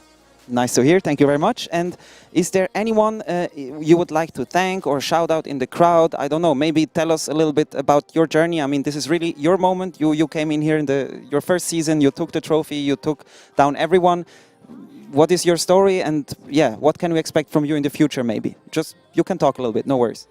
Well, that's actually a long list. I mean, definitely Vukovar, Torix, and all the guys from Lausanne Esports. Then also Florian, that's a German guy. He also helped me all the time with analysis as well, like Vukovar. Then obviously all the friends like Dachim, we also know him from here. Senpai, all those guys, they are just amazing people. And yeah, I want to shout out to all of them. What does the future hold for you? Can you tell us anything more specific than defending your Swisscom Hero League title next season? What do you have for plans for the next, let's say, 3 to 6 months? Ooh, well, I just want to finish my job education, I believe. Yes, that's my main focus, obviously, and yeah, that's just where I want to put my focus on, make good grades in school. Yes. Nice, very humble young man, very nice goals you have ahead of you, and still you're able to perform on this level in the Swisscom Hero League. It's quite impressive if you ask me. Thank you very much. I would like to let you lift your trophy and to give you your check. Hold on, I'll move a little bit to the side. But ladies and gentlemen, yes, you can lift your trophy. Your Season 5 Clash Royale champion, please give it up for... Sorry. Zola. Well played, well-deserved victory. And don't forget, you have your check as well. Hold up. I'm gonna give it over here. So, one more time, please, ladies and gentlemen, make some noise for your Clash Royale champion, Zola.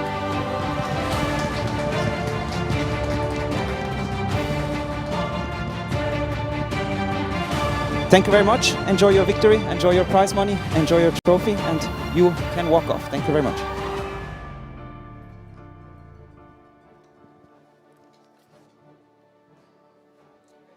What an impressive performance of this young man. Ah, there we go. What an impressive performance of this young man. I'm still quite a bit shook. It didn't take very long for this matchup to conclude. Jesus won the first game, like our analyst said, and the next 3 games went to Zolak. At this moment, yeah, sweet stuff. Nice display of sportsmanship from both players, and they're gonna enjoy their trophy, I'm sure. At this moment, I would like to say bye-bye to all the Blue Zoom audience. Thank you very much for being with us. And I'm throwing back to our 2 casters for the final analysis of the Clash Royale final. You won, or Agile? That was super exciting, and once again, what I really love most is that great community. That's what Reto said here. Both of them very supportive of each other. They know what they done well, and they also appreciate the strength of the other players. So really humble winner here. Congratulations, of course, from our side here, from the desk, to Solak for winning this, and also congratulations, of course, to Jesus for making it to the grand final. I mean, of course, he would also deserve to win this, and it's kind of sad that we have to let him go without the victory.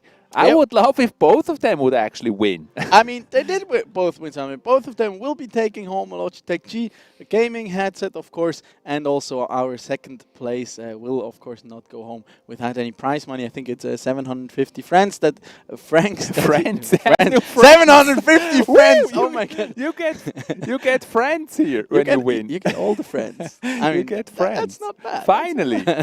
But also he will, of course, get a check, and here is also the overview over the quiz and the number of people who did answer those correctly. And yeah, I really couldn't agree more. I mean, as esports, not only in Switzerland but also globally, is growing and growing, it is just so nice to also see or to like get a view into like what was essentially the humble beginnings for so many athletes these days in esports. It's essentially a group of friends or like acquaintances who do share a passion for their respective games and titles, and have evolved over time. As you heard from Solak, I mean, he's playing ever since the beta. He's been a part of this great community, and yeah, ever since the humble beginnings, which led him all the way here to the Season 5 Swisscom Hero League finals.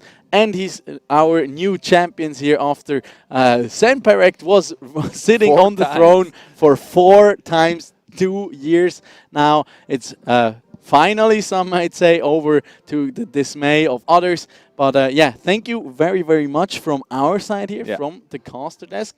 And I think with that, it is goodbyes from us for now. We're going to be back, hopefully, in Season 6. But with that, we're going to throw it back over to Reto. Please, take it away. Thank you so much, and have an amazing rest of the day. Thank you very much, Luca. Thank you very much, Jean-Paul. Guys, I'm just going to remind you that we're still having the quiz ongoing. Participation is pretty easy. You just scan the QR code you're seeing on the screen right now or click on the link you see in the Twitch chat. Then you will get taken to an app. You download the app, you register to the app, and then you can take part in the quiz. There will be multiple questions displayed throughout the entire grand final. And if you answer a lot of those questions correctly, you will be thrown into a raffle. If you win the raffle, you win a gaming night, a private gaming night at the Blue Cinema.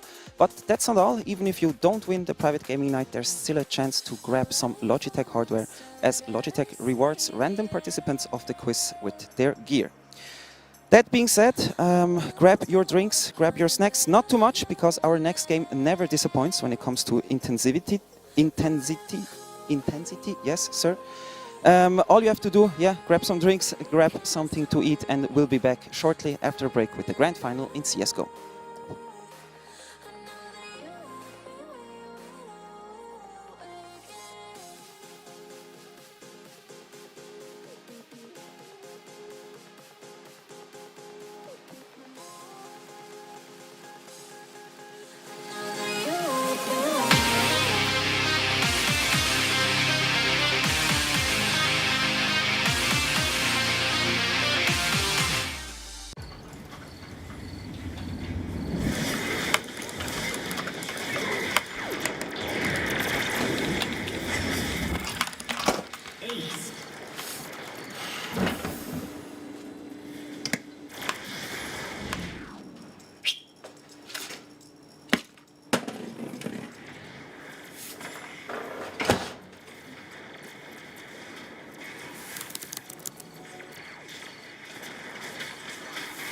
Unstoppable.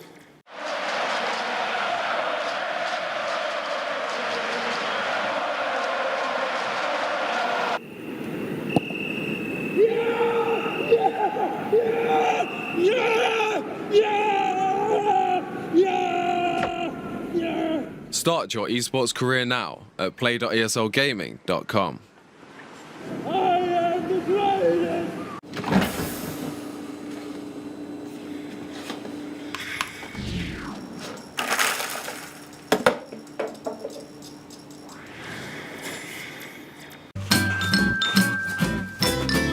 You ready? Huh? Hey, he's a good boy, huh? You ready? Huh?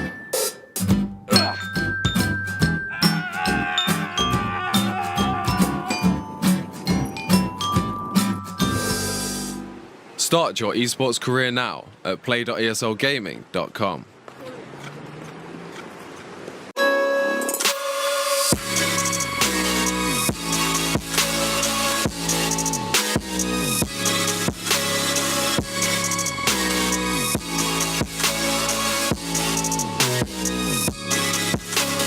You love it, you wear it. What's your style? Get your merch at shop.eslgaming.com.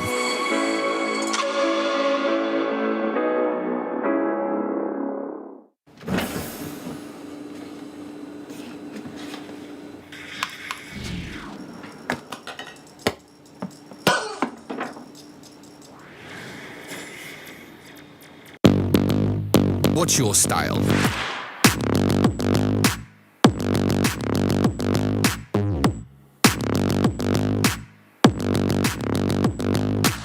Get your merch at shop.eslgaming.com. And your eyes keep on talking in the silence, and all the blood to my cheeks are rushing now, and I'm hoping you are getting closer. Well, can you tell me something, Is it a world short of letting you know that you're the topic of all of my thoughts, and that I'm sick of this friend zone. Well, can you tell me something, Well, can you tell me something, Well, can you tell me something, 'Cause I'm so sick of this friend zone.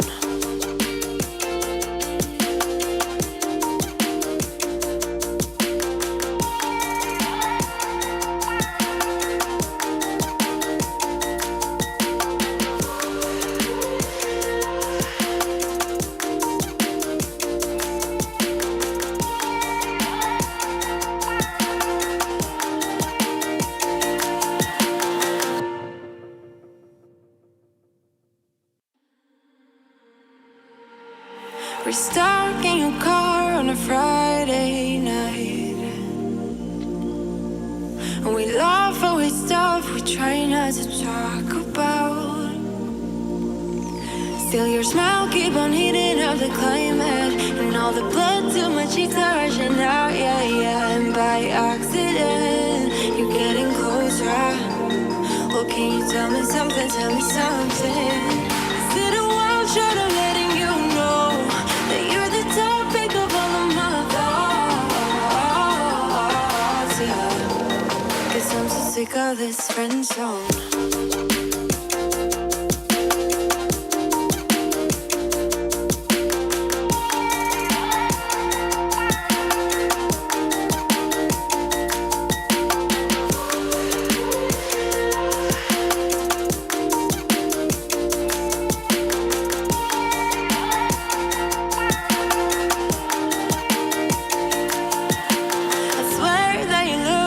Differently.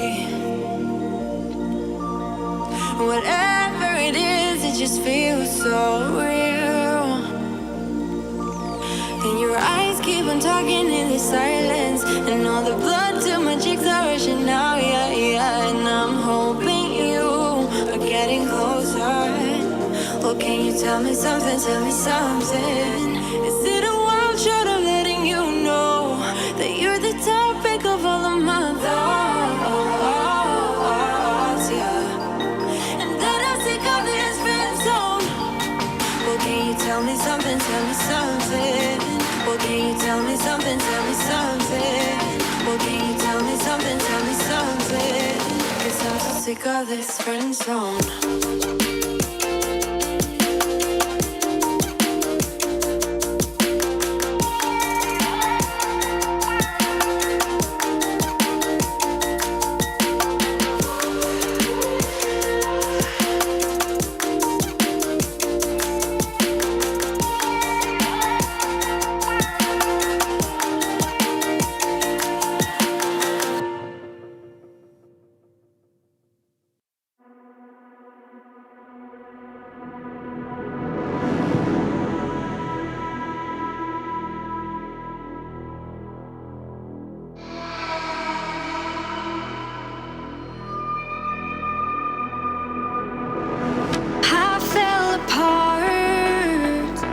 Saw you look at me that way. It broke my heart to see. It was a moment of darkness, a moment in time that I regret for being so heartless. It was a moment of darkness.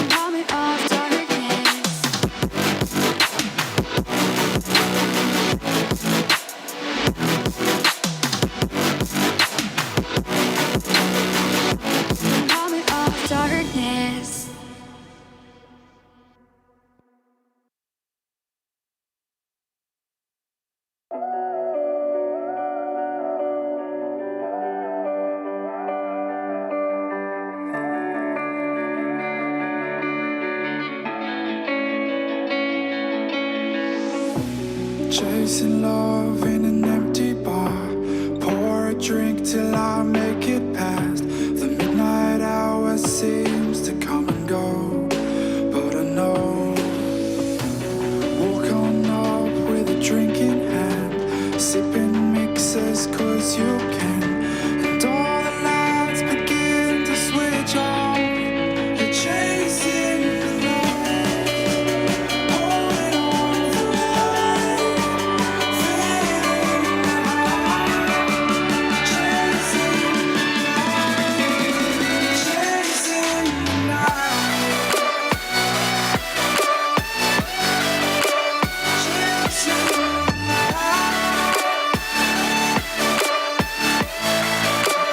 chasing the night, holding on for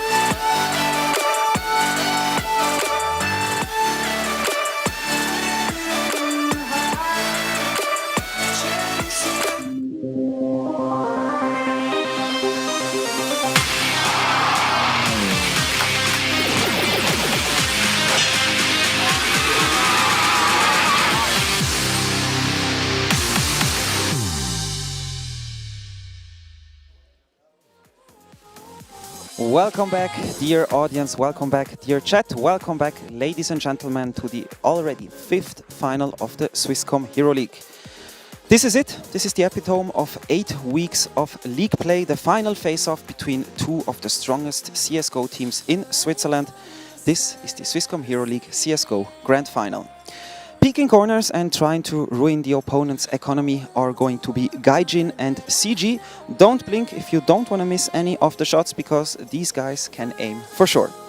All the good CSGO action would not be half as entertaining if not accompanied by my two lovely casters for this Swisscom Hero League final. Please welcome Spirits and John.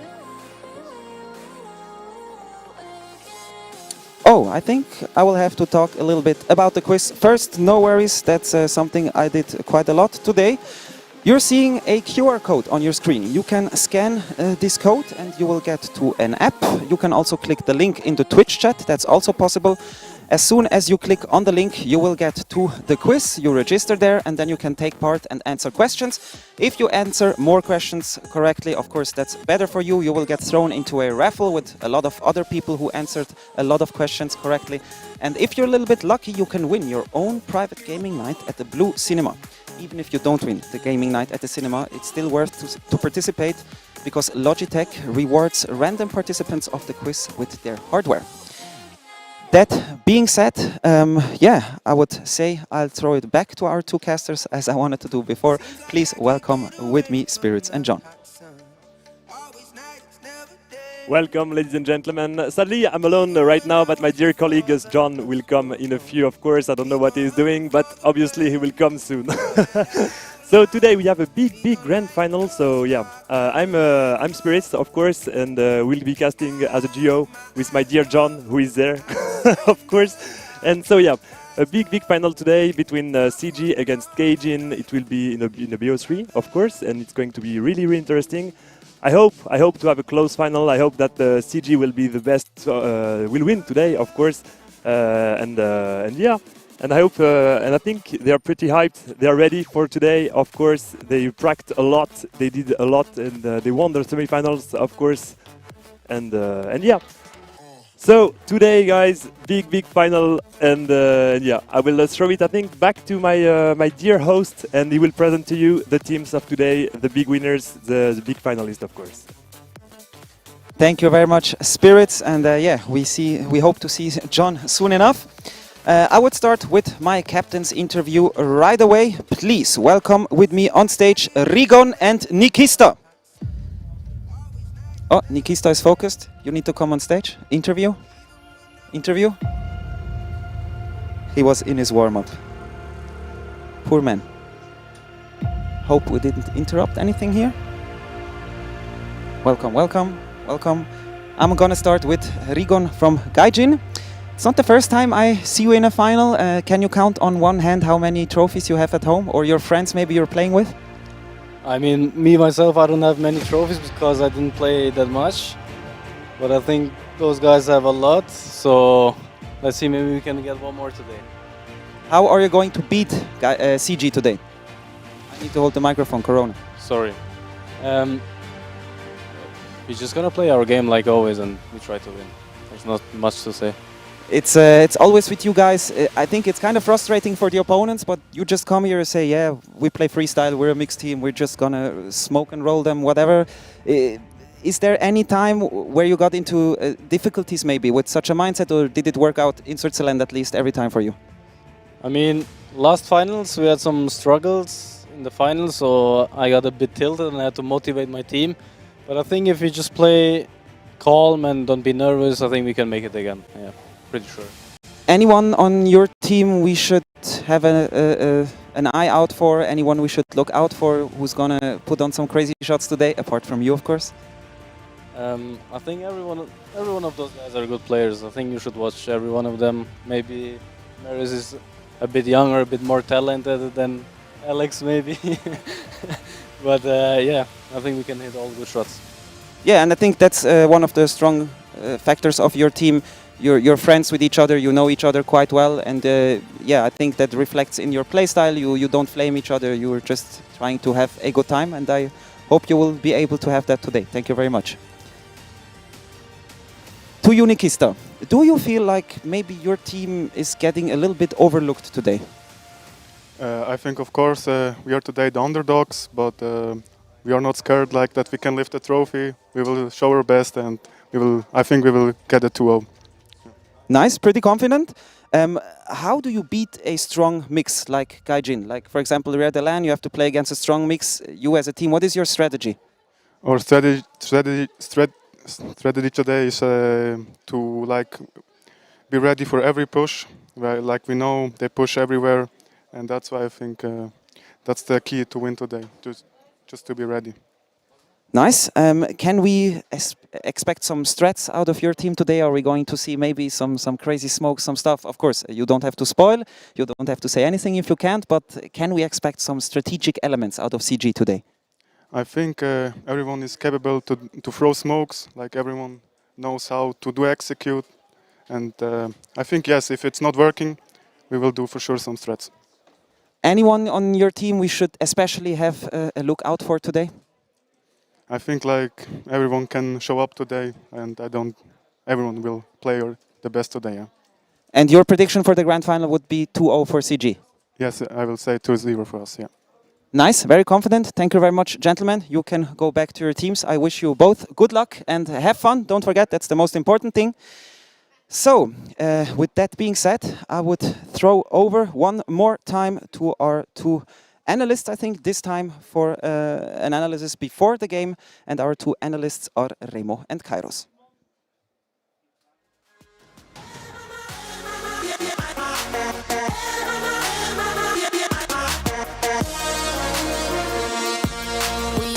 Up from the dust and clear my throat.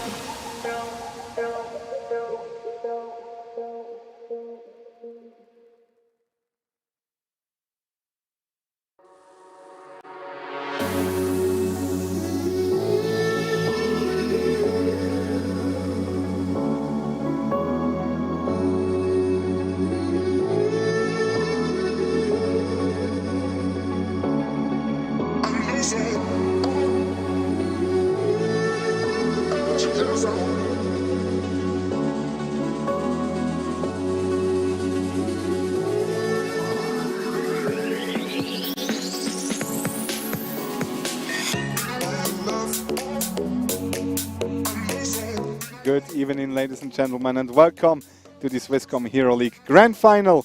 My name is Remo, and as always this season, and also last season, I'm joined by the beautiful Kairos. Kairos, how are you? I'm doing mighty fine, thank you very much. I'm super happy to be here. Very happy as well. We do have a great final ahead of us. Today, we're going to be your casters, your analysts. No. Yeah. And wow. Spirits as well as John will be your casters for tonight's match. It's this CG against Gaijin, certainly the biggest and best teams this season. Absolutely, no doubt, especially after seeing the semi-finals, quarterfinals runs of both teams. There is really no doubt about it that we are seeing the best two teams here in the final. Yeah. Predictions already, right? right at the start of it? Right into it. I'd love to see a close fight. You know, nobody really likes a stomp. Really, everyone's exciting about the long drawn out and close matches. So that's exactly what I'm hoping for. I do believe both teams can bring it, and I would assume we will see a 2-1 scoreline. All right, that sounds good. I'm with you, actually. So let's have a look at the teams. The first one on the left side, it is going to be CG, if I'm not mistaken, with, there we go, Monberry, Riesk, Chrissy on a little bit on the right, Nikista in the middle, of course, and on the far right side we do have... I forgot the name. Yahiko? Yahiko, obviously, yeah. Very strong team. We talked a little bit with them. They seem prepared. They're very confident to take it home tonight. Yeah, they seemed really relaxed. Yeah. Talking to them right before, it was a very comfortable and casual vibe to them. So they are also, obviously, and that's their words, they're going into this game expecting to win. Yeah, and not only expecting to win, but actually expecting to just straight up beat them 2-0. Yeah. So they're so well prepared. Yeah, healthy amount of confidence for sure, absolutely. Yeah. And you can't really put it past them. They are prepared, you know. They do feel very confident in their own gameplay, and in all honesty, it is the way to go, right? You do want to go into a final with the utmost certainty that you're going to come out of it with a win. All right, let's have a look at their opponents tonight. It is obviously going to be the big monster in the scene. It is Gaijin finishing the regular season on the first place. We do have XP Monster to the right side, followed by Marisinho, the big name, Regon. Then comes Zed, and the last one towards the middle, it is Alex with his beautiful blonde hair, as always. Yeah, really the probably hardest team to beat right now in Switzerland. They have shown it time and time again. Nobody really came close to competing on their level, really, throughout most of the season. Certainly, if there is one team that can bring a good fight to them, it is going to be CG. I guess that is pretty much out of the question. But still, it is going to be a fairly big hurdle and certainly big names to take down. Yeah. At the season, both teams drew against each other Yep. in a 1-1. So, yeah, there's a good possibility this could be a close one, actually. On the other hand, one interesting thing Nikista said before the match is, well, you know, it's a LAN match. It's offline. Everything is different offline. It's not the same as you would play from home. You do not have the confidence of your own desk, your own chair, sitting alone in the room. You have your opponents right next to you. That's a big difference. It's a massive difference, absolutely. It's something completely different than what most of us are used to by now, I would even wager. After all, it's been such a long time since we've actually had an offline event, right? Yes. And by the way, absolutely fantastic to be Love it. at one again. Finally, it has been quite a while. But I guess it's a fair point, you know. Many of those players not really super confident with a situation like that. And no doubt about it, it could be one of the very much deciding factors in the end. Yeah, very true. Let's have a look at the team stats, actually, as we bring them up. Both teams with obviously very good stats. They finished first and second during the season. So you kind of can expect them to have very good stats. But then again, you mentioned the 1-1 split game. That was, if I remember correctly, that was the very first game of the season, wasn't it? Yeah. Yes, you are right. I think it was. So it has been quite a long time, really, since those two teams have gone up against each other. Yeah. A lot might have changed. Certainly, the teams, both of them, have gone through quite a process. I would say through the whole season. And whereas EG certainly started off probably a little bit more shaky than Gaijin, they had pretty much smooth sailing throughout the whole season. CG very much came alive towards the end of the season. Yeah, that is very true. And also, CG went actually through a player switch as well, dropping Neox after, I think, around 1/3 of the season, picking up Chrissy from Lost Stick. So, yeah, would you actually consider that an upgrade, or do you think Chrissy is just the man to fill in because they need someone like him? funnily enough, I was wondering the same actually, and today finally I had the chance to get to the bottom of it. And certainly from their perspective, they assume or they expect it to run much smoother. So the players themselves, they certainly would agree to see it as an upgrade. I myself have to say what I've seen from Crazy so far on the server in the games that we've seen him play. Probably not a downgrade for sure. No, I mean, I'm not sure whether it's a massive upgrade, but it certainly didn't hurt them. And I guess that's the most important aspect of it. Yes, definitely. On the other hand, though, Nikista also said it beforehand, it is the first LAN match, the first offline grand final for him. And that's going to add a little bit of pressure on your shoulders. Well, welcome to the stage, right? Yeah, welcome to the big stage. Welcome with the big boys. On the other hand, obviously, we have Gaijin, 5 players there, all very, very experienced on stage, on LAN. And that's what they also kind of said before the match. They're experienced, they know how to play in such environments. They feel confident very, very fast. And you need to be ready at the point to play against these. It is game time, you know, it's final day. You can't have any slip-ups, you don't have much time to correct anything, if anything goes wrong. You need to be there right from the get-go, from the start. You need to bring 100%, and that is a skill that needs to be honed, right? Many would argue. And therefore, certainly in this aspect, Gaijin probably is just that little notch ahead of CG. Yeah, that's very true. The first map will be Train, picked by CG. But let's first have a look at the stats of the teams, as production will show us shortly. There we go. CG, we have the best map Inferno, and which is kind of a little bit of a difference to their map pick. 1.17 average kill difference, and on the other hand, we do have Gaijin with a 1.31 average round or average KD, a little bit higher. 1.31 is quite massive. Yeah. I don't know if anyone has joined in and is watching that is not very familiar with Counter-Strike. Obviously, everything above a 1.0 is pretty good.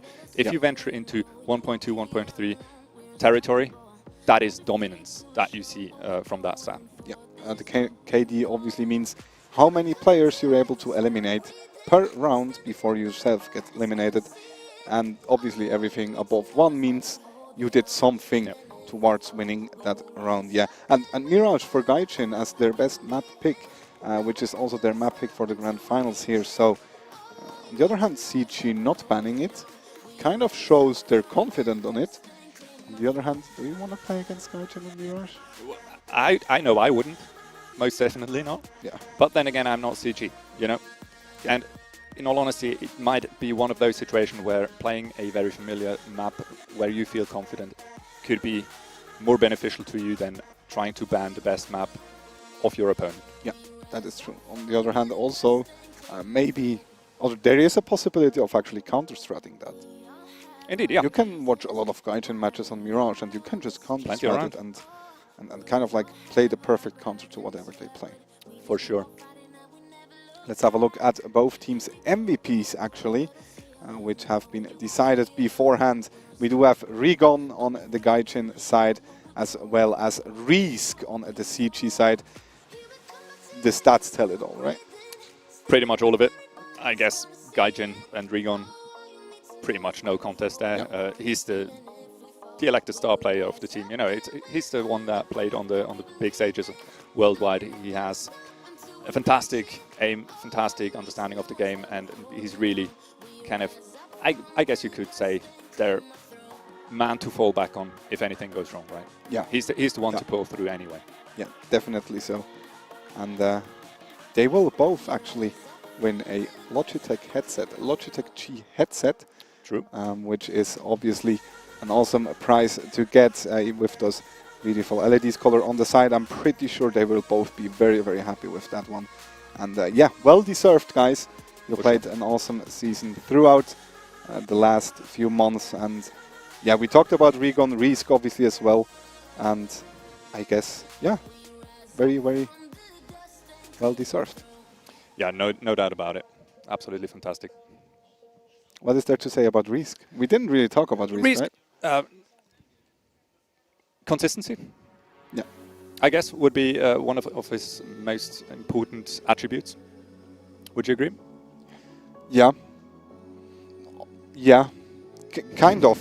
In between between the rounds, he sometimes this season I never saw that from him actually, but this season sometimes I had the feeling that he's missing the shots he usually just takes. But then again, he's still on top of the scoreboard, so it's actually I think it's crazy to see him missing his usual shots, but then still rocking it. Yeah. I guess you are right to some extent. He certainly hasn't had the absolutely blowout performance that we've come to kind of expect from him. But then again, it goes how incredibly of a player he is and what kind of an impact he can have, even when playing not to his absolute limit. And still, we might be seeing this in the final today. Yeah, very true. First map will be Train once again. The Train pick, I'm actually concerned about the Train pick by CG, because if you pick Train, that means your opponent can decide on the side. Yes. And I'm pretty sure Gaijin will decide on starting on the CT side. It is very CT-sided. You don't need to be pretty sure, it is the fact. Yeah, it is. Yeah. And I just feel like if you pick the CT side first, you have such a big advantage. It is, and it's going to be a bit of a playing with fire scenario for CG. Exactly. And I certainly hope they pull through with their map pick, because otherwise it might be a pretty brutal game for them. Yeah, definitely. All right, guys, we will give you back into the hands of our beautiful host Reto, who will be announcing our casters soon for our first map, Train. Reto, take it away. Thank you very much for your brutal analysis, Remo and Kairos. As always, a pleasure to hear you talk about Counter-Strike. I'm here to remind you guys, we still have a quiz ongoing before we go into game number 1 of our grand finals. This is the Swisscom quiz. Participation is pretty easy. You just scan the QR code being displayed on the screen right now, or click the link in the Twitch chat. Then you get taken to an app, you download the app, you register for the app, and then you can take part in the quiz. In this quiz, you have to answer questions throughout the whole final. Every game there will be questions popping up, you have to answer them. If you answer a lot of them correctly, you will get thrown into a raffle. And if you're a little bit lucky, you will come out on top of this raffle and you will win a private gaming night at the Blue Cinema. Even if you don't win the gaming night, it's still worth to participate, because Logitech will give out hardware to random participants of the quiz. So basically, just participating is already winning if you want. With that being said, we are going into game number 1 of our Swisscom Hero League Grand Final in CSGO, and I give you two guys in the good hands, of my two casters, Spirits and John, after we make a little overview of the stage to show you guys how the teams have set up.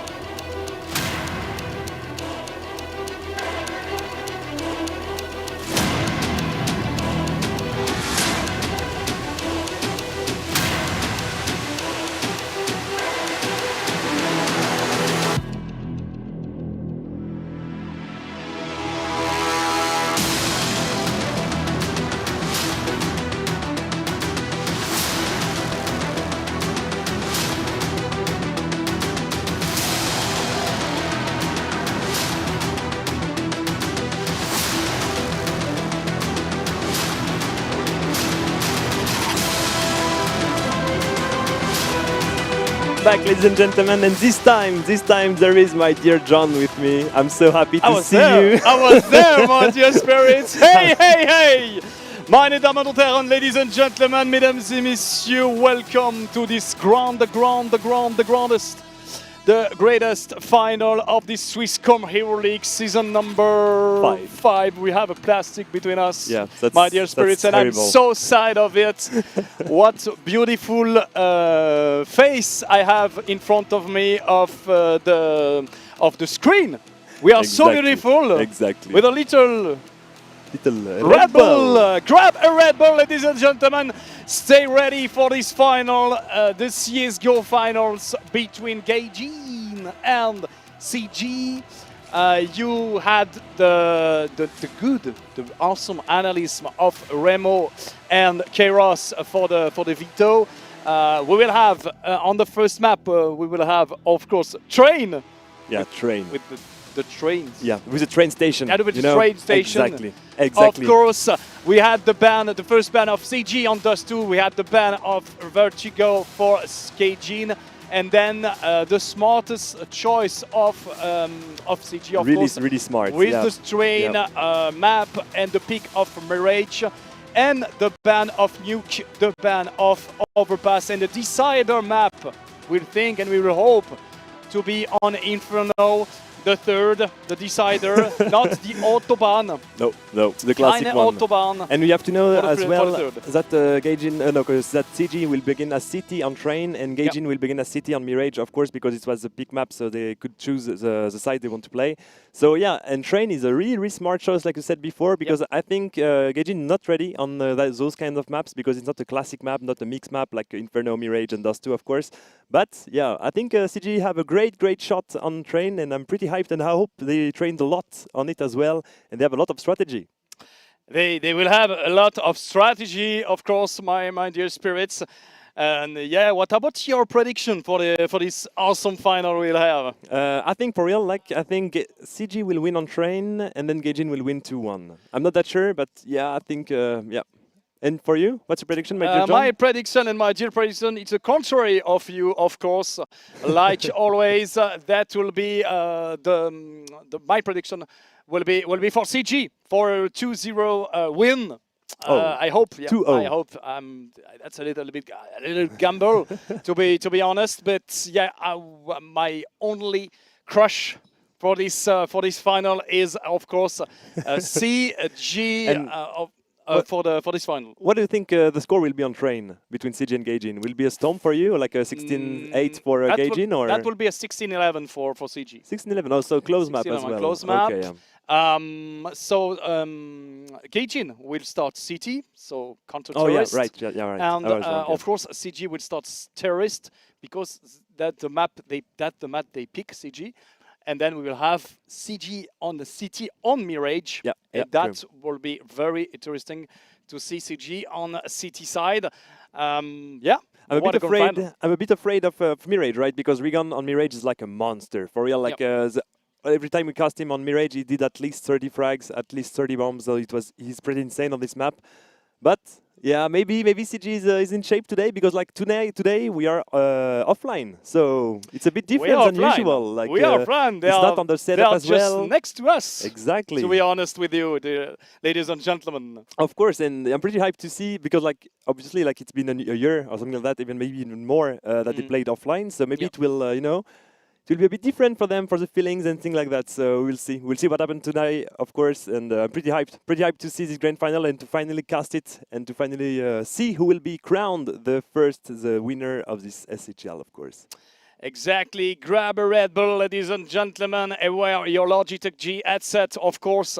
And you will have a perfect lineup, and we will have a perfect grand final between CG and Gaijin. In BO3, of course, we'll have 3 maps. And I have an inside news from our reporter live, over Born to Cast reporter we have live in the server. In the main season or the current season group stage, we had a confrontation between CG and Gaijin, of course, and that was the first play day. We casted it, my dear spirits, and CG won against the one map against Gaijin. Yeah. And that was? It was on Train as well, right? No! Was it on Train? You are not. You are wrong. I was testing you, and you failed. When you fail once again, my dear spirits. No, I'm joking. I'm joking. Bother you. And that was Inferno. Oh, it was Inferno. That was Inferno. Yeah, right. They won on Inferno. Yeah. So they choose the smartest choice of CG was to pick, of course, Train and Nexotic map. Yeah. They know that Gaijin are not so comfortable. Instead of Dust 2, they ban first Dust 2 CG. So we had a smart choice for CG. I think they will have some strategy. Yeah, I hope so. They spoke to me a little bit, and they asked me if I have a good strategy for the terrorist side, or for the city side, or for the gun round of the city. And my cause is I'm 100% objective, you know, my dear spirit. So of course, as usual. I didn't plan or I didn't say anything to the strategy, because I'm You're fair. 100% neutral too. And you're fair, yeah. That's I'm great. fair. That's great. And we have to know as well, guys, that it was not the same lineup for CG, right? They had a substitute. Crazy is substituting. I don't remember for Nyox. It was Nyox, obviously. And so yeah, so Crazy is a new player. He already played maybe 2 weeks ago, maybe 3 weeks ago with them. So normally they should have get time to train together. So normally they should be ready for this big day, obviously. So yeah, I'm pretty hyped to see if Crazy will fit in this lineup, if they work together, if they develop the strategy together, and yeah, and I hope they have a shot. He's a strong sniper. Yeah, he's a Swiss knife, like we Swiss I'm told. That's a Swiss knife because he can play sniper, he can play rifle too. Yeah. So I think he's very polyvalent, or I don't know if we can say in English. I think yeah, you yeah, can. yeah, Not that sure. Not my 100% sure. My but, dictionary spirits can maybe say this, but yeah, we have a Swiss knife in the CG team, and that's Crazy, and that's the points I want to you guys know that is very interesting player, and we have Risk took so many risks. Risk has. Usually make some risk in this game, picking with this sniper, so that this other main sniper of the CG team, and we have some greatest AM rifle like Yahiko del Toro del Mondo team, of course, and then we have some other players like Manbury. Manbury, of course. And the fifth is you mean Yahiko? Crazy, Yahiko, Manbury. Oh my God! If we forgot the last one, we would be so ashamed of ourselves. We'll be fire. Thank you, ladies and gentlemen. It was a pleasure. Nikista, and Nikista with a good AM too, with a good really rifle. So they have a good mixture. Yeah, we can say this team CG, and we have the strongest on paper. We have the strongest team. Is Gaijin, the hero Gaijin with the hero. Alexander. We have the hero XP Monster. We have the hero Z, MVP of the 3rd season of this Swisscom Hero League, and we have, of course, Regan and Merezinho. But Regan, of course. But we have Regan, the top star, the top player, 3 times FPL champions. So yeah, we have some strong individuality in the side of Gaijin. Yeah, true. And but I think maybe the strategy of CG will crush a bit the aim of Gaijin, of course, because if you're flashed, even if you're the best player in the world, of course, if you're flashed, you cannot do anything, so you will just get shot and killed. But for that, if the CG has to be ready, CG has to be prepared, CG has to get a lot of strategy and know how to play together, of course. But we'll see if they're ready for today or not, and we hope so, obviously. But yeah, because there is and Alex was really good those past matches. It was pretty insane. Zed as well did some pretty good matches, and Regan. What can I say? Alex was in shape. Yeah, Alex was in shape. The last game we casted with Gaijin, Alex was on fire. Yeah. And then there is always Zed. Zed who is calling a little bit. Regan, I think, is in the center. You maybe saw it on the image you have. You have Regan in the center of the lineup. Yeah. And most of the time we have in the center, that's the main leaders, that's the leader in game. So we probably think this is Regan for this lineup, but I think Zed is not so bad leading game. Oh no, he's a big support player as well. Exactly. Insane. And you have the flyer of and Train, we have the flyer of view. Course. Paddy the greatest. Oh yeah, our greatest observer. Oh, be ready, guys, because this guy is really, really good, of course, and he will show you every single point of view, the best point of view, obviously. And I hope you're ready, guys. You're ready for this big final. We can hear the player shouts, so I'm pretty hyped as well. Yes! It remembers when I was young and I was doing some lands as well, but yeah, Yeah, I'm you did casting some right LAN? now. Oh, You yeah. want some LAN? I want to do some final right now. Ah, as yeah, well. you want some LAN. Okay, Yeah, okay, when I was younger, of course. Okay, yeah, a great setup here. I'm so comfortable, my dear spirits. Let's go for this grand final of the Swisscom Hero League 2021. Inline, offline, one time, my dear. Between Gaijin Gaijin and CG. Oh my god, I'm so hyped. I'm so hyped. It's two letters, is C to the G, yeah! You want to do a little song? Yes, we can do a little song. Come on, CG, poo, poo, poo, poo, poo. Here we go, ladies and gentlemen. Gun round of the Swisscom Hero League final. Here we go. And Gaijin starting CT and CG, of course, Terrorist, like I said, XP Monster on the ramp. B. Watch out for the first confrontation here with the XP Monster on the support. There are three in the B, the Gaijin players, and we have 2 kills already from Rafinho, and XP Monster was filled down, and they will be back in the A, and that's very smart. Watch out, Nikista. Nikista trying to maybe kill and wants some frag by Nikista, and then there is still Alex and the big player Rigon. And a very, very good start. Bomb is planting for CG, of course.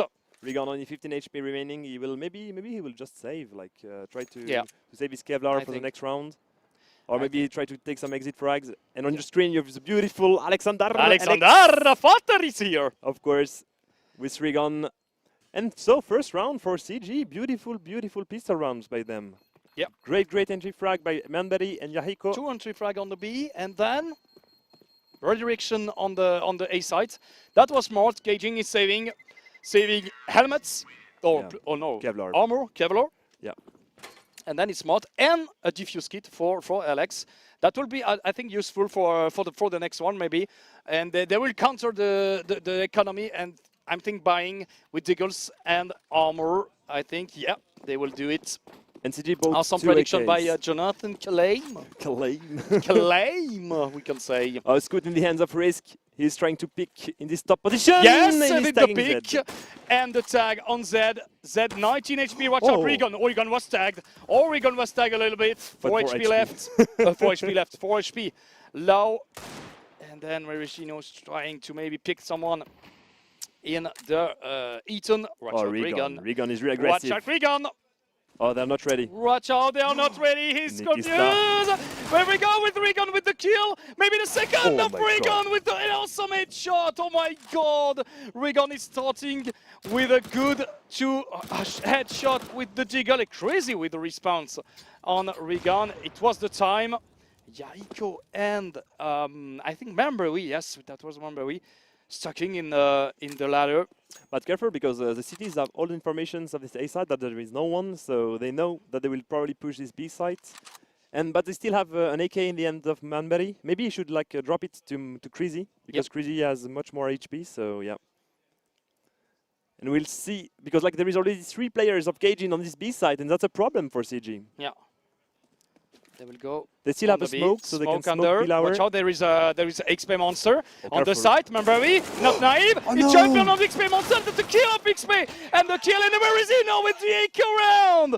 Magnificent round for Gaijin, and the 2 elements and the 2 armor was very useful, and the kit's defuse was not useful because they didn't plan the bomb, my dear spirits. Yeah, but what a round by Rigon, pushing this middle by himself, taking 2 kills and shutting down Nikista, and as well it was Risk with his scout. Pretty impressive by this player, of course, and Rigon still for the offensive and taking the first frag on Manberry in this middle. Yeah, Rigon very aggressive, and the second for Rigon on Nikista.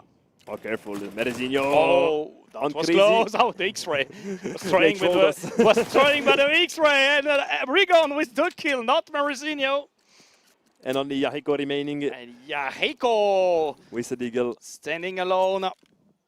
1-1 Gaijin already have the counter-attack. And the eco in the previous round. Oh, Good line with Yahiko, and that's a kill on Regan. Regan is too solid. On this round, once again, Regan with 7 kills. 1 kill per player, per other players, we can say, in the 2-1 for Gaijin. And now we'll have a Nico, a saving round for CG on this 4th round. Yeah, they have to, because Nikista only have $1,050, of course, and for Aiko only 1,700. So yeah, they have to eco, but careful, there is XP Monster. Oh, instantly putting a molly. Yeah, but careful, they're going to be upper. Oh, The careful, upper with Regan. Regan. That's a pleasure. That's a pleasure for Regan with 2 kills. XP Monster with 3 kills for Fabio. Magnificent kills. Solid on the B side, and Regan with the help. And that's clean for Gaijin. That's very, very clean for the Gaijin team. Great crossfire by those 2 players. It was Yeah. pretty insane. And for once, like, Regan wasn't in this middle on A, so he helped XP Monster on this B side. Impressive. Impressive. Once again, 9 kills already in 4 rounds for Regan. So 2 kills per round at least for this player. Okay, he was against Nico this time, but yeah, pretty impressive. Pretty impressive. And so CG will try to play a bit slower, I guess, and they will try to take this toxic. Watch out, Regan. On the ladder room. Freeze game, I think, a little bit to just calm down for the CG lineup. Not freezing for Arctic Gaming. Big shout out to Arctic Gaming, of course, my dear spirit. Regan. Do they know the setup double nades? Oh, Regan will rush. I think he will push a little bit. Okay, line, very aggressive line. Oh, he will have something. He will have something. He will have a nade. Oh, the nade. Not so much damage for the nade of Regan, of course. Regan is Just not going afraid back. of the players to be mid and just to push like that. Okay. I'm hearing that the players, they are talking a lot on the Gaijin side. Great opening frag by Crazy. Crazy, good. It's Heaton. He will try to push, obviously. Watch out, Zed with the Hope. To the Olaf position. Regan with the kill on Crazy. Crazy fell down on the Eaton. Nobody is Eaton for CG now. Maybe we will have Nikista. And careful, there is 3 players on this B side right now for Gaijin, so maybe CG has a shot on his A side. Nikista is advanced, but we have... Oh, Nikista is doing all the rock. Oh, Nikista spotted. He spotted Zed was Zed, yeah. I think Zed spotted. No, I don't think Spot so. him. No. No, that's a kill. Very smart by Nikista. Oh, but careful, there is Regan. Yes, Oh, Nikista with the second on the A side. Awesome play by Nikista. He's doing all the job alone. XP Monster with LX for the backup, but CG are all in the position, all the good position they have, and probably Gaijin will save because LX is only with 15 HP. Yeah, but he took a kill. He took a kill on Nikista just right now, but yeah, I think he should fall back, but maybe he will try to take some exit frags right here and try to take an AK. He will maybe surprise Risk. We shall see in a moment. But what the timing by Nikista. Oh, careful this duel. Oh, beautiful. XP Monster taking the kill on Risk. He will take his AKs and he will just save it. Nah, he will just can't, save. but that's the end. Oh, careful. Oh, Alex. Oh, Manbury, that was clean.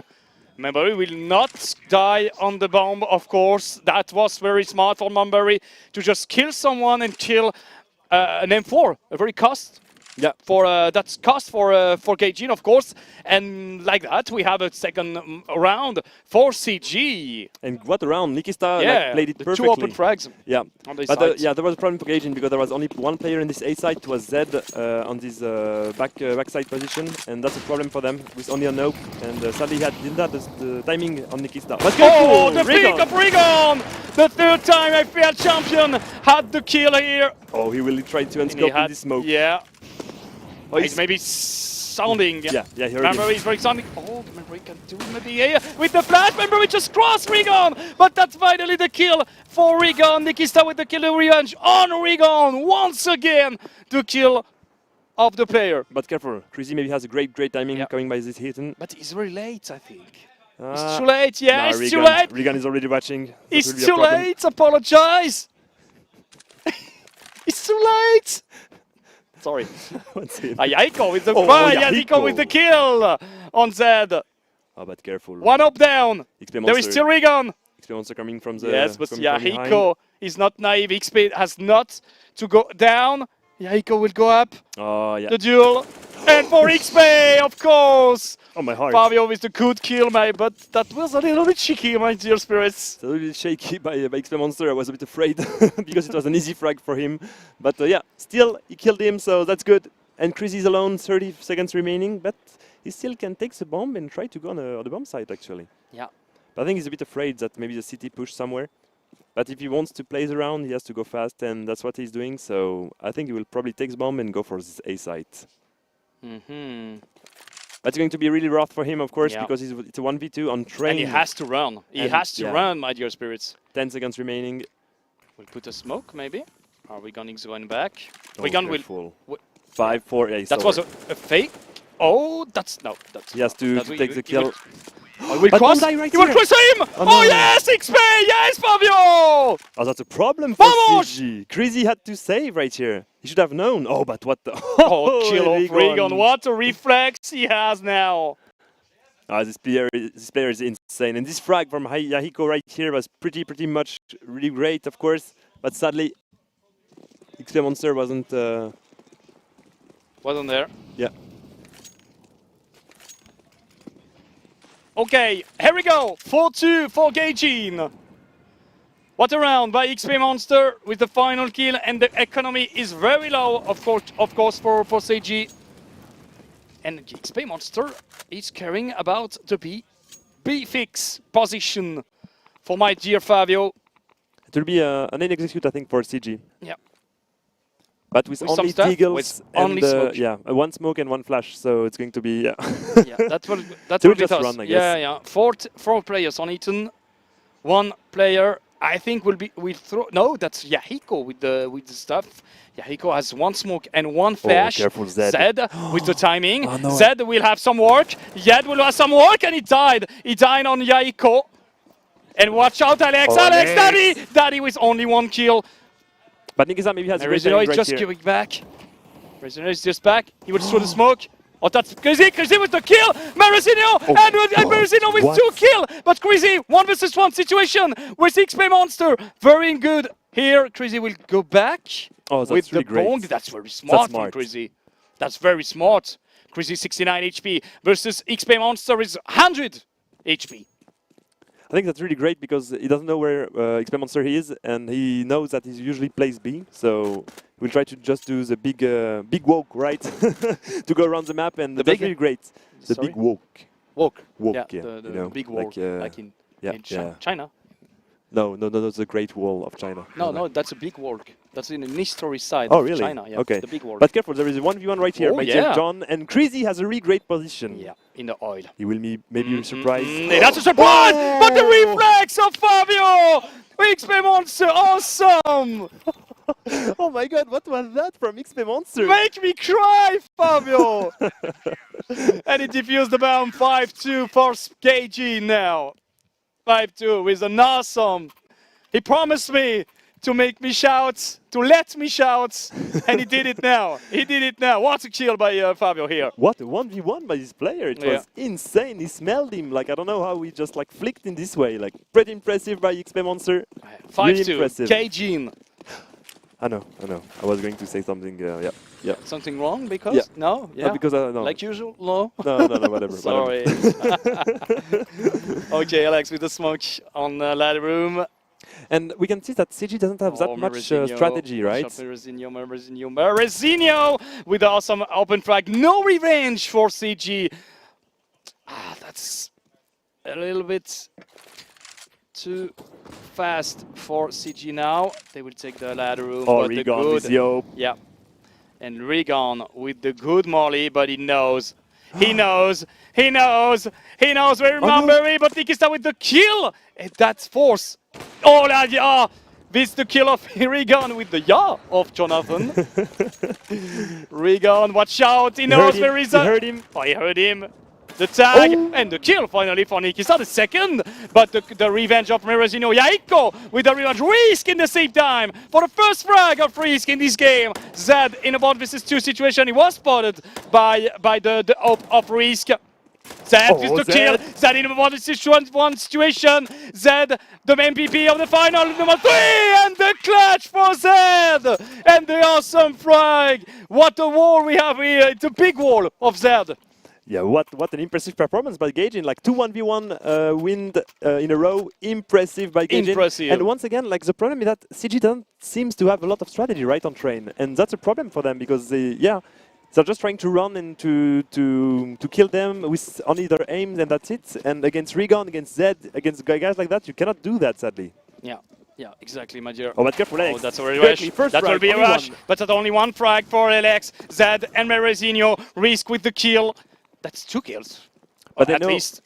They know they have the on bomb the eco. in this ladder room. Oh, watch out, risk with the deagle. 2 versus 3 situation for CG. Regon with a solid kill. Wiggles nose. Oh, Nikista. That was nice. That was huge by Nikista, but Merezinho is just behind with a solid kill on Nikista.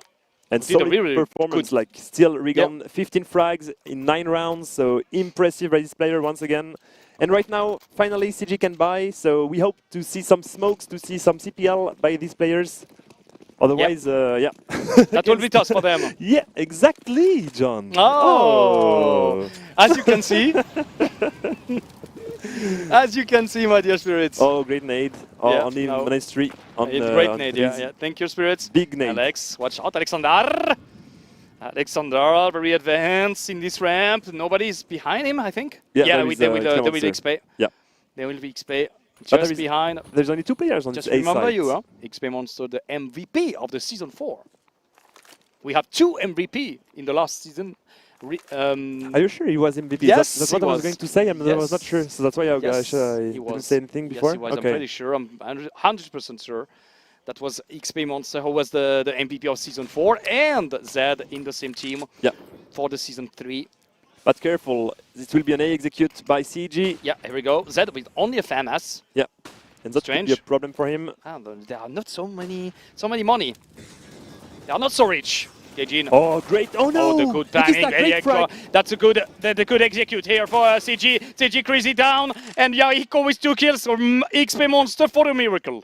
1 versus 4. He spotted. Oh, great. Smart play. Smart play. Smart, Fabio. Smart, Fabio. He knows there's a 3rd one on the left. Just behind him. Somebody's alone. He knows what's crazy with the timing. That was close for XP Monster, but what a shape by XP Monster. Awesome. It was really smart by him to not shoot the first player he saw, and just to wait a bit and try to take a lot. And he was so close to take the 3rd one as well, but sadly Crazy had the line. So great round by CG with a great execute. And I have the same keyboard at home. Yeah, it's a Logitech. This keyboard is awesome. True. And that's the TKL G. Oh, I don't know. 915, I think. To be completely complete. I'm with impressed. You. I'm impressed, my dear John. Oh yeah. You know. Hey, I have a G901. No, that's G502. I only Light have the speed, G Pro. of course, I only with have the G no Pro. wireless. But Awesome. careful, Okay, CG. back to the game, ladies and gentlemen, and we will have a Nico round for Gaijin. Yeah, with Deagles, but careful. Deagles is engaging, is like pretty powerful. Like we have Regon that can pop some heads pretty easily. And it will be an A execute once again for CG, but they're trying to take Hitten slowly. Yeah. And they have to be slow. They know probably that's... Oh! Zed with a beautiful one tap. That was a candy. That was a candy from Zigan, and they are stuck, and Regon with 1 kill, whereas, that's a massacre. Yaiko with 2 kills. Yaiko awesome with 2 kills. The 3rd, no, the 3rd with Zed. What a shot 1 versus 2 situation. This player. Risking 1 versus 2 situation. I lost my words, ladies and gentlemen, in this grand final of the Swisscom Hero League. He spotted the first one, but doesn't know where X1 was And around. go for Zed! Zed for the triple kill. Awesome by Zed! The 3rd of the round, I think. 3 kills in save round for Zed. Awesome. I told you that Gaijin with Deagles is pretty powerful, and with Zed, with this kind of skills, it's insane. Like 2 frags of Yaiko was insane. Impressive by Gaijin once again. Impressive by Zed. Okay, smoke. And it will be a B push by CG. Yep. with some Mach 10. And Only with a Mach 10, little one jiggle. fake, I think. Oh, but careful, XP Monster is spotting them. Very not advanced, very in back of the B side. He knows everything. And that's a kill. Oh, Alex with the 2 kills. Alex is already in the B side. But careful, there is Yahiko in this mode. Yes, Yahiko with the smartly play, but Regan with the revenge. And Risk alone in a 1v3 situation with only a jiggle. But he has a molly. He can maybe annoy them, but sadly for him, they have 2 smokes, so they can just extinguish it. His molly. I can't defuse, he said. However, Regane will chase Risk with the kill. 19 frag for Regan the Machine. You don't want to let me defuse? Okay, I will just find you and I will just I can't defuse, I will go up and kill him. That's simply. And that's easier. Look at that, look at this player. Awesome, and he's smiling like always. Awesome player and awesome man. Yeah, obviously. 9-3 beautiful for man. Gaijin. Okay. Okay. I will trust you on that, my dear John. Yeah, you can see it too. Yeah, of course. 9-3 for Gaijin, starting very well in this first part of this first map. Ladies and gentlemen, with the BO3, just a reminder for you. I think CG will try to put some to do some noise in this A site and try to execute on this B site, but careful because there is XP monsters. They will try to take some information, I think, at some point, with maybe a flash from Regan or. Oh, it will be a B execute. Look at the flash. Look at the monster. The timing. But a good frag for my Nikista. Watch out, Regan. Regan in the smoke, but Regan fell down on Memberry. And after 5v3 situation, they have to do something. They have to maybe run of going back into A. Yeah, because look at Crazy. Look at Crazy position, pushing this hit, and he will call his teammates to just come back to his A side because a wide lurk from Crazy, but that's smart. That's really kind of smart. But they are the three players of KG9 in the B, and that will be A, I think. Oh, no. No, Crazy is going behind. I don't like this idea. But Merizino is going back to A. Oh, careful. He heard him. Oh, not good. Alex with only 19 HP left. And but that will be a B. Finally, that will be a B for CG. And Zed taking a kill on Manberry. Yes, so and Yahiko with the revenge. Yahiko planting the bomb, but we have Risk with a solid kill on Zed. And finally Risk with 2 awesome kills, and the round is for CG, ladies and gentlemen. I was a bit afraid for this last part of the round. Like they wanted to go for this B side. I think they should have go for this A side, going by this ladder position, maybe with with a double drop on this ladder, and that's it. Because if you want to execute on B, you need to have some information. And Crazy had so much information on this A side, he should have known that there was no one. But yeah, great round by CG, 9-4. And it's an eco round or buy round. Yeah, it's a buy round. It's a buy round. It's a max 7 in the hands of XP Monster. It's a force.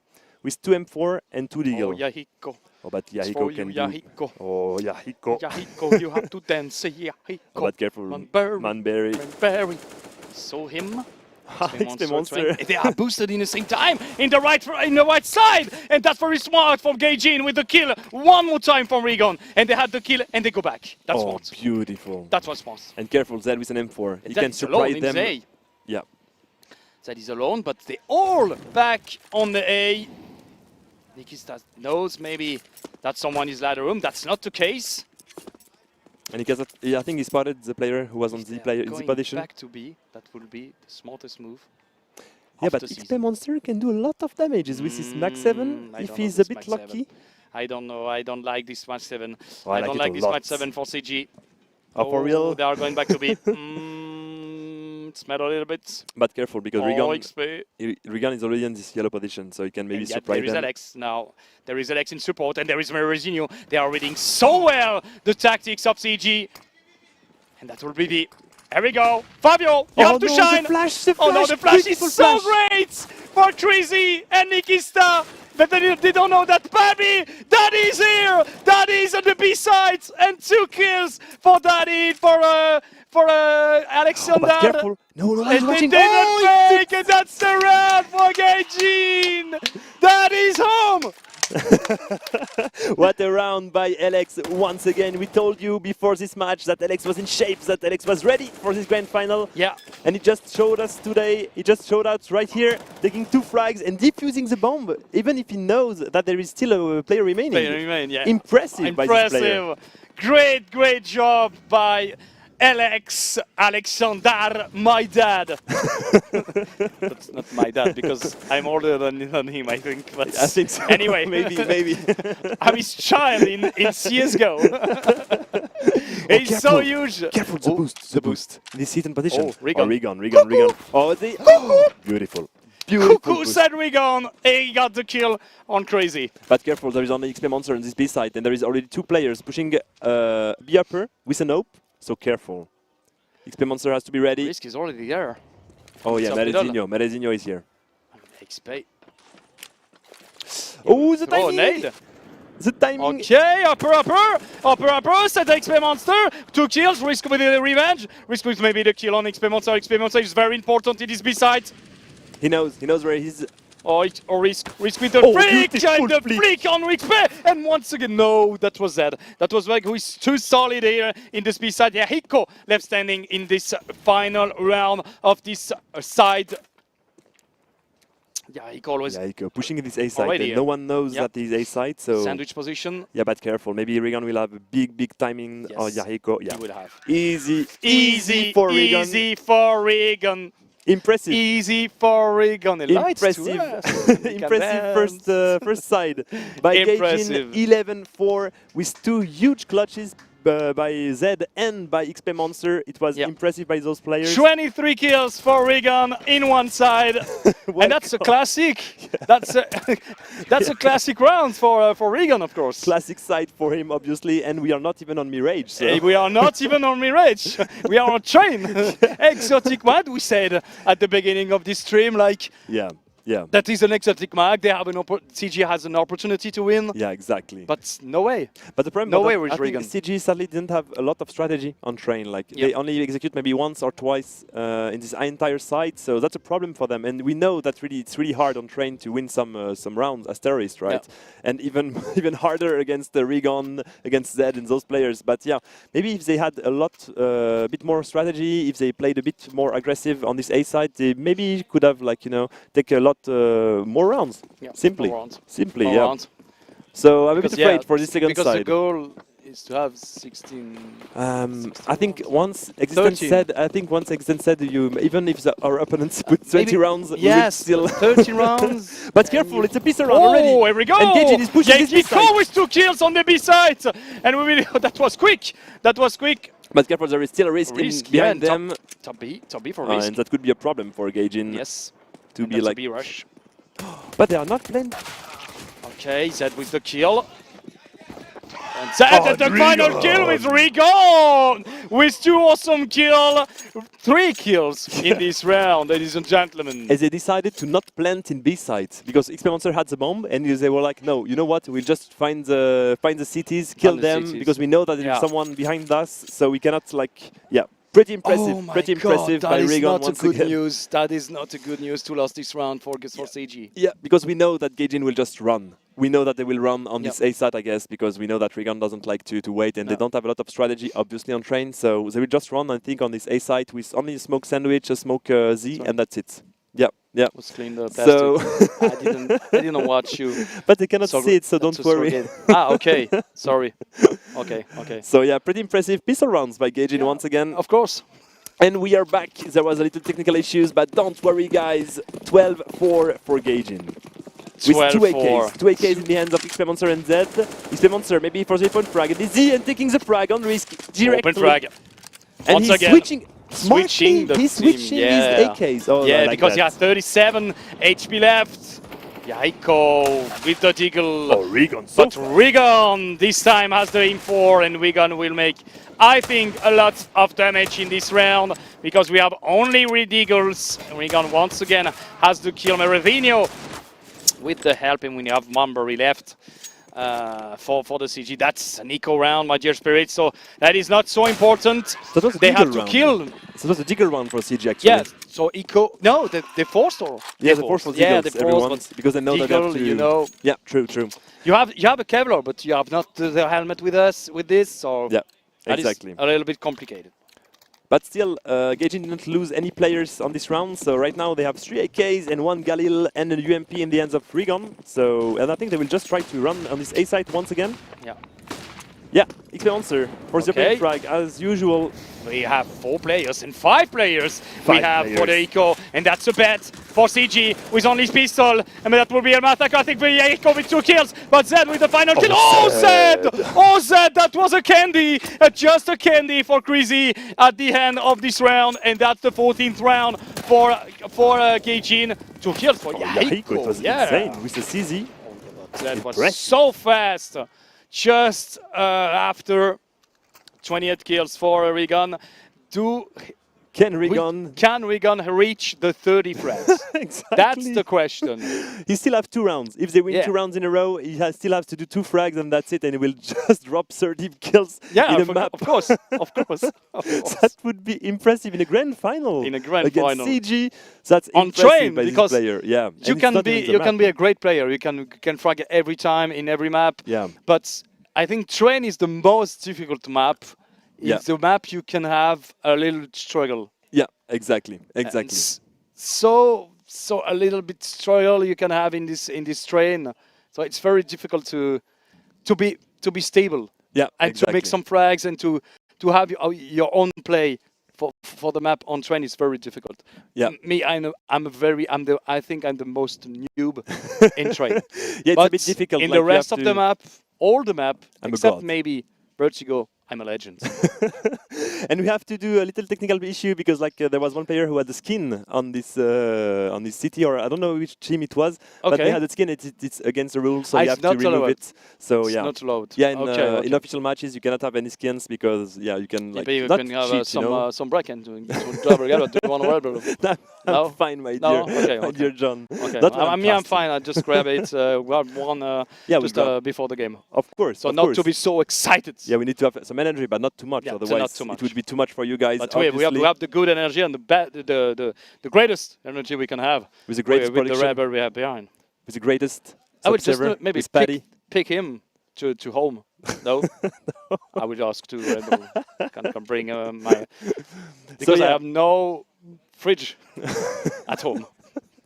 Maybe I can put my meal and something like this and my Red Bulls. Of course. Obviously. One floor for the Red Bulls and one floor Yes, for the rest. you're right. And we're You're back. right. We're back, ladies and gentlemen. Grand final. Gaijin 14, CG4. Here we go. Oh, careful. Risk. Risk. Failing his shot, sadly. Destroying some stuff. The Gaijin. Will they flash? That was nades, I think. That was nades on the green. We have almost no damage. Yeah. Only except on Risk with 8 HP. But careful, Risk has a great line right here. He knows that there is a player at least on the left side. Oh, Merizinho with the kill. 2 hopes. Set up 2 hopes for CG here. Watch out for Risk with picks. Where's picks? And one is again. We had the picks of Risk. Oh, that was another for Risk. Zed with the kill. And Zed alone. 1 versus 4 situation in Yahiko. And this time we had a great, an aggressive team. Yeah, of CG. exactly. With 2 ops, 1 hidden, 1 on this Z position. And Risk, what a player. He was so fast with his op, actually. Exactly. It was pretty impressive, but I think right now CG knows that there is at least 2 ops in this A side, so they will just smoke and flashes, and that's it. Or they will just go for this B push, I guess. Okay, yep. 5 players almost. Stuff throwing in the A side. Careful, Would be a Merizinho. split. Merizinho. He's already in the ladder room. Nobody's ladder room for defending ladder room. Watch out the Yahiko in beautiful electric, frag. but exchange of frag in the game. That's not the good news for CG. Risk with his hope. And that's the good news for CG. Because and the bad news for CG. What we have for the bad news. And But a good news for Crazy, but no. Yeah, Crazy taking the frag on Spin Monster. Oh, that's right! Mabui! Oh, Mabui! No! Oh, he fell a little bit. bit, he was blind, but Regan got the kill. Risk no kill, 2 versus 3 situation for Gaijin. Bomb is planted. Good redirection for Gaijin. And the great news for CG that they don't have any mollies, so they have to. Zed have to fight. He has to fight. Zed has to shine. He knows that there is. No, Oh no, he heard him. I think. It didn't hurt. Yeah, I think he should have heard him because like he Yeah. was running. So, but yeah, beautiful That's round by CG. Round for CG. Okay. They are coming back. They are coming back. Coming from the ashes. And that will be the Like a remontada. Phoenix. Oh yeah, I hope so. I hope so. I hope they will win 16-14. Con la pelota. En la remontada. Sí. Paddy con la pelota. Beautiful round There by we go. CG right here. Crazy really strong with his AWP. We told you in the pre-show that yeah, Risk and Crazy can play with the AWP and they are really great, both of them. So yeah, but careful, Zed trying to pick, but Risk Zed is too was fast. solid. Zed was solid here and no.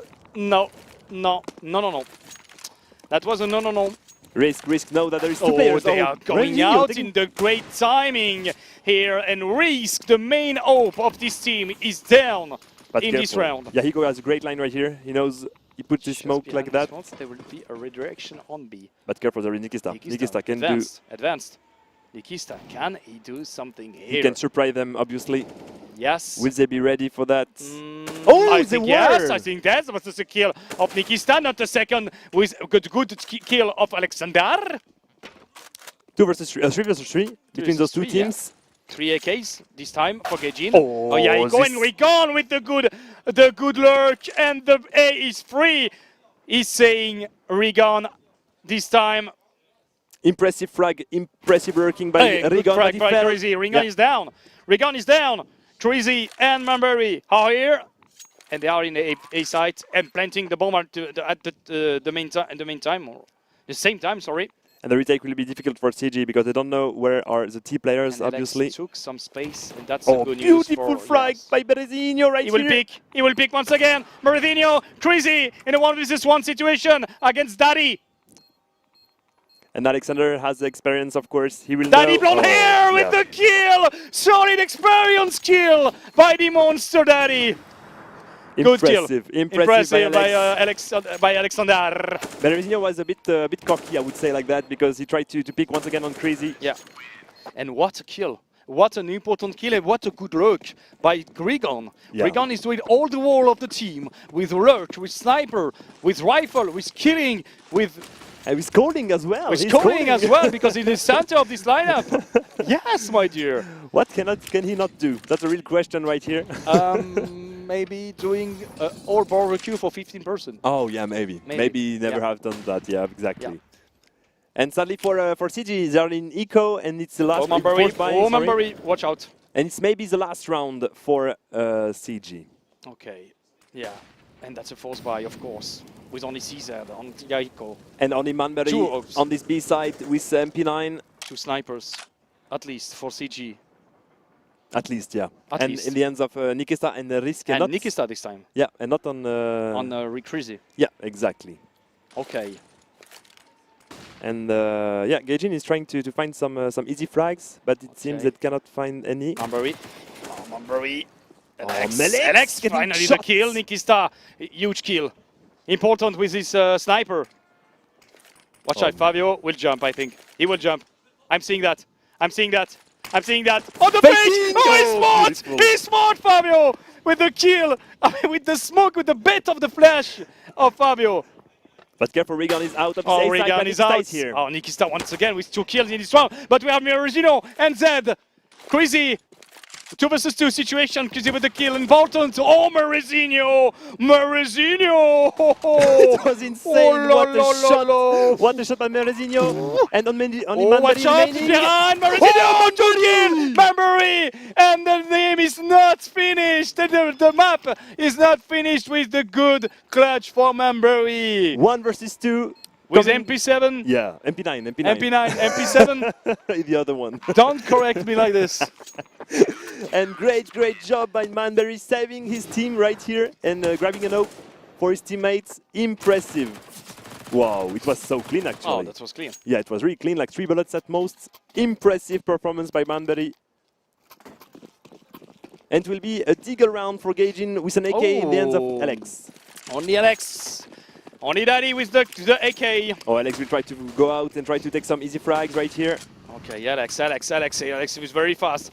Oh, he's pushing, Everybody is hurting him. He's pushing. He has no fear. 22 HP left, but the nade finally for Crazy. But behind we have the kill of Merizinho, but Crazy and Risk for the kill. We have Regan. Finally, Crazy has Regan and Mambury has Zed. So the round is for CG. It was pretty interesting actually. This push by Alex on this left side, and he spotted at least 2 players. But sadly for him, the timing of I think it was of Nikista with M4. It was really great. So great defense by CG, putting 8 rounds. Because your pronostic was 16-11 for Gaijin. So 3 more rounds for CG would be actually great for you. And first frag by Risk on XP Monster. You are so on proud this when B you swing the side. Merizinho will try to take some heads right here. It was close for Merizinho. Dinked, yeah. Oh, Merizinho maybe? Oh, Merizinho, no. that was close. 2 frag in the same time for Crazy in this Eaton. Zed with 1 kill. Oh, it was really close by Zed actually. The second was close for Zed. But no, 9th round for CG, 59. And 30 frags for Regan. We didn't watch, we didn't notice it, but yeah, 30 frags I said for 16-11 for Gaijin, right? Yeah, exactly. Okay, thank you. Exactly. And I didn't say anything because he didn't ask me. So yeah. No kidding! I will do the rest. I will do the rest. Now watch out, Crazy with 2 frag. And then Yaiko with the kill on Merizinho. Zed with the fake, I think. That was a fake flash. Dead alone once again, 1 versus 4. No, Taking the first frag on Yahiko, but that's it. But that's it with Risk. And this time we will have a buy 1 for Gaijin. 1 more for your correct pronostic, my dear John. 1 more for my correct pronostic. But if you remember correctly, that was 16-11 for CG, I said. Oh, thank you very much, my dear spirits, to hear me one more time. As usual. As usual, of course. It's a fake A push by Gaijin with 2 smokes into sandwich and yellow into And electrical, I mean. And they will go for this B side. But careful, Manbury is here with a molly in the end, so he has to be ready. Nobody is rotating, maybe. Oh, he gets spotted. Doing that. We have a molly instantly for Manbury, and instantly the smoke too. They will take but careful, the ladder. Regan once again. Regan, he's too smart. He's too smart. He felt that Yahiko was in contact, but that would be a finally for Gaijin with maybe Regan. 32 kills in this game. We have only 25 rounds in this game. Careful, But Regan, maybe. Regan with 32, he knows not, no, he was not so sure, but whereas with the kill in the same time on Nikista, they know that Crazy is in the move of Crazy. Just behind, but Brazino with the kill, the revenge. Oh, it's Monster, that was fast. 2 versus 1, 1 versus 2. Manbury once again to save CG. Once again in a 1 versus 2 situation clutch. But this time they are playing together, the 2 players of Gaijin. That's a problem. That's a problem for Manbury. He won't surprise. So many space. He won't surprise them and doesn't know where they are. He will get spotted if he puts his molly right here. Yeah. Oh my god. This molly, yeah. He's trying to defuse. And if the monster is rushing. They will jump. They will jump! And finally Fabio with the kill! And that's the first map for Gaijin. And what a performance for Gaijin. Wins the game, but wins the first map to be just complete with you guys. And it was they win CG the first, map. and that was the CG map to be complete with you, ladies and gentlemen. And what a daddy! Very happy we have A with blonde hair this time. No, it was like last usual? year. Yeah, like last 2 years, I think. Yeah, exactly. And that's us. Here. But impressive performance by Gaijin once again with a Regan who was like just putting 32 frags or something like that. It was impressive with a big clutch by XP Monster and by Zed as well. Everyone played really well for Gaijin, and it was pretty impressive. So we'll let Reto speak and show you the big winner, of course. Resource to you. It's to you, my dear Reto. Thank you very much for your analysis, for your cast, John and Spirits, for all the emotions you put into your cast. It was very pleasant watching this game. And as they already said, it's Gaijin taking the E-Train from CG, even though it was CG's map pick. So we will see, maybe CG will be able to upset Gaijin on their map pick.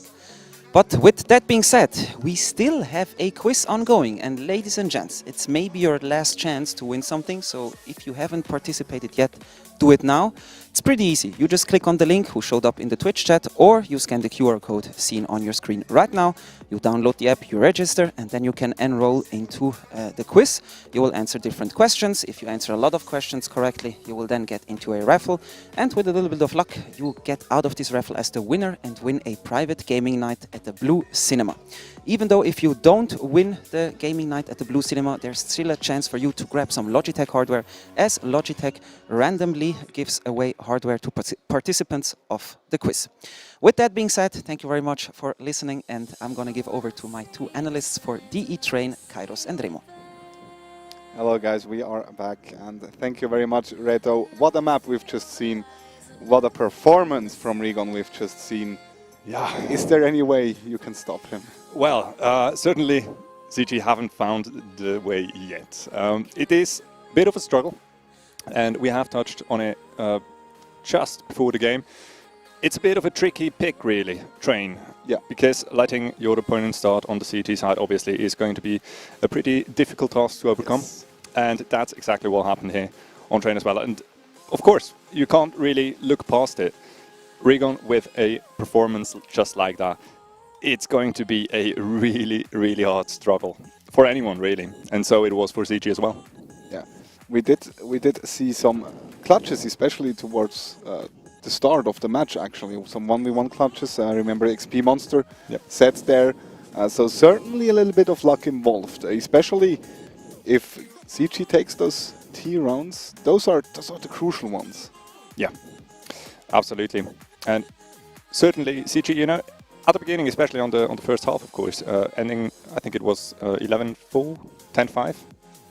Not entirely sure, but whatever it was, I guess you need to give it to CG to some degree. After all, they did manage to mount a little bit of a comeback during the second half. In the end, of course, it wasn't quite enough to really overcome Gaijin here and win on their map pick. So it is going to be a struggle now going on over to Gaijin's map pick for sure. And I certainly hope CG can perform on the second map just a little bit better than on the first one. Yeah, definitely. We will have some highlights for you guys to just review that first main of the E-Train. You kind of spoke, or we kind of spoke about it already. Rigon, the beast on the Gaijin lineup. In the T rounds, waiting for the player here on the A-bomb side, which stuff like that just makes him so special. Like, he's not taking these kills for granted. He works with them. Absolutely. He's certainly that player that tries to maximize the output really of every play that he's going for. And it doesn't really matter what he has to work with, whether it be an M4 and an AK or even only a Deagle. He knows exactly how to bring himself into the position to maximize his reward, really. And time again, that is going to be a pretty difficult thing to deal with if you're on the opponent's side. Of course, really nice hold downs here as well. And you really wouldn't be surprised to see Rigon in a lot of those clips, right? Yeah, definitely. We just saw XP Monster. He had a second clutch as well in the 1v1 against Kriggy on the oil train with a beautiful flick, actually, to take down Chrissy, I'm sorry. It's not only Rigon in the end performing. No, for sure. Although, of course, he was the one with the most frags, with a monster performance. No one really of his whole squad dropped off in performance. So they had all very, very steady and impressive scorelines all throughout the game, really. Of course, he just stood a little bit above them, but then again, the whole rest of the team as well, performing to their absolute level, and that's what you get. You win your opponent's map pick. And this round, a big one for Gaijin, really winning that eco round on the T side or the CT side against the T side. those are the rounds you need on the T side, and those were the rounds they were in the end lacking when it comes to actually taking home train. Yeah, I guess so. There's only so many mistakes really you can get away with, especially on a map like Train. It is a very, very difficult map. Everybody who plays CS knows that. And you need to be pretty much flawless really to pull off a comeback like the one CG was basically forced to go for. Now, I really want to touch on Risk real quick. We had him as the MVP of the whole season for CG.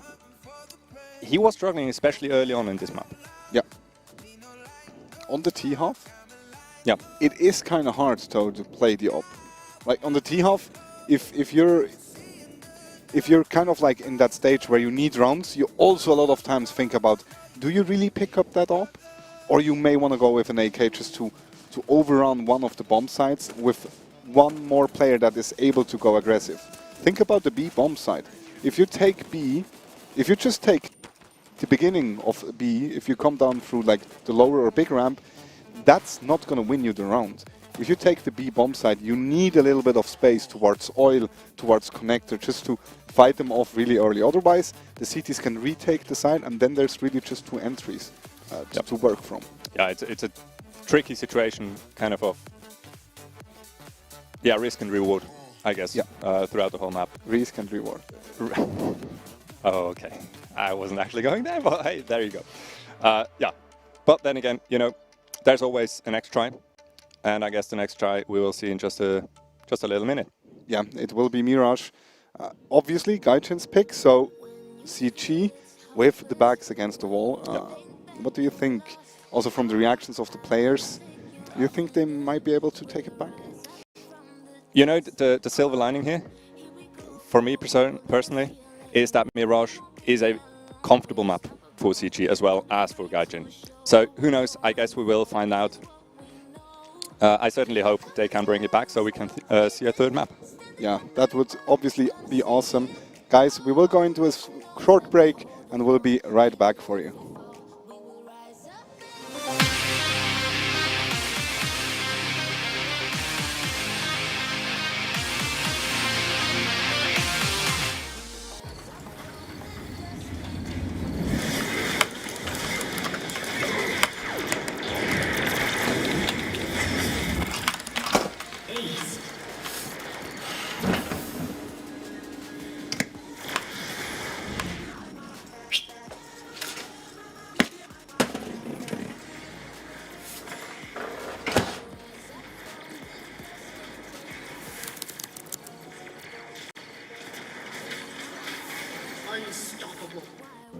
It's hard, you know. I just wish someone on my team would have told me. Apparently, I'm really not that good with this thing. Also, I die way too often in apartments, seem to never have enough money on buy rounds, and flashed 4 teammates just yesterday. Wait, what? I didn't. You did, Sean.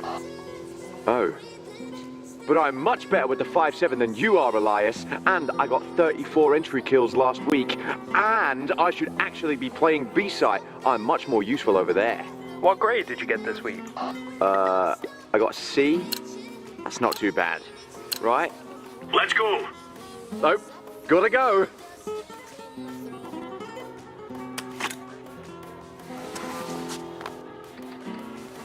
If you want to know what you're good at, and, well, also what you suck at, check out csgohub.com.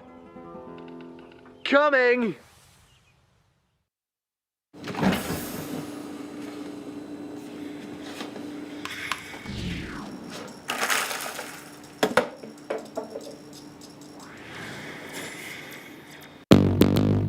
What's your style?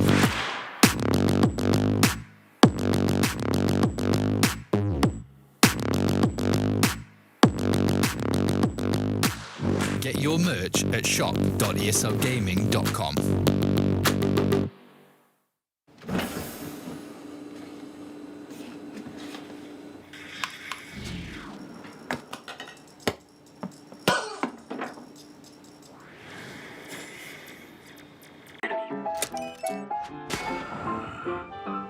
Yes, nice shot, my friend. Cheaters ruining your plays? I have eyes on the enemy. Bad bad servers stopping your shots? What you need is ESEA. Advanced anti-cheat to stop cheaters. And the best servers around, all with 128 tick rate. ESEA, the best way to play CSGO. When I saw you look at me that way, it broke my heart to see. It was a moment of darkness, a moment in time that I regret for being so heartless. It was a moment of darkness.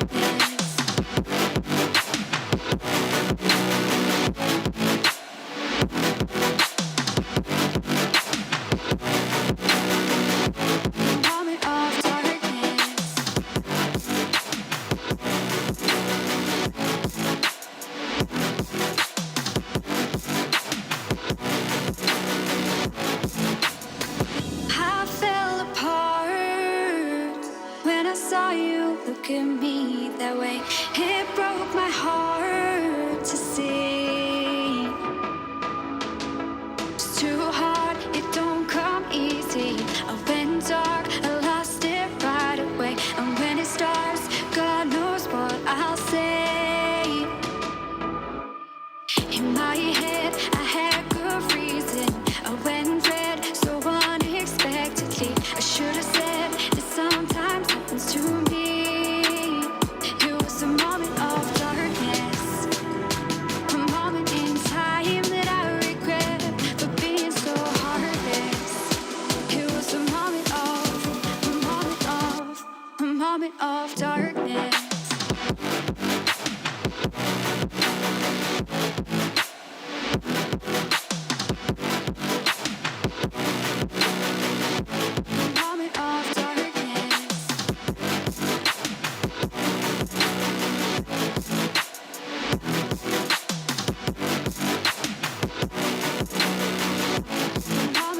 Darkness.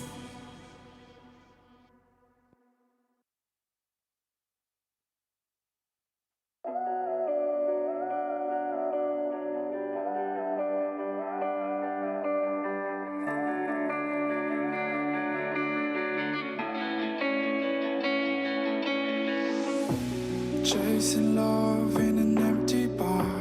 Pour a drink till I make it past. The midnight hour seems to come and go, but I know. Walk on up with a drink in hand, sipping mixers 'cause you can. And all the lights begin to switch off. You're chasing the light, holding on for life, fading the high, chasing the night, chasing the night, chasing the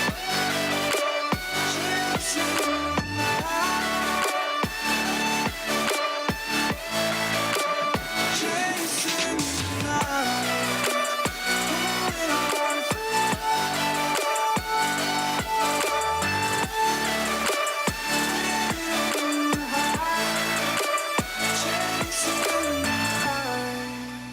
holding on for holding on for life, feet in the high, chasing the night, chasing the night. Hotel rooms and city squares, champagne bottles, drum and snare. The sights and cities seem to fall away when you stay. Locked in love for a night or two, losing sleep just to get off you.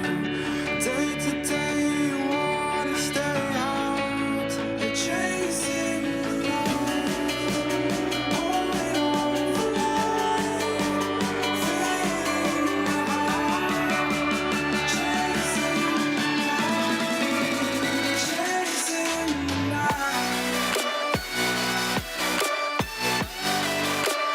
chasing the night, chasing the night, holding on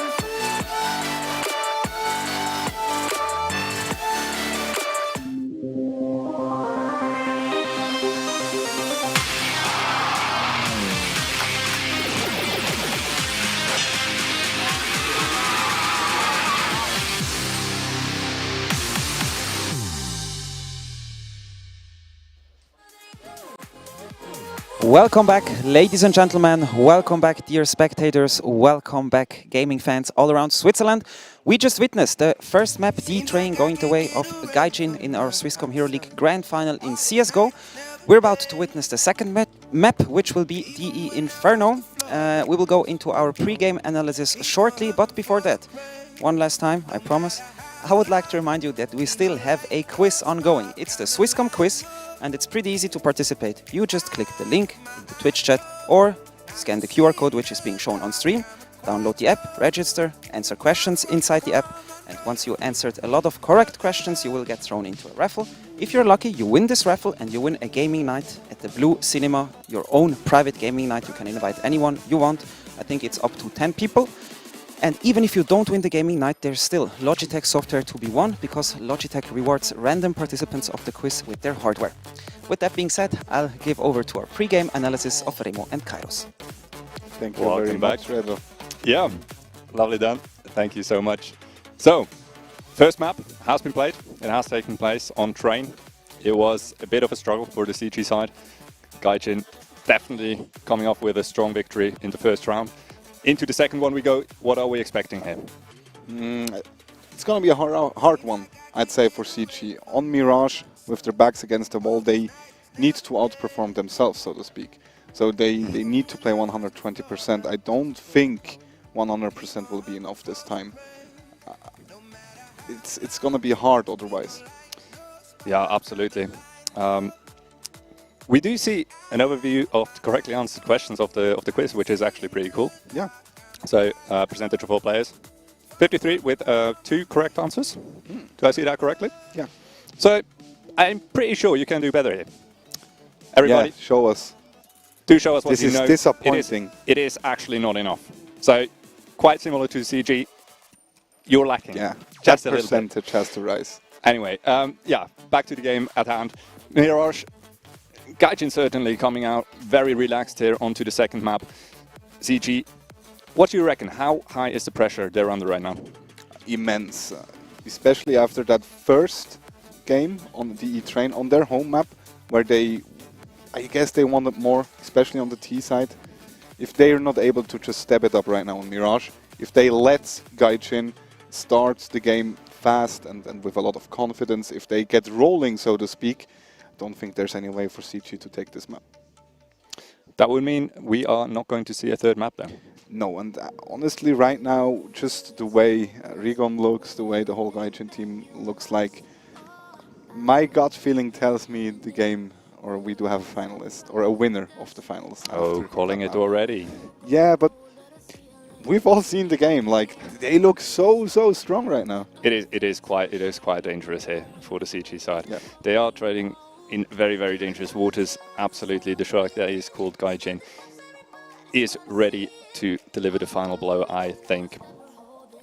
Yeah, but on the other hand, I do think if CG managed to take this map, I think they're gonna win the final. Oh, okay. Now that is a spicy little mix-up.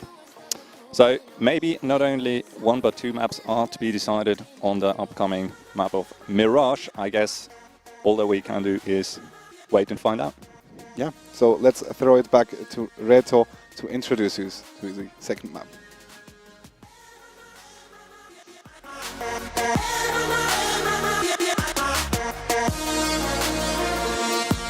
We rise up from the dust and claim our throne. We all have our reasons why we are on this track. Oh, we all have our burdens, yeah, but we just keep on fighting and we never look back. Here we go, let us heal and grow. You won't be alone, we're unstoppable. Don't be afraid to show what we're going for. This is what we know. Here we come back to life, we're still breathing. Standing up, everybody's gonna see it. Oh, all you need to know is that we're holding on. Even if we fall, we will rise up and we follow the path that we believe in. No, we're not gonna stop until we reach it. Oh,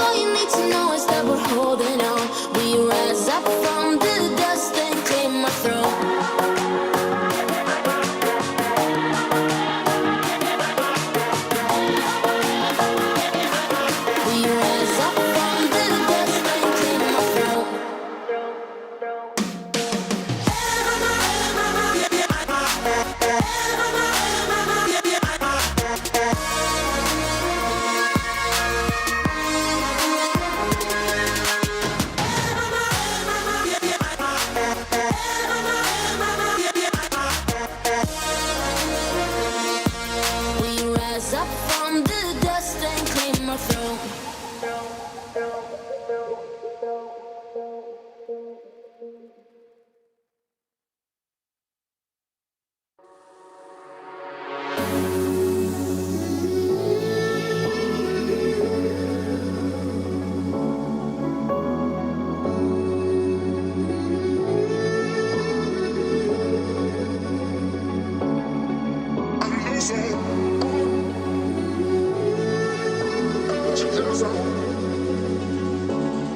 We were so serious. We were trying to one be serious time. for One once. time, can we be just serious? For once in our life, Ladies of and course. gentlemen, welcome to this awesome, great final we have here, ladies and gentlemen. Second map. 1-0 for 1-0. Gaijin already. Gaijin. Please, spirits. Yeah, I know. Gaijin, please, spirits. Yeah, we have to pronounce it well. We have once some in our pressure. life. Yeah, because it's our French accents that, you know, Yeah, that's why we say Gaijin our French instead accent, of Gaijin. we are our mother tongue. Yeah. English. Yeah. It's like calling us like Gaijin. Yeah. But no, that's Gaijin. That's Gaijin. So we'll say Gaijin right now. We will and say it's Gaijin. It's Gaijin. 1-0 for Gaijin. The Gaijin against CG, obviously. And the second map will be Inferno. No. And it's a pick. Oh, no, it's Mirage. Sorry. That will be please, spirits. Go turn the building one time. Go back to the building one time. It's a pick of Gaijin. And so obviously CG will begin CT this time instead of T. So maybe they will have a shot. We hope so, because Rigon was so in shape in this first map, putting 32 kills. It was just impressive. We know that on Mirage, Rigon likes to push middle and take 3 flags at least. So and that's the map of Gaijin. Yeah, exactly. Yeah. So to be complete with you, we ladies shall and gentlemen. We shall see what will happen soon in this beautiful final, and it's already 1-0, like I said just before, of course. 4. I think 4 for Gaijin. Guy. Gaijin. Oh, sorry. I'm sorry. Okay. Okay, all the players, the 10 players are ready for this second map on Dear Mirage. Exactly. And all the chat will say that Mirage. Mirage. And that is Mirage. Of course, and we know that CG likes to play these maps a lot because we casted them once, I think, during the season. And they had a lot of strategy actually on Mirage, like really A fast push, mid push as well, with some great smokes, short push as well. So yeah, I'm pretty hyped to see what they will propose to us today and what the kind of strategies they have right now, because they will need a lot of strategy, I think, to win against CG, because individually, I guess Gaijin are really better than CG. I'm so sad when you're saying that. Yeah, but like we have to be fair with our dear public, right? With our dear viewers. Our dear viewers, our lovely viewers.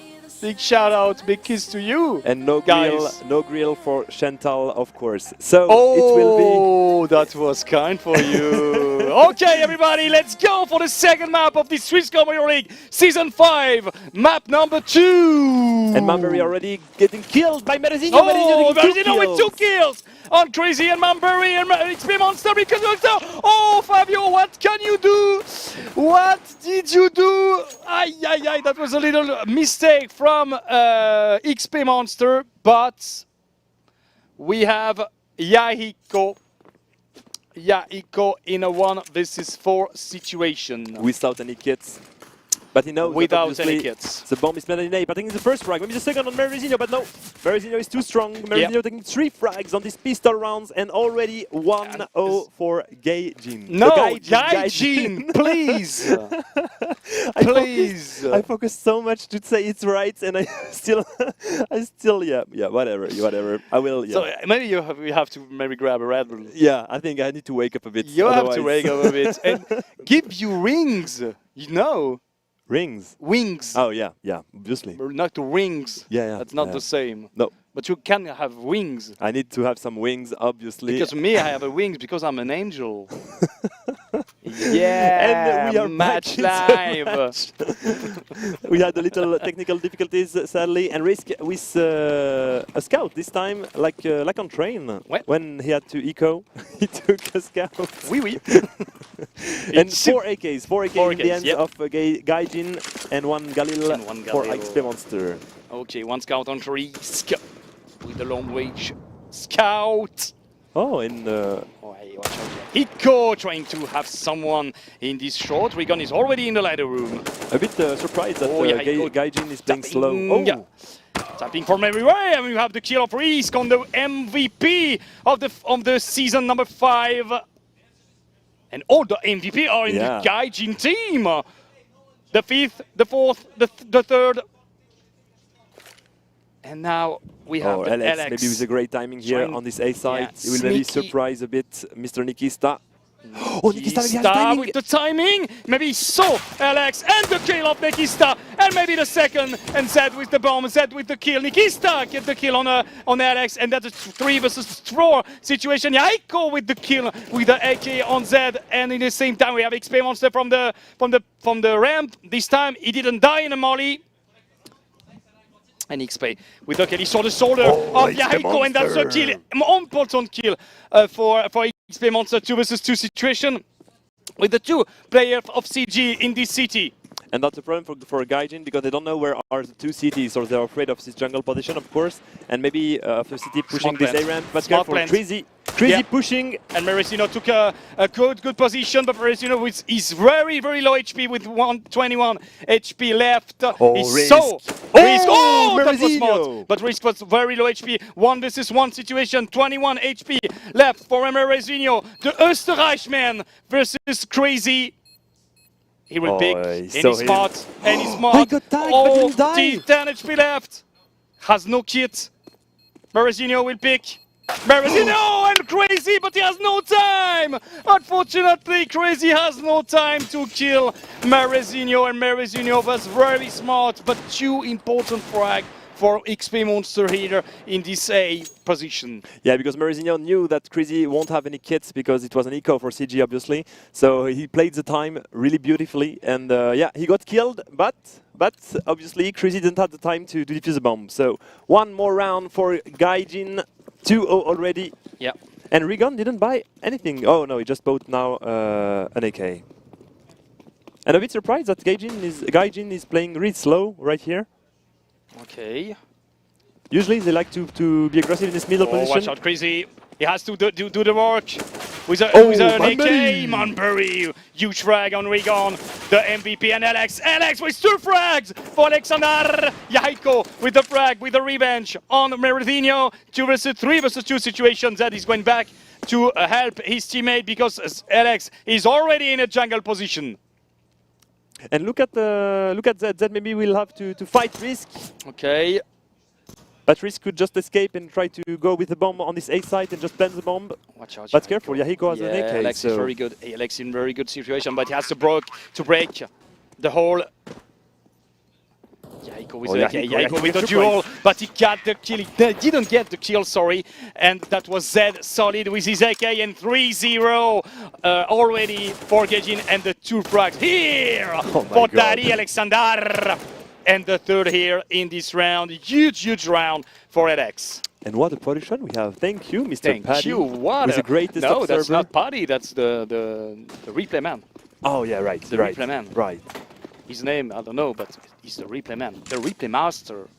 Dennis. Thank you, Lars. Thank you, Lars. Oh. And happy. Crazy, taking the first frag. Taking the Crazy. second one. The second instantly. Is so in shape, Crazy, with his hope. Maybe the 3rd, not the 3rd. He failed a little bit. Oh, what a great shot by Crazy. 3rd round, and all round, all kill was did with a sniper. We had 3 snipers set up on CG. Okay. Impressive shots by Crazy right here. He's going so fast. We know that this player is really good with an hope as well. And a happy birthday for Denise. For Denise, of course. 18 years old. Very proud of him. Okay. Eco for Gaijin. Oh, 2 kills in Eco. Nikista with a full auto full, but Risk in the support. Zed in the palace. Got anything but Regan. Oh my god, careful. Gaijin got the B side for free B. because no one is there. So maybe Zed can just grab the bomb, go for his B, and that's it, and just plant the bomb. So, but careful because there is Yahiko pushing this underground. And Regan will maybe take. Oh, he has an hope. Yahiko will maybe grab Zed in the underground. He will probably hear hurting him.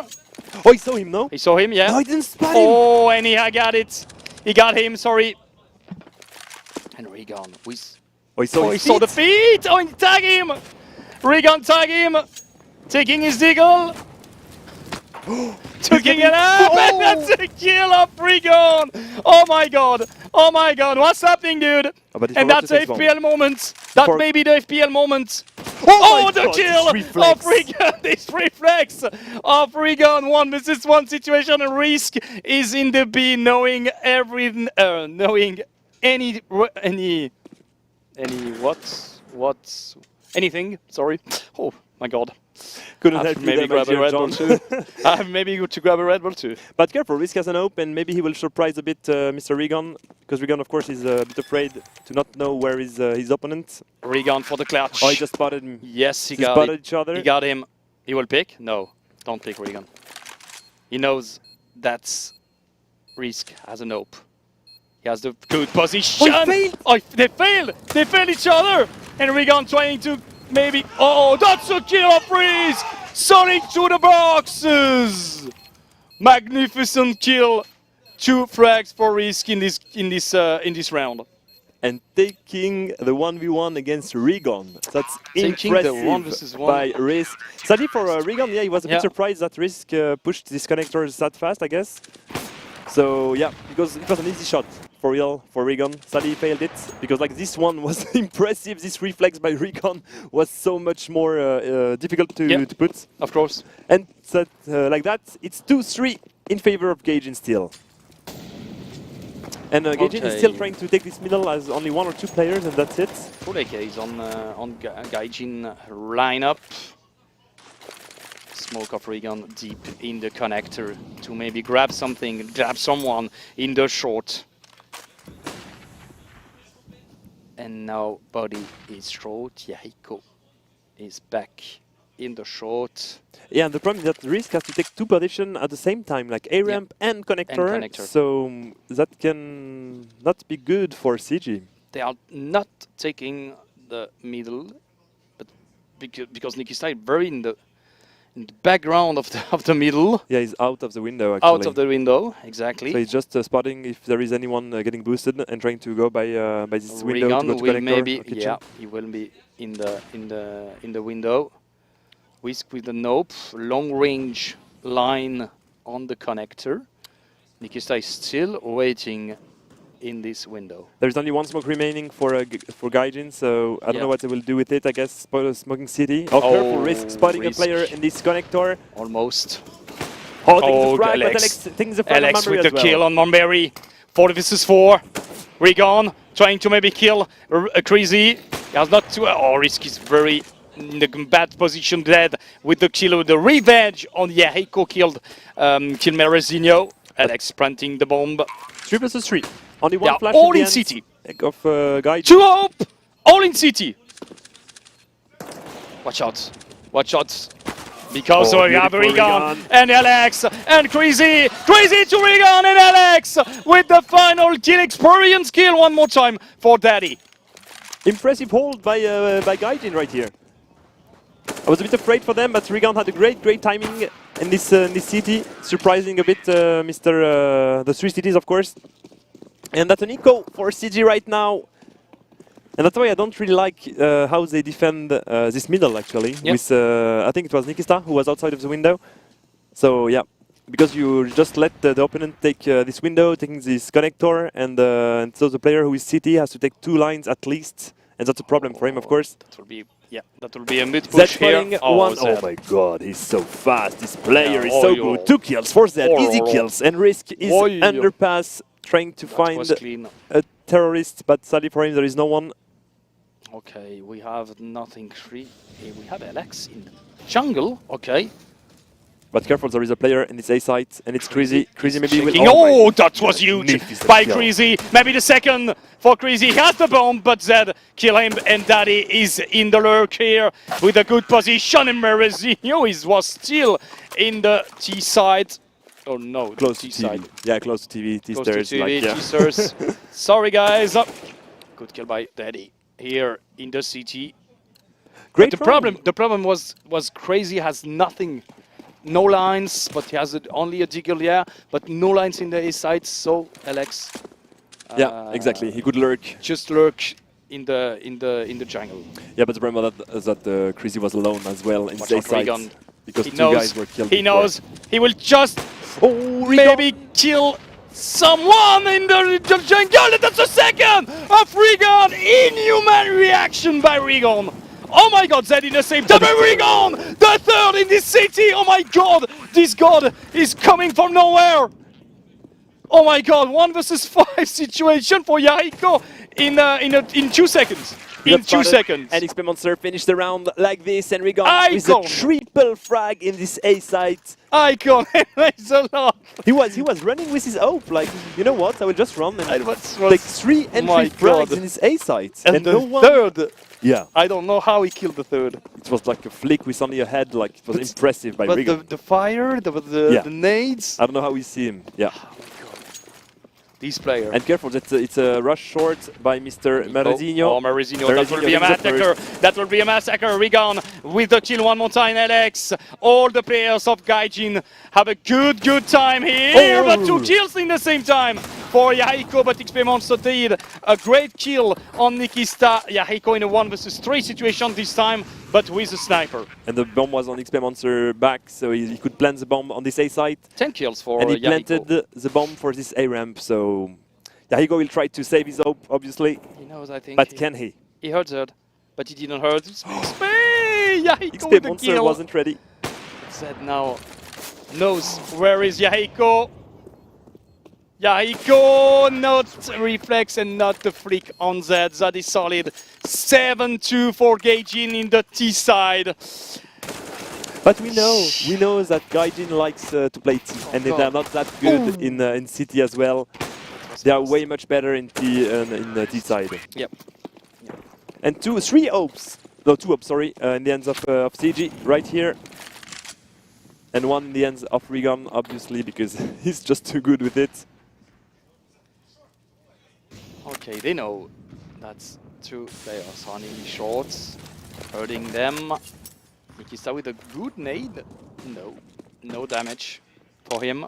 They will try. Gaijin will try to play slow this time and try to take some information, some great kill. We can see that Regan is trying to push his B apps and try to find the CT. Just I think jumping. Yeah. Oh, but careful, Risk with a great line right here on this short. Oh, what kill by Zed! My God! Zed was so fast on Risk. Risk has a nope. What did he drink? Did he drink some Red Bull? He did it. I saw him just before the game.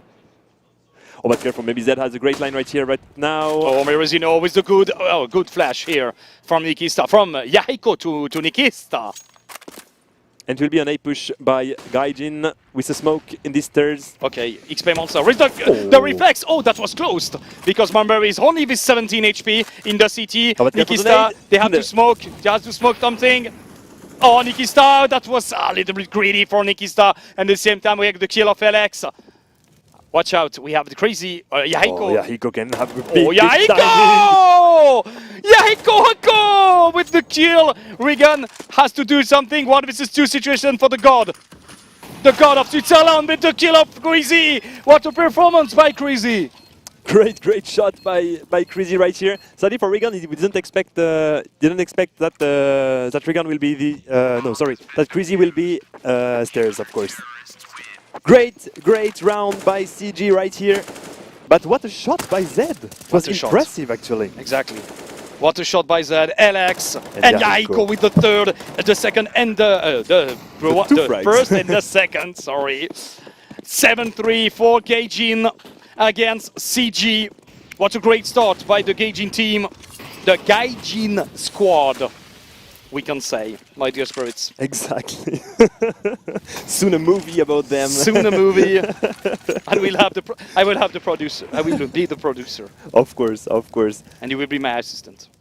Like always. Okay! Okay, okay! Great weapon frag by Crazy right here on these B-ups on Marazinho. And every single player of Gaijin is in this middle. We'll try to take this C window, I guess. And one more time, we don't have any players, any CT in the window. Rigon is in the window. Nikista. Maybe Rigon can surprise a bit Nikista right but here. Any CT, well, beautiful. Nikista is not naive here.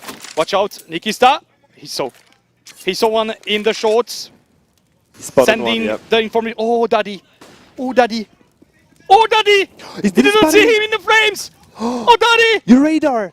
The audio saw him. Oh, what a situation. Oh, failed. No, Fabio.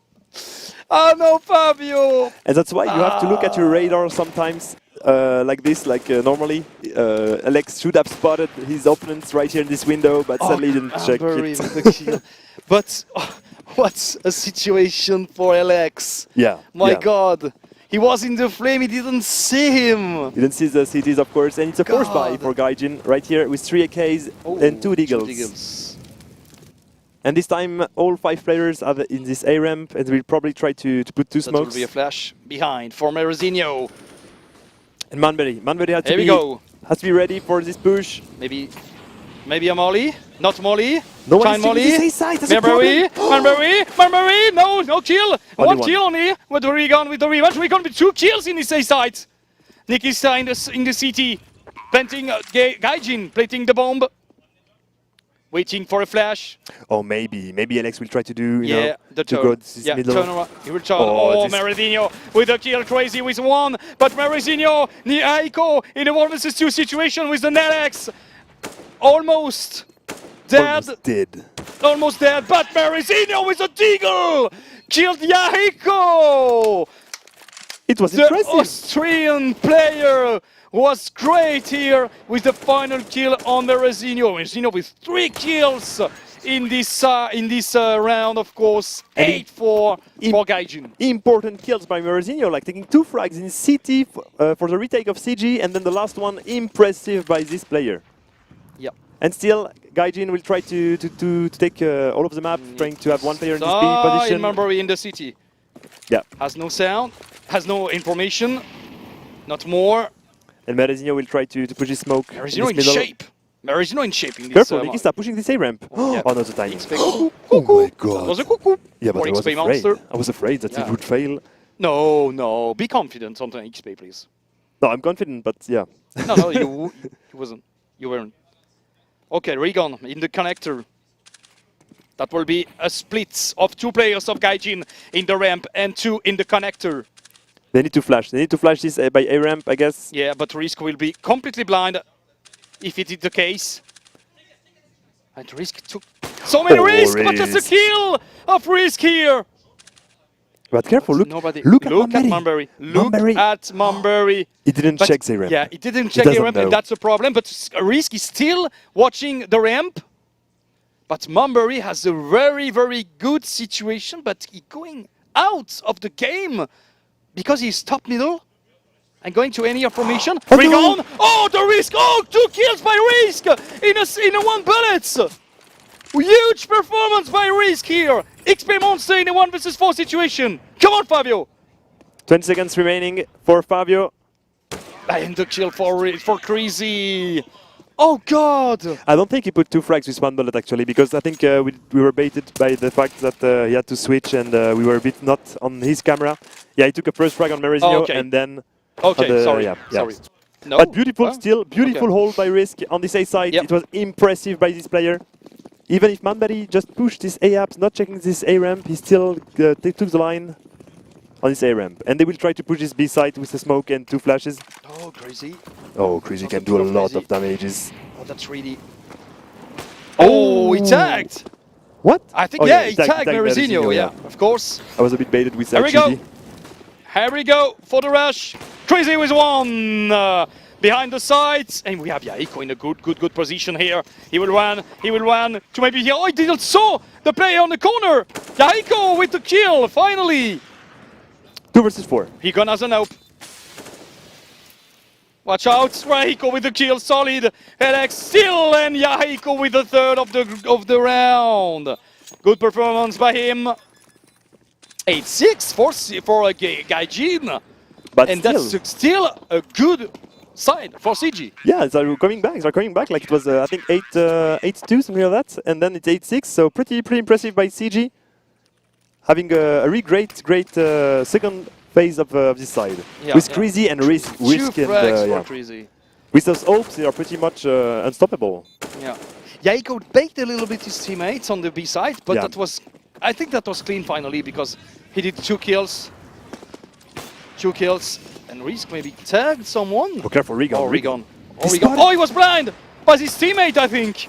Oh, Nikista saved his life. I don't know why, and I don't know. Oh, Nikista, that was solid. But in the same time, we have the kill of Alex. Manbury with 2 kills in this ramp. Magnificent kill by Manbury. Manbury the second, Manbury the third. Maybe yes, the fourth. it is. Maybe the fourth. Maybe the fourth, and the kill of finally Zed. Great side. Great side. Maybe Zed 1 versus 2. He has to be ready. Okay, Zed, it's the final. You was the MVP, but no kill for Zed. Yahiko with the final kill. And 8-7 finally. We got 8-4, I think, for Gaijin. And yeah, I think that's it was 8-4. The comeback. It was a great comeback from CG, and what a hold by Manbury on the safe side on this last round, taking 3 frags on the 3 players going out of this A ramp. Yeah. Impressive, and still Risk was so in shape, as well as Crazy. Yeah. Crazy taking 3 or 4 frags in 1 round with his AWP on this B side. Then Risk doing the same thing as well on this ticket position. Impressive by those players, and we can see that they are way much more comfortable with an AWP than rather than with an M4. So yeah, impressive by those 2 players. And they were like with 3 AWPs in the setup. It's a bit it's unusual, right? It's unusual because like it's really expensive, and if you fail your round, like you will just drop 15k on the ground, so that could be a problem for you, but still it worked. So impressive by those players, even if they lost this side, because usually as City obviously you want to win at least 10-5 or something like that. But still, it was a really great performance by CG. And we know that Gaijin is not doesn't like that much the City side, so I think City has had a shot right here. Yeah, exactly. We shall see if they have a lot of strategy, if CG is ready. Yeah, CG has some strategy. We saw that many times during the play days, and then I'm excited. I'm excited for the. I'm very confident for CG too. Still in this game, because they have a play, they have something in this terrorist side. And we know that they like to push underpass for this missile round. They will be on underpass, my dear spirits. What an analyst! But we have Alex, and Alex took the kill, and we have Regan, one kill, and Morosino with the revenge. We have the massacre here in the grounds. Okay, we have Yahiko with 20 kills in this game already for Yahiko. What a huge performance by him. But careful, they can hear them. Like I think, Zed spotted them with the sound, of course. They will take the CT on Nikista.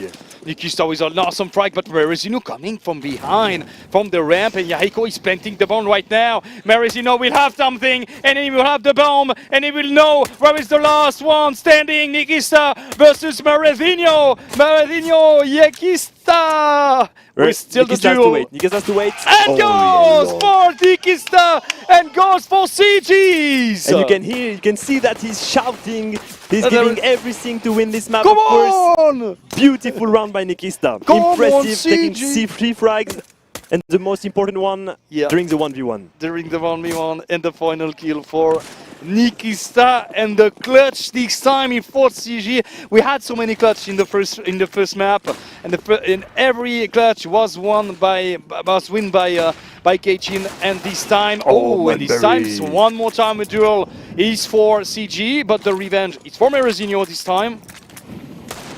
4 vs 4, Manbury very low HP. And we have Deagles. We have UMP on XP Monster, and they forced, Gaijin's forced in this round. And the kill of Manbury, not naive on the Z pick in the windows. Manbury is so strong. Regan is still okay, Regan is going to B, okay. That's a good call. Actually, because like XP Monster just He was pushes A ramp, so they know yeah, okay. they're afraid of this B push, of course. I didn't see XP. Okay. But the problem is that they don't have any flashes, only 2 molly and 1 smoke for CG. So yeah, but they will try to just push, and Marizino will try to tempo with only 1 flash. Come on, Marizino. It's your time to shine. Peeking, destroying, no! Not the second for Regan with the kill on the scout! And that's a 2 versus 2. That's a 2 versus 1 situation. But Regan with only 1 HP left. He will pick! Oh, he got spotted. Yahiko is afraid now. Yeah, he knows that XP Monster is in apps. XP Monster. Oh, Regan was a bit too greedy right here. Be killed. And the kill of Yahiko! 23 kills for Yahiko already in this game. What a huge performance by him. And the clutch this time, one more time, is for CG. Please, guys, stand up. It's impressive by CG waking up, giving everything up. Of course, they want to win. They want to go for the 3rd map. They are hyped, and it will be an A push. But careful, XP Monster is close. This time! Oh, what a kill! What a kill by XP Monster! Regan with 2 kills. Alex, one more time. 4 versus 2. Oh, they will pick and they will steal maybe. Oh, careful, risk maybe. 2 kills by Zed! What the frags! By Zed! Beautiful shout! Oh Beautiful shot by God. Zed, it was impressive. And that's the problem of CG. Maybe they are a bit much more inexperienced instead of Gaijin, right? And the thing is, like, when you are too hyped up, sometimes you will do some mistakes because you're like, yeah, we are gods, we can run everywhere. And that's just what happens because Alex and Zed were ready and they took the shots and Zed took 3 frags with a deagle. Yeah. So they have to be careful. And CG is pushing now, This right time now. CG saving.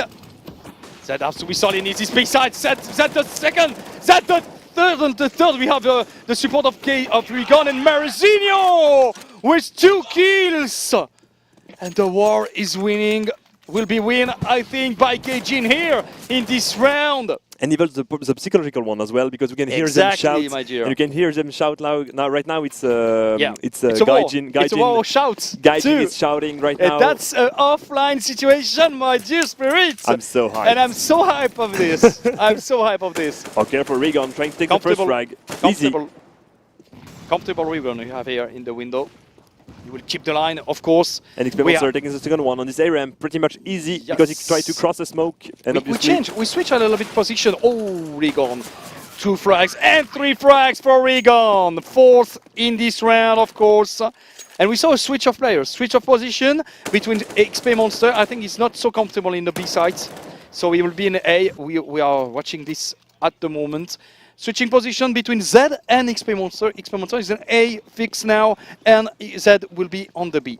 Yeah, exactly. And you can see that Regan is still is at 22 frags as well, so he's really close to Yahiko. Regan, a surprise! Cuckoo!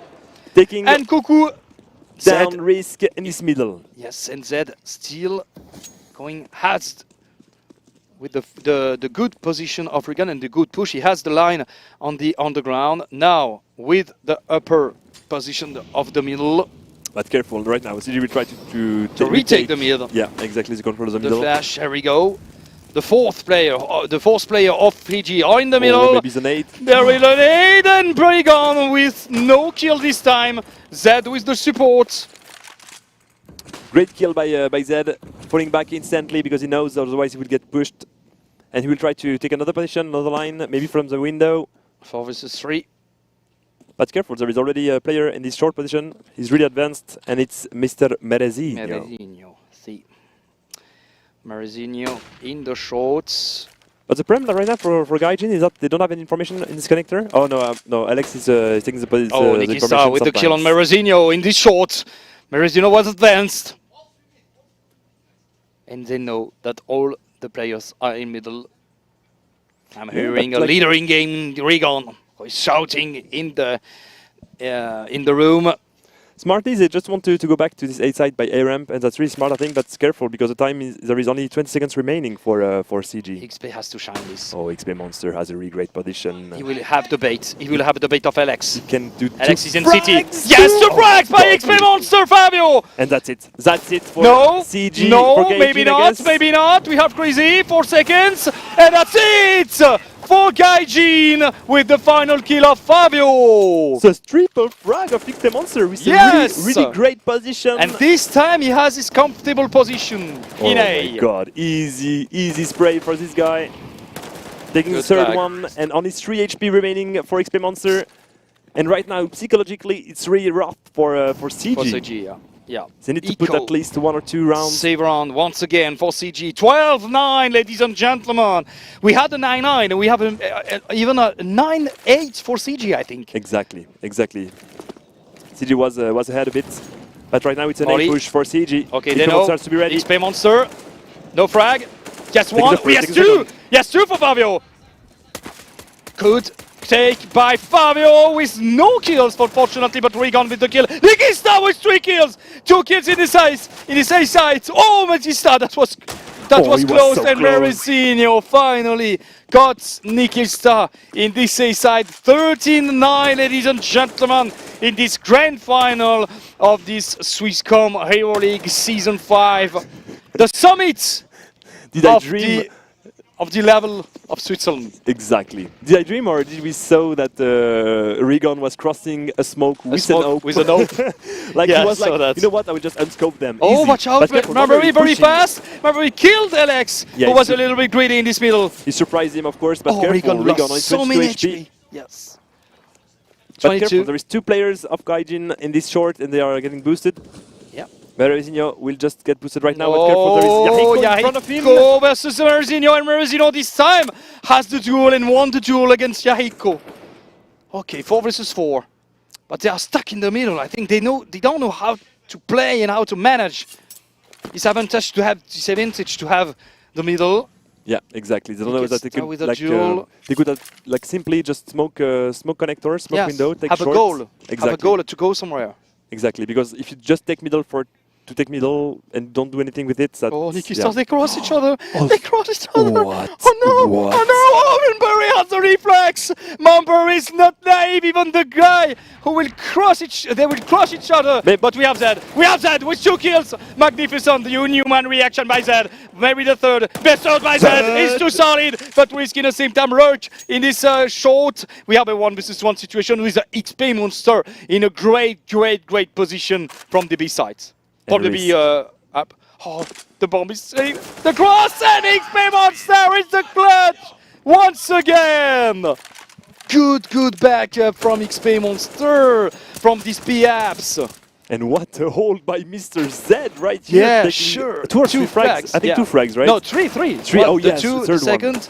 The third was with the guy on the B side, and Risk has a good lurk because he did 2 kills, but XP Monster with a good comeback.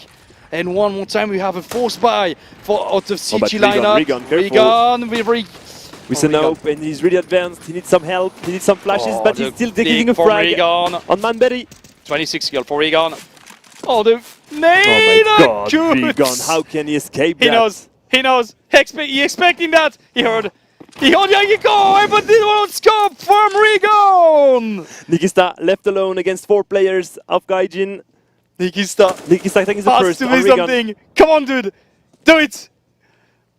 Do the miracle. It's a miracle run. Do the miracle of this grand final. Oh no. I think that's the timing. Don't stop. Don't stay. Oh no. Yeah. Oh no. That is too strong. Oh no. Mr. Alexander.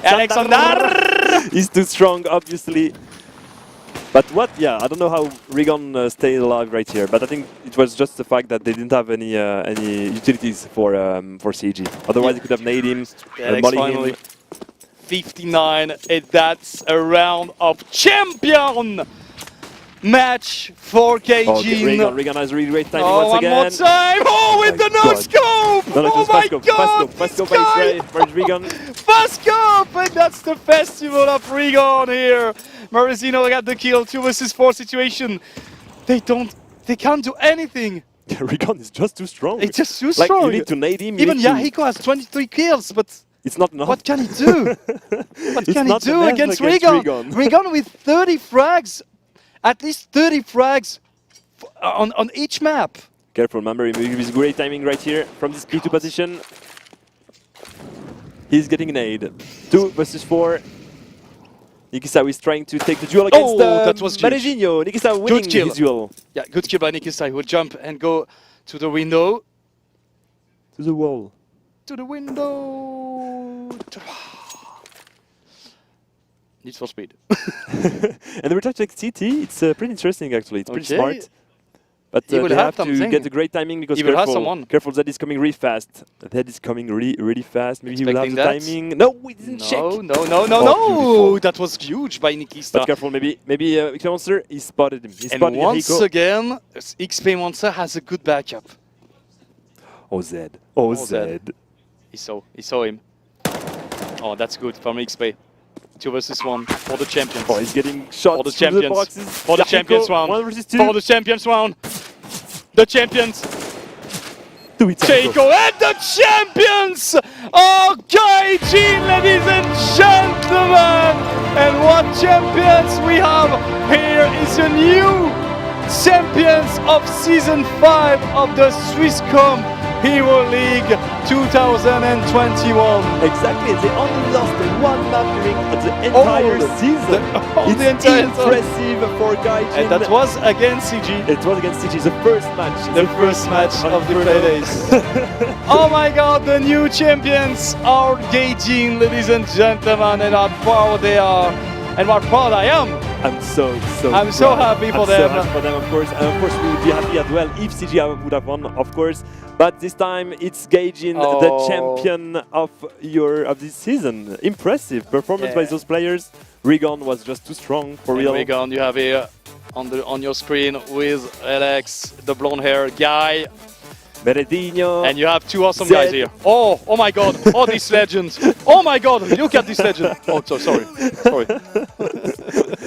You're live. Impressive. Thank It was, it was not that difficult, I think, for CG in global, no? Yeah. Like maybe they struggle a bit more on Mirage, but still on Train, I hoped that CG was much more ready and they would crushed, of course, Gaijin. Yeah. But Gaijin was too strong.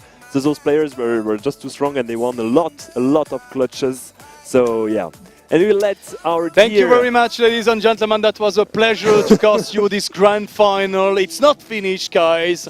We will jump into our lovely host, Resource. It's your job. It's your job.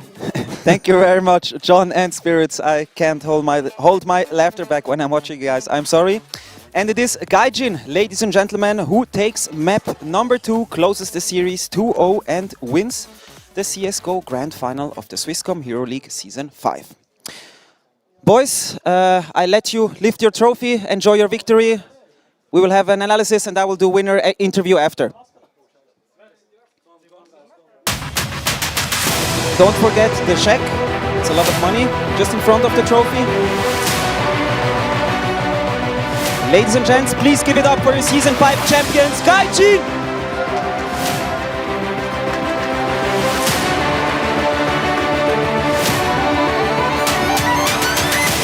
Well played, boys.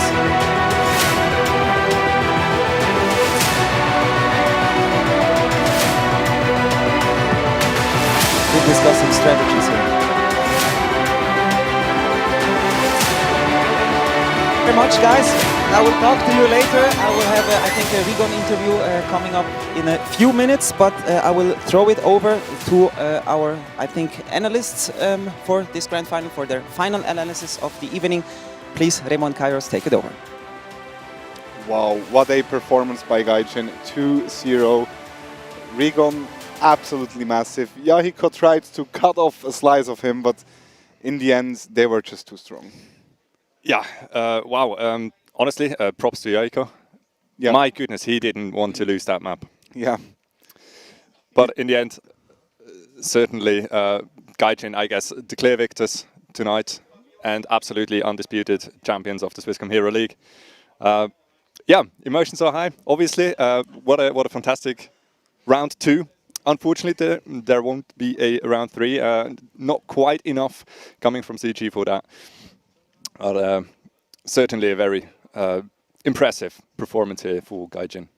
Very true. Let's have a look at the highlights of the second map, Mirage, that was at the start, or kind of like at the middle. It looked like CG wanted to actually try that comeback.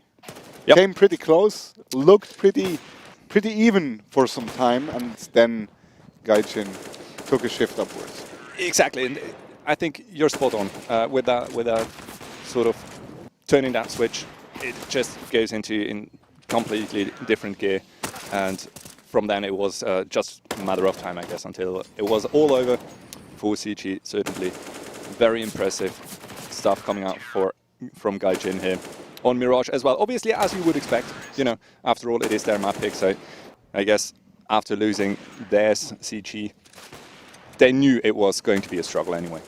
Yeah, definitely. We did hear them obviously chant and shout during the matches, and at some point they were actually pretty hyped to maybe make this comeback happen. And at that stage, if you lose that confidence, that momentum at that point, it's going to be so hard to actually come back. On the other hand, props to Gaijin for like not getting impressed by that, and just continue their game plan and just focusing on the game, and essentially just at some point turn the tides around again. For sure. It's kind of a reminder, right, that you're here to win. You're in the final. It is game time. But I guess we will be hearing from our Gaijin players. And with that being said, I am going to throw it over to Rito again. Take it away.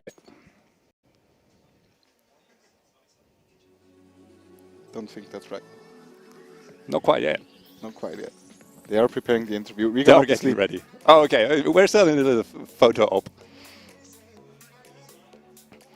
Yeah, I think we are ready now for the interview. It took us a little while longer. But as obviously the players are enjoying their well-earned victory, taking some very lovely honestly, photos. On that point, like he's the MVP of everything. Like no doubt about what can you say? He can do whatever he wants. We don't care about it. Exactly. Obviously, we're talking about it. We will be hearing from him any second now. And with that being said, over to Reto now. Take it away. Thank you very much, guys. Thank you for the analysis. And as we can see, you are enjoying your victory. You fully deserve it. I always say CSGO at this level is a mental game. How did you come out on top today? Like, your plan worked? You told me you just need to keep calm and do your thing. Did that work out? I think it worked out pretty well. If I perform, my whole team performs. If I don't perform, my whole team, their heads are down. So I just try to perform and to motivate my team. That's all.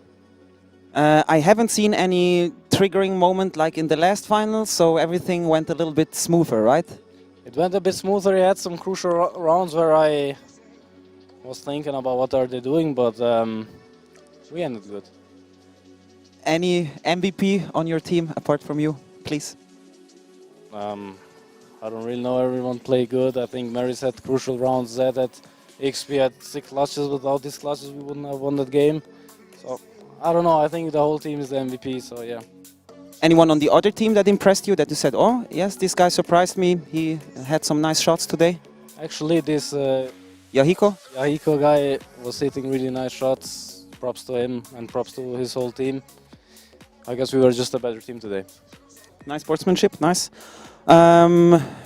It's always a hard question to ask a mixed team, but I feel like you are going to defend your title again next season, maybe with a different lineup, maybe with the same lineup. Can you tell us anything for the next 6 months, maybe?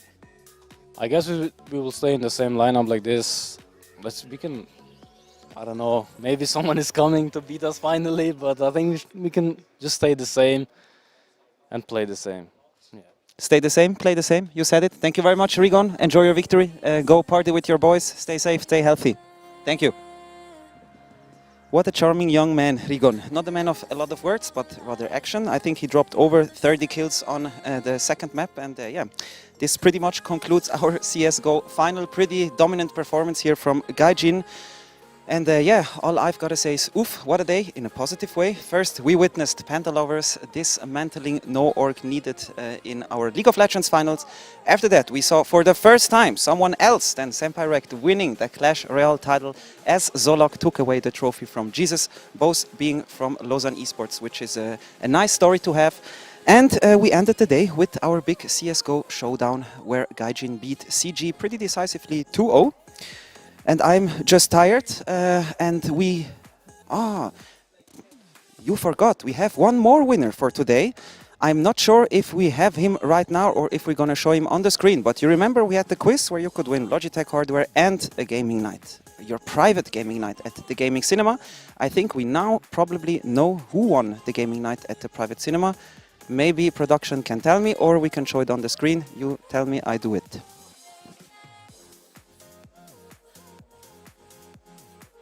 Okay, they're still sorting out the list. It's a big list of a lot of people who took part in the raffle. Maybe some people tried to take part multiple times. You know how it is. We gamers always try to find a way to bend the rules. But I will throw to my analysts again one more time, and we will be back here with the winners quiz and yeah, the end of our program. Thank you very much. Take over, Remos and Cairo. What an honor to kind of nearly finish up this whole show. Thank you very much, Reto. Quick words about the whole CSGO finals. Gaijin, right from the get-go, stronger team. Yeah, I guess there is really no doubt about it. Of course, everybody kind of expects and hopes for that thriller, right, during a final. And I'm not going to say CG didn't have a chance. We know what they can do. It certainly wasn't their day. Yeah. It could have been a much closer affair, I guess, overall. But in the end, you know, Gaijin, with the experience on that team, with that firepower all throughout the lineup, really, I think we've heard it very well put from Rigon. Everybody did his job. Yeah.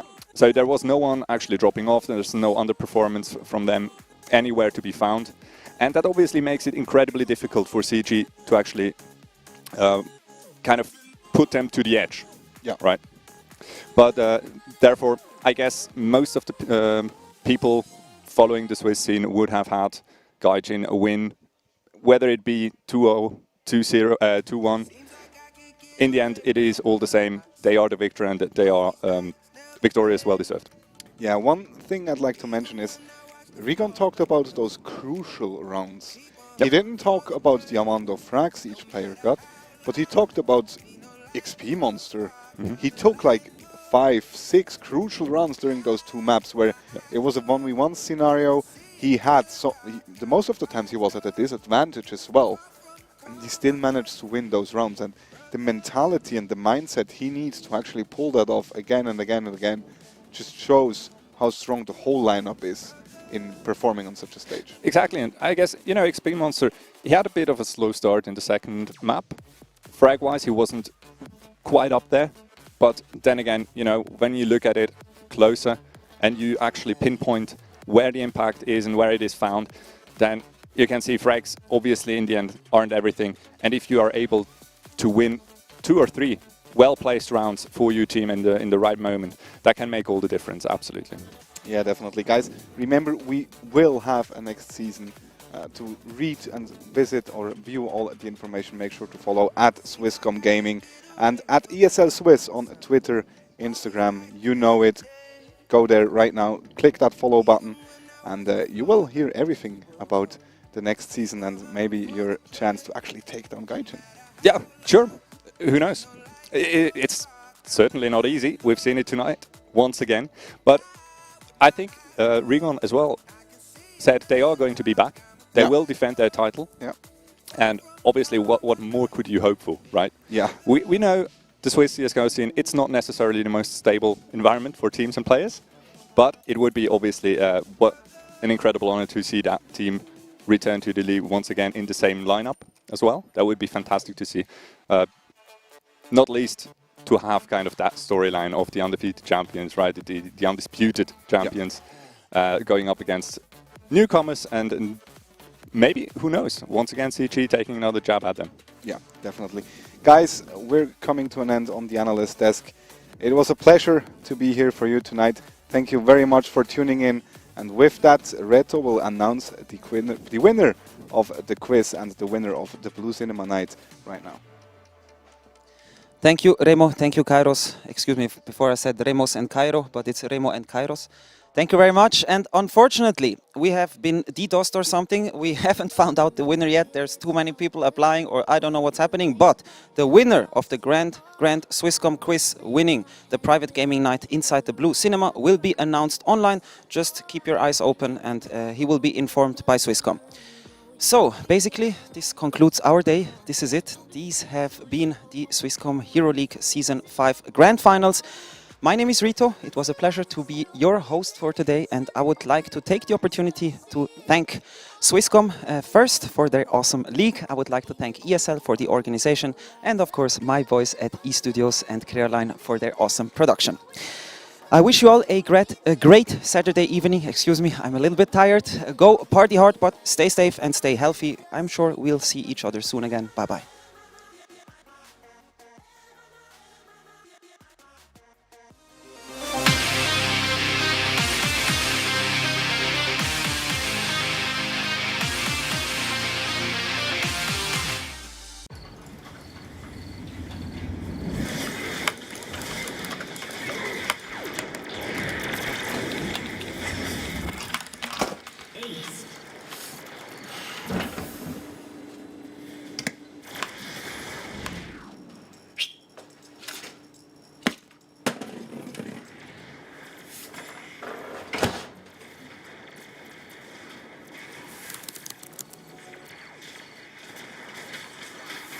Unstoppable.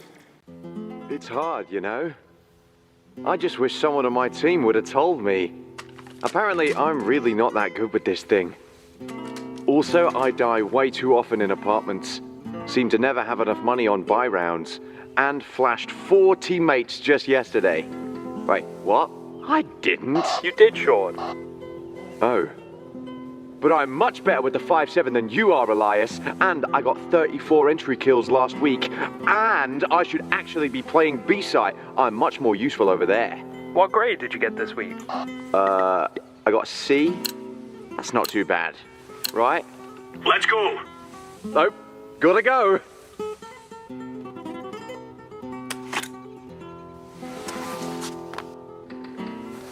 If you want to know what you're good at, and, well, also what you suck at, check out csgohub.com. Coming!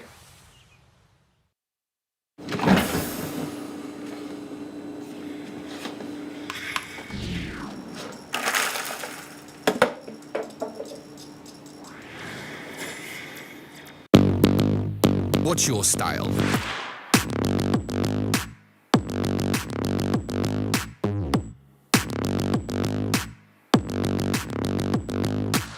Get your merch at shop.eslgaming.com.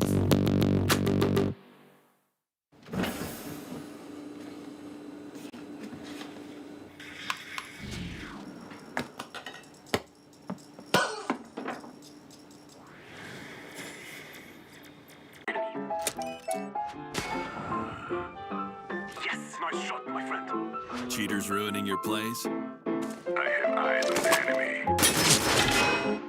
Bad servers stopping your shots? What you need is ESEA. Advanced anti-cheat to stop cheaters. And the best servers around, all with 128 tick rate. ESEA, the best way to play CSGO.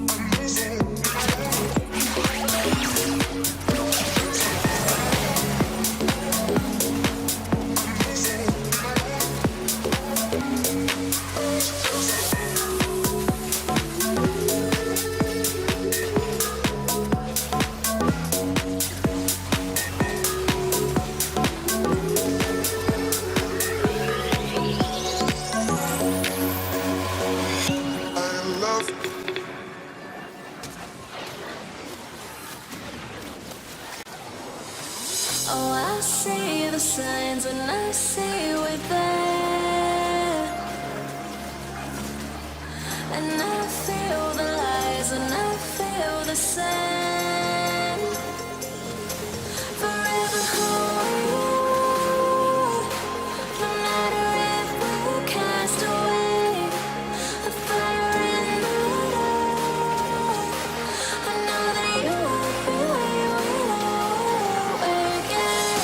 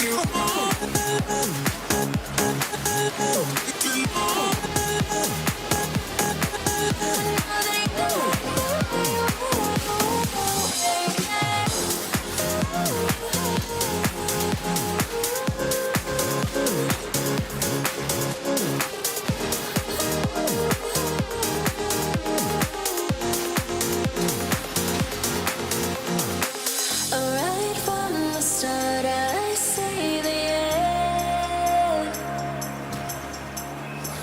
A world torn apart, but I know we're meant. Forever hold, no matter if we're cast away. A fire in the dark. I know that you won't be where again.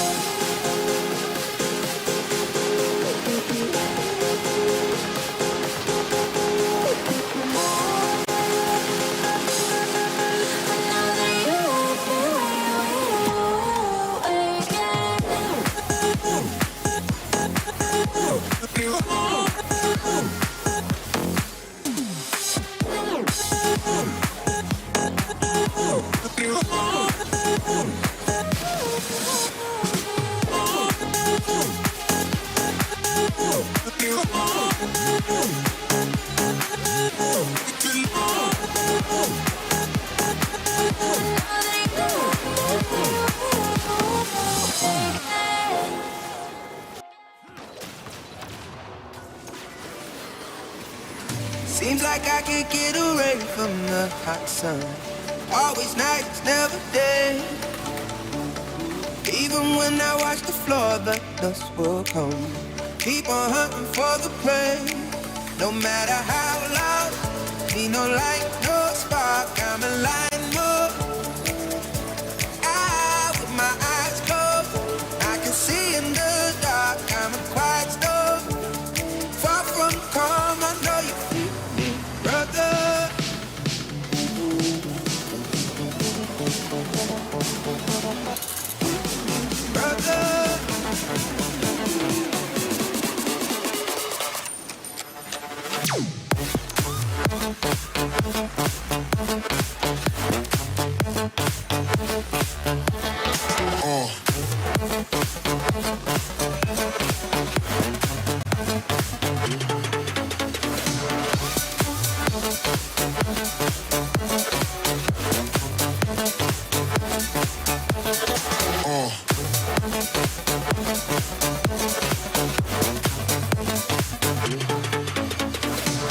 Seems like I can't get away from the hot sun.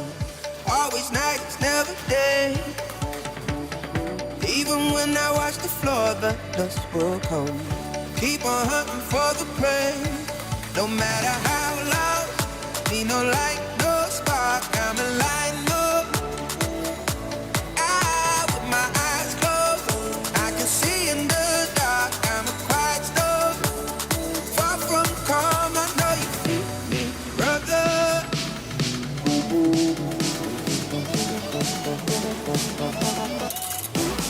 Brother.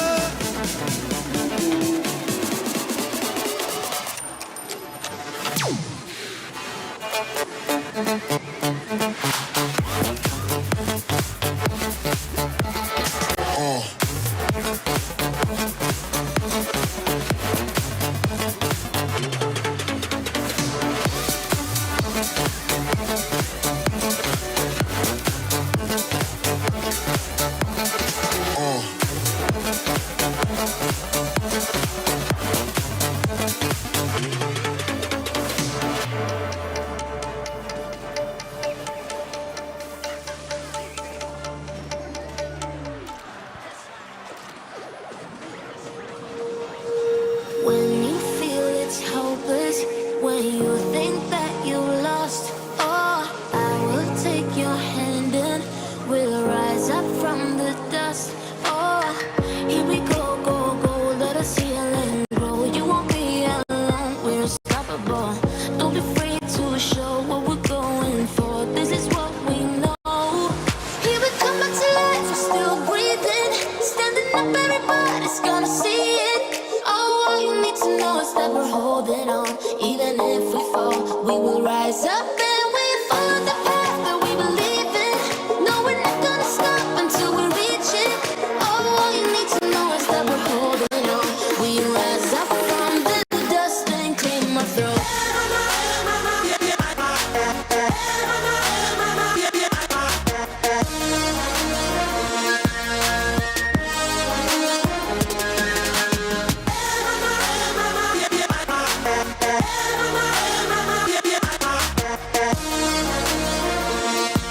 We rise up from the dust and clear my throat.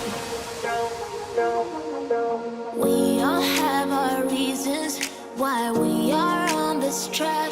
Oh, we all have our burdens, yeah, but we just keep on fighting and we never look back. Here we go, go, go, let us heal and grow. You won't be alone, we're unstoppable. Don't be afraid to show what we're going for. This is what we know. Here we come back to life, we're still breathing, standing up, everybody's gonna see it. Oh, all you need to know is that we're holding on. Even if we fall, we will rise up and we follow the path that we believe in. No, we're not gonna stop until we reach it. Oh, all you need to know is that we're holding on. We rise up from the dust and clear my throat.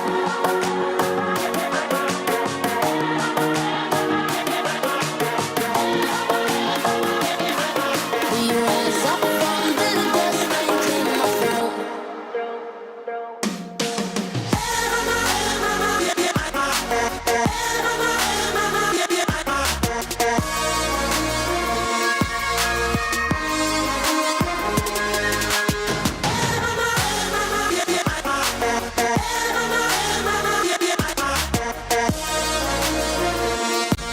We rise up from the dust and clear my throat.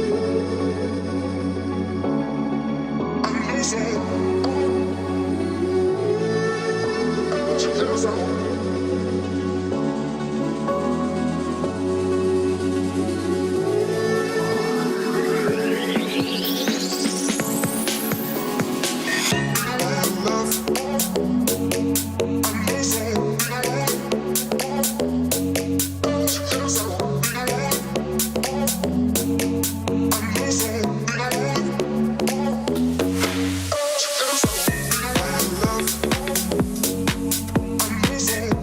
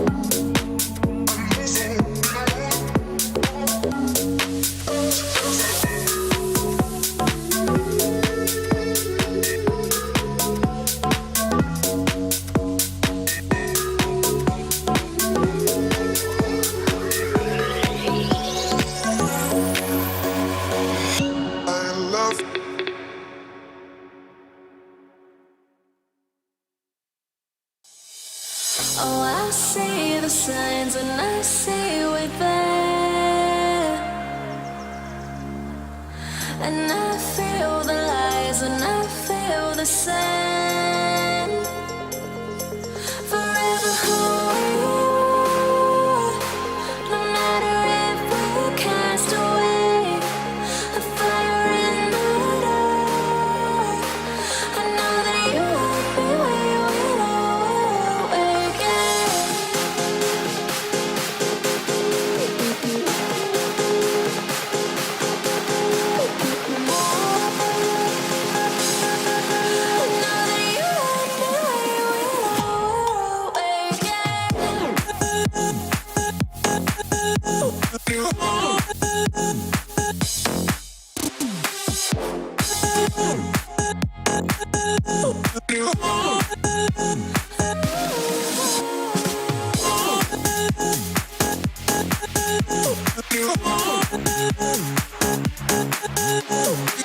Oh,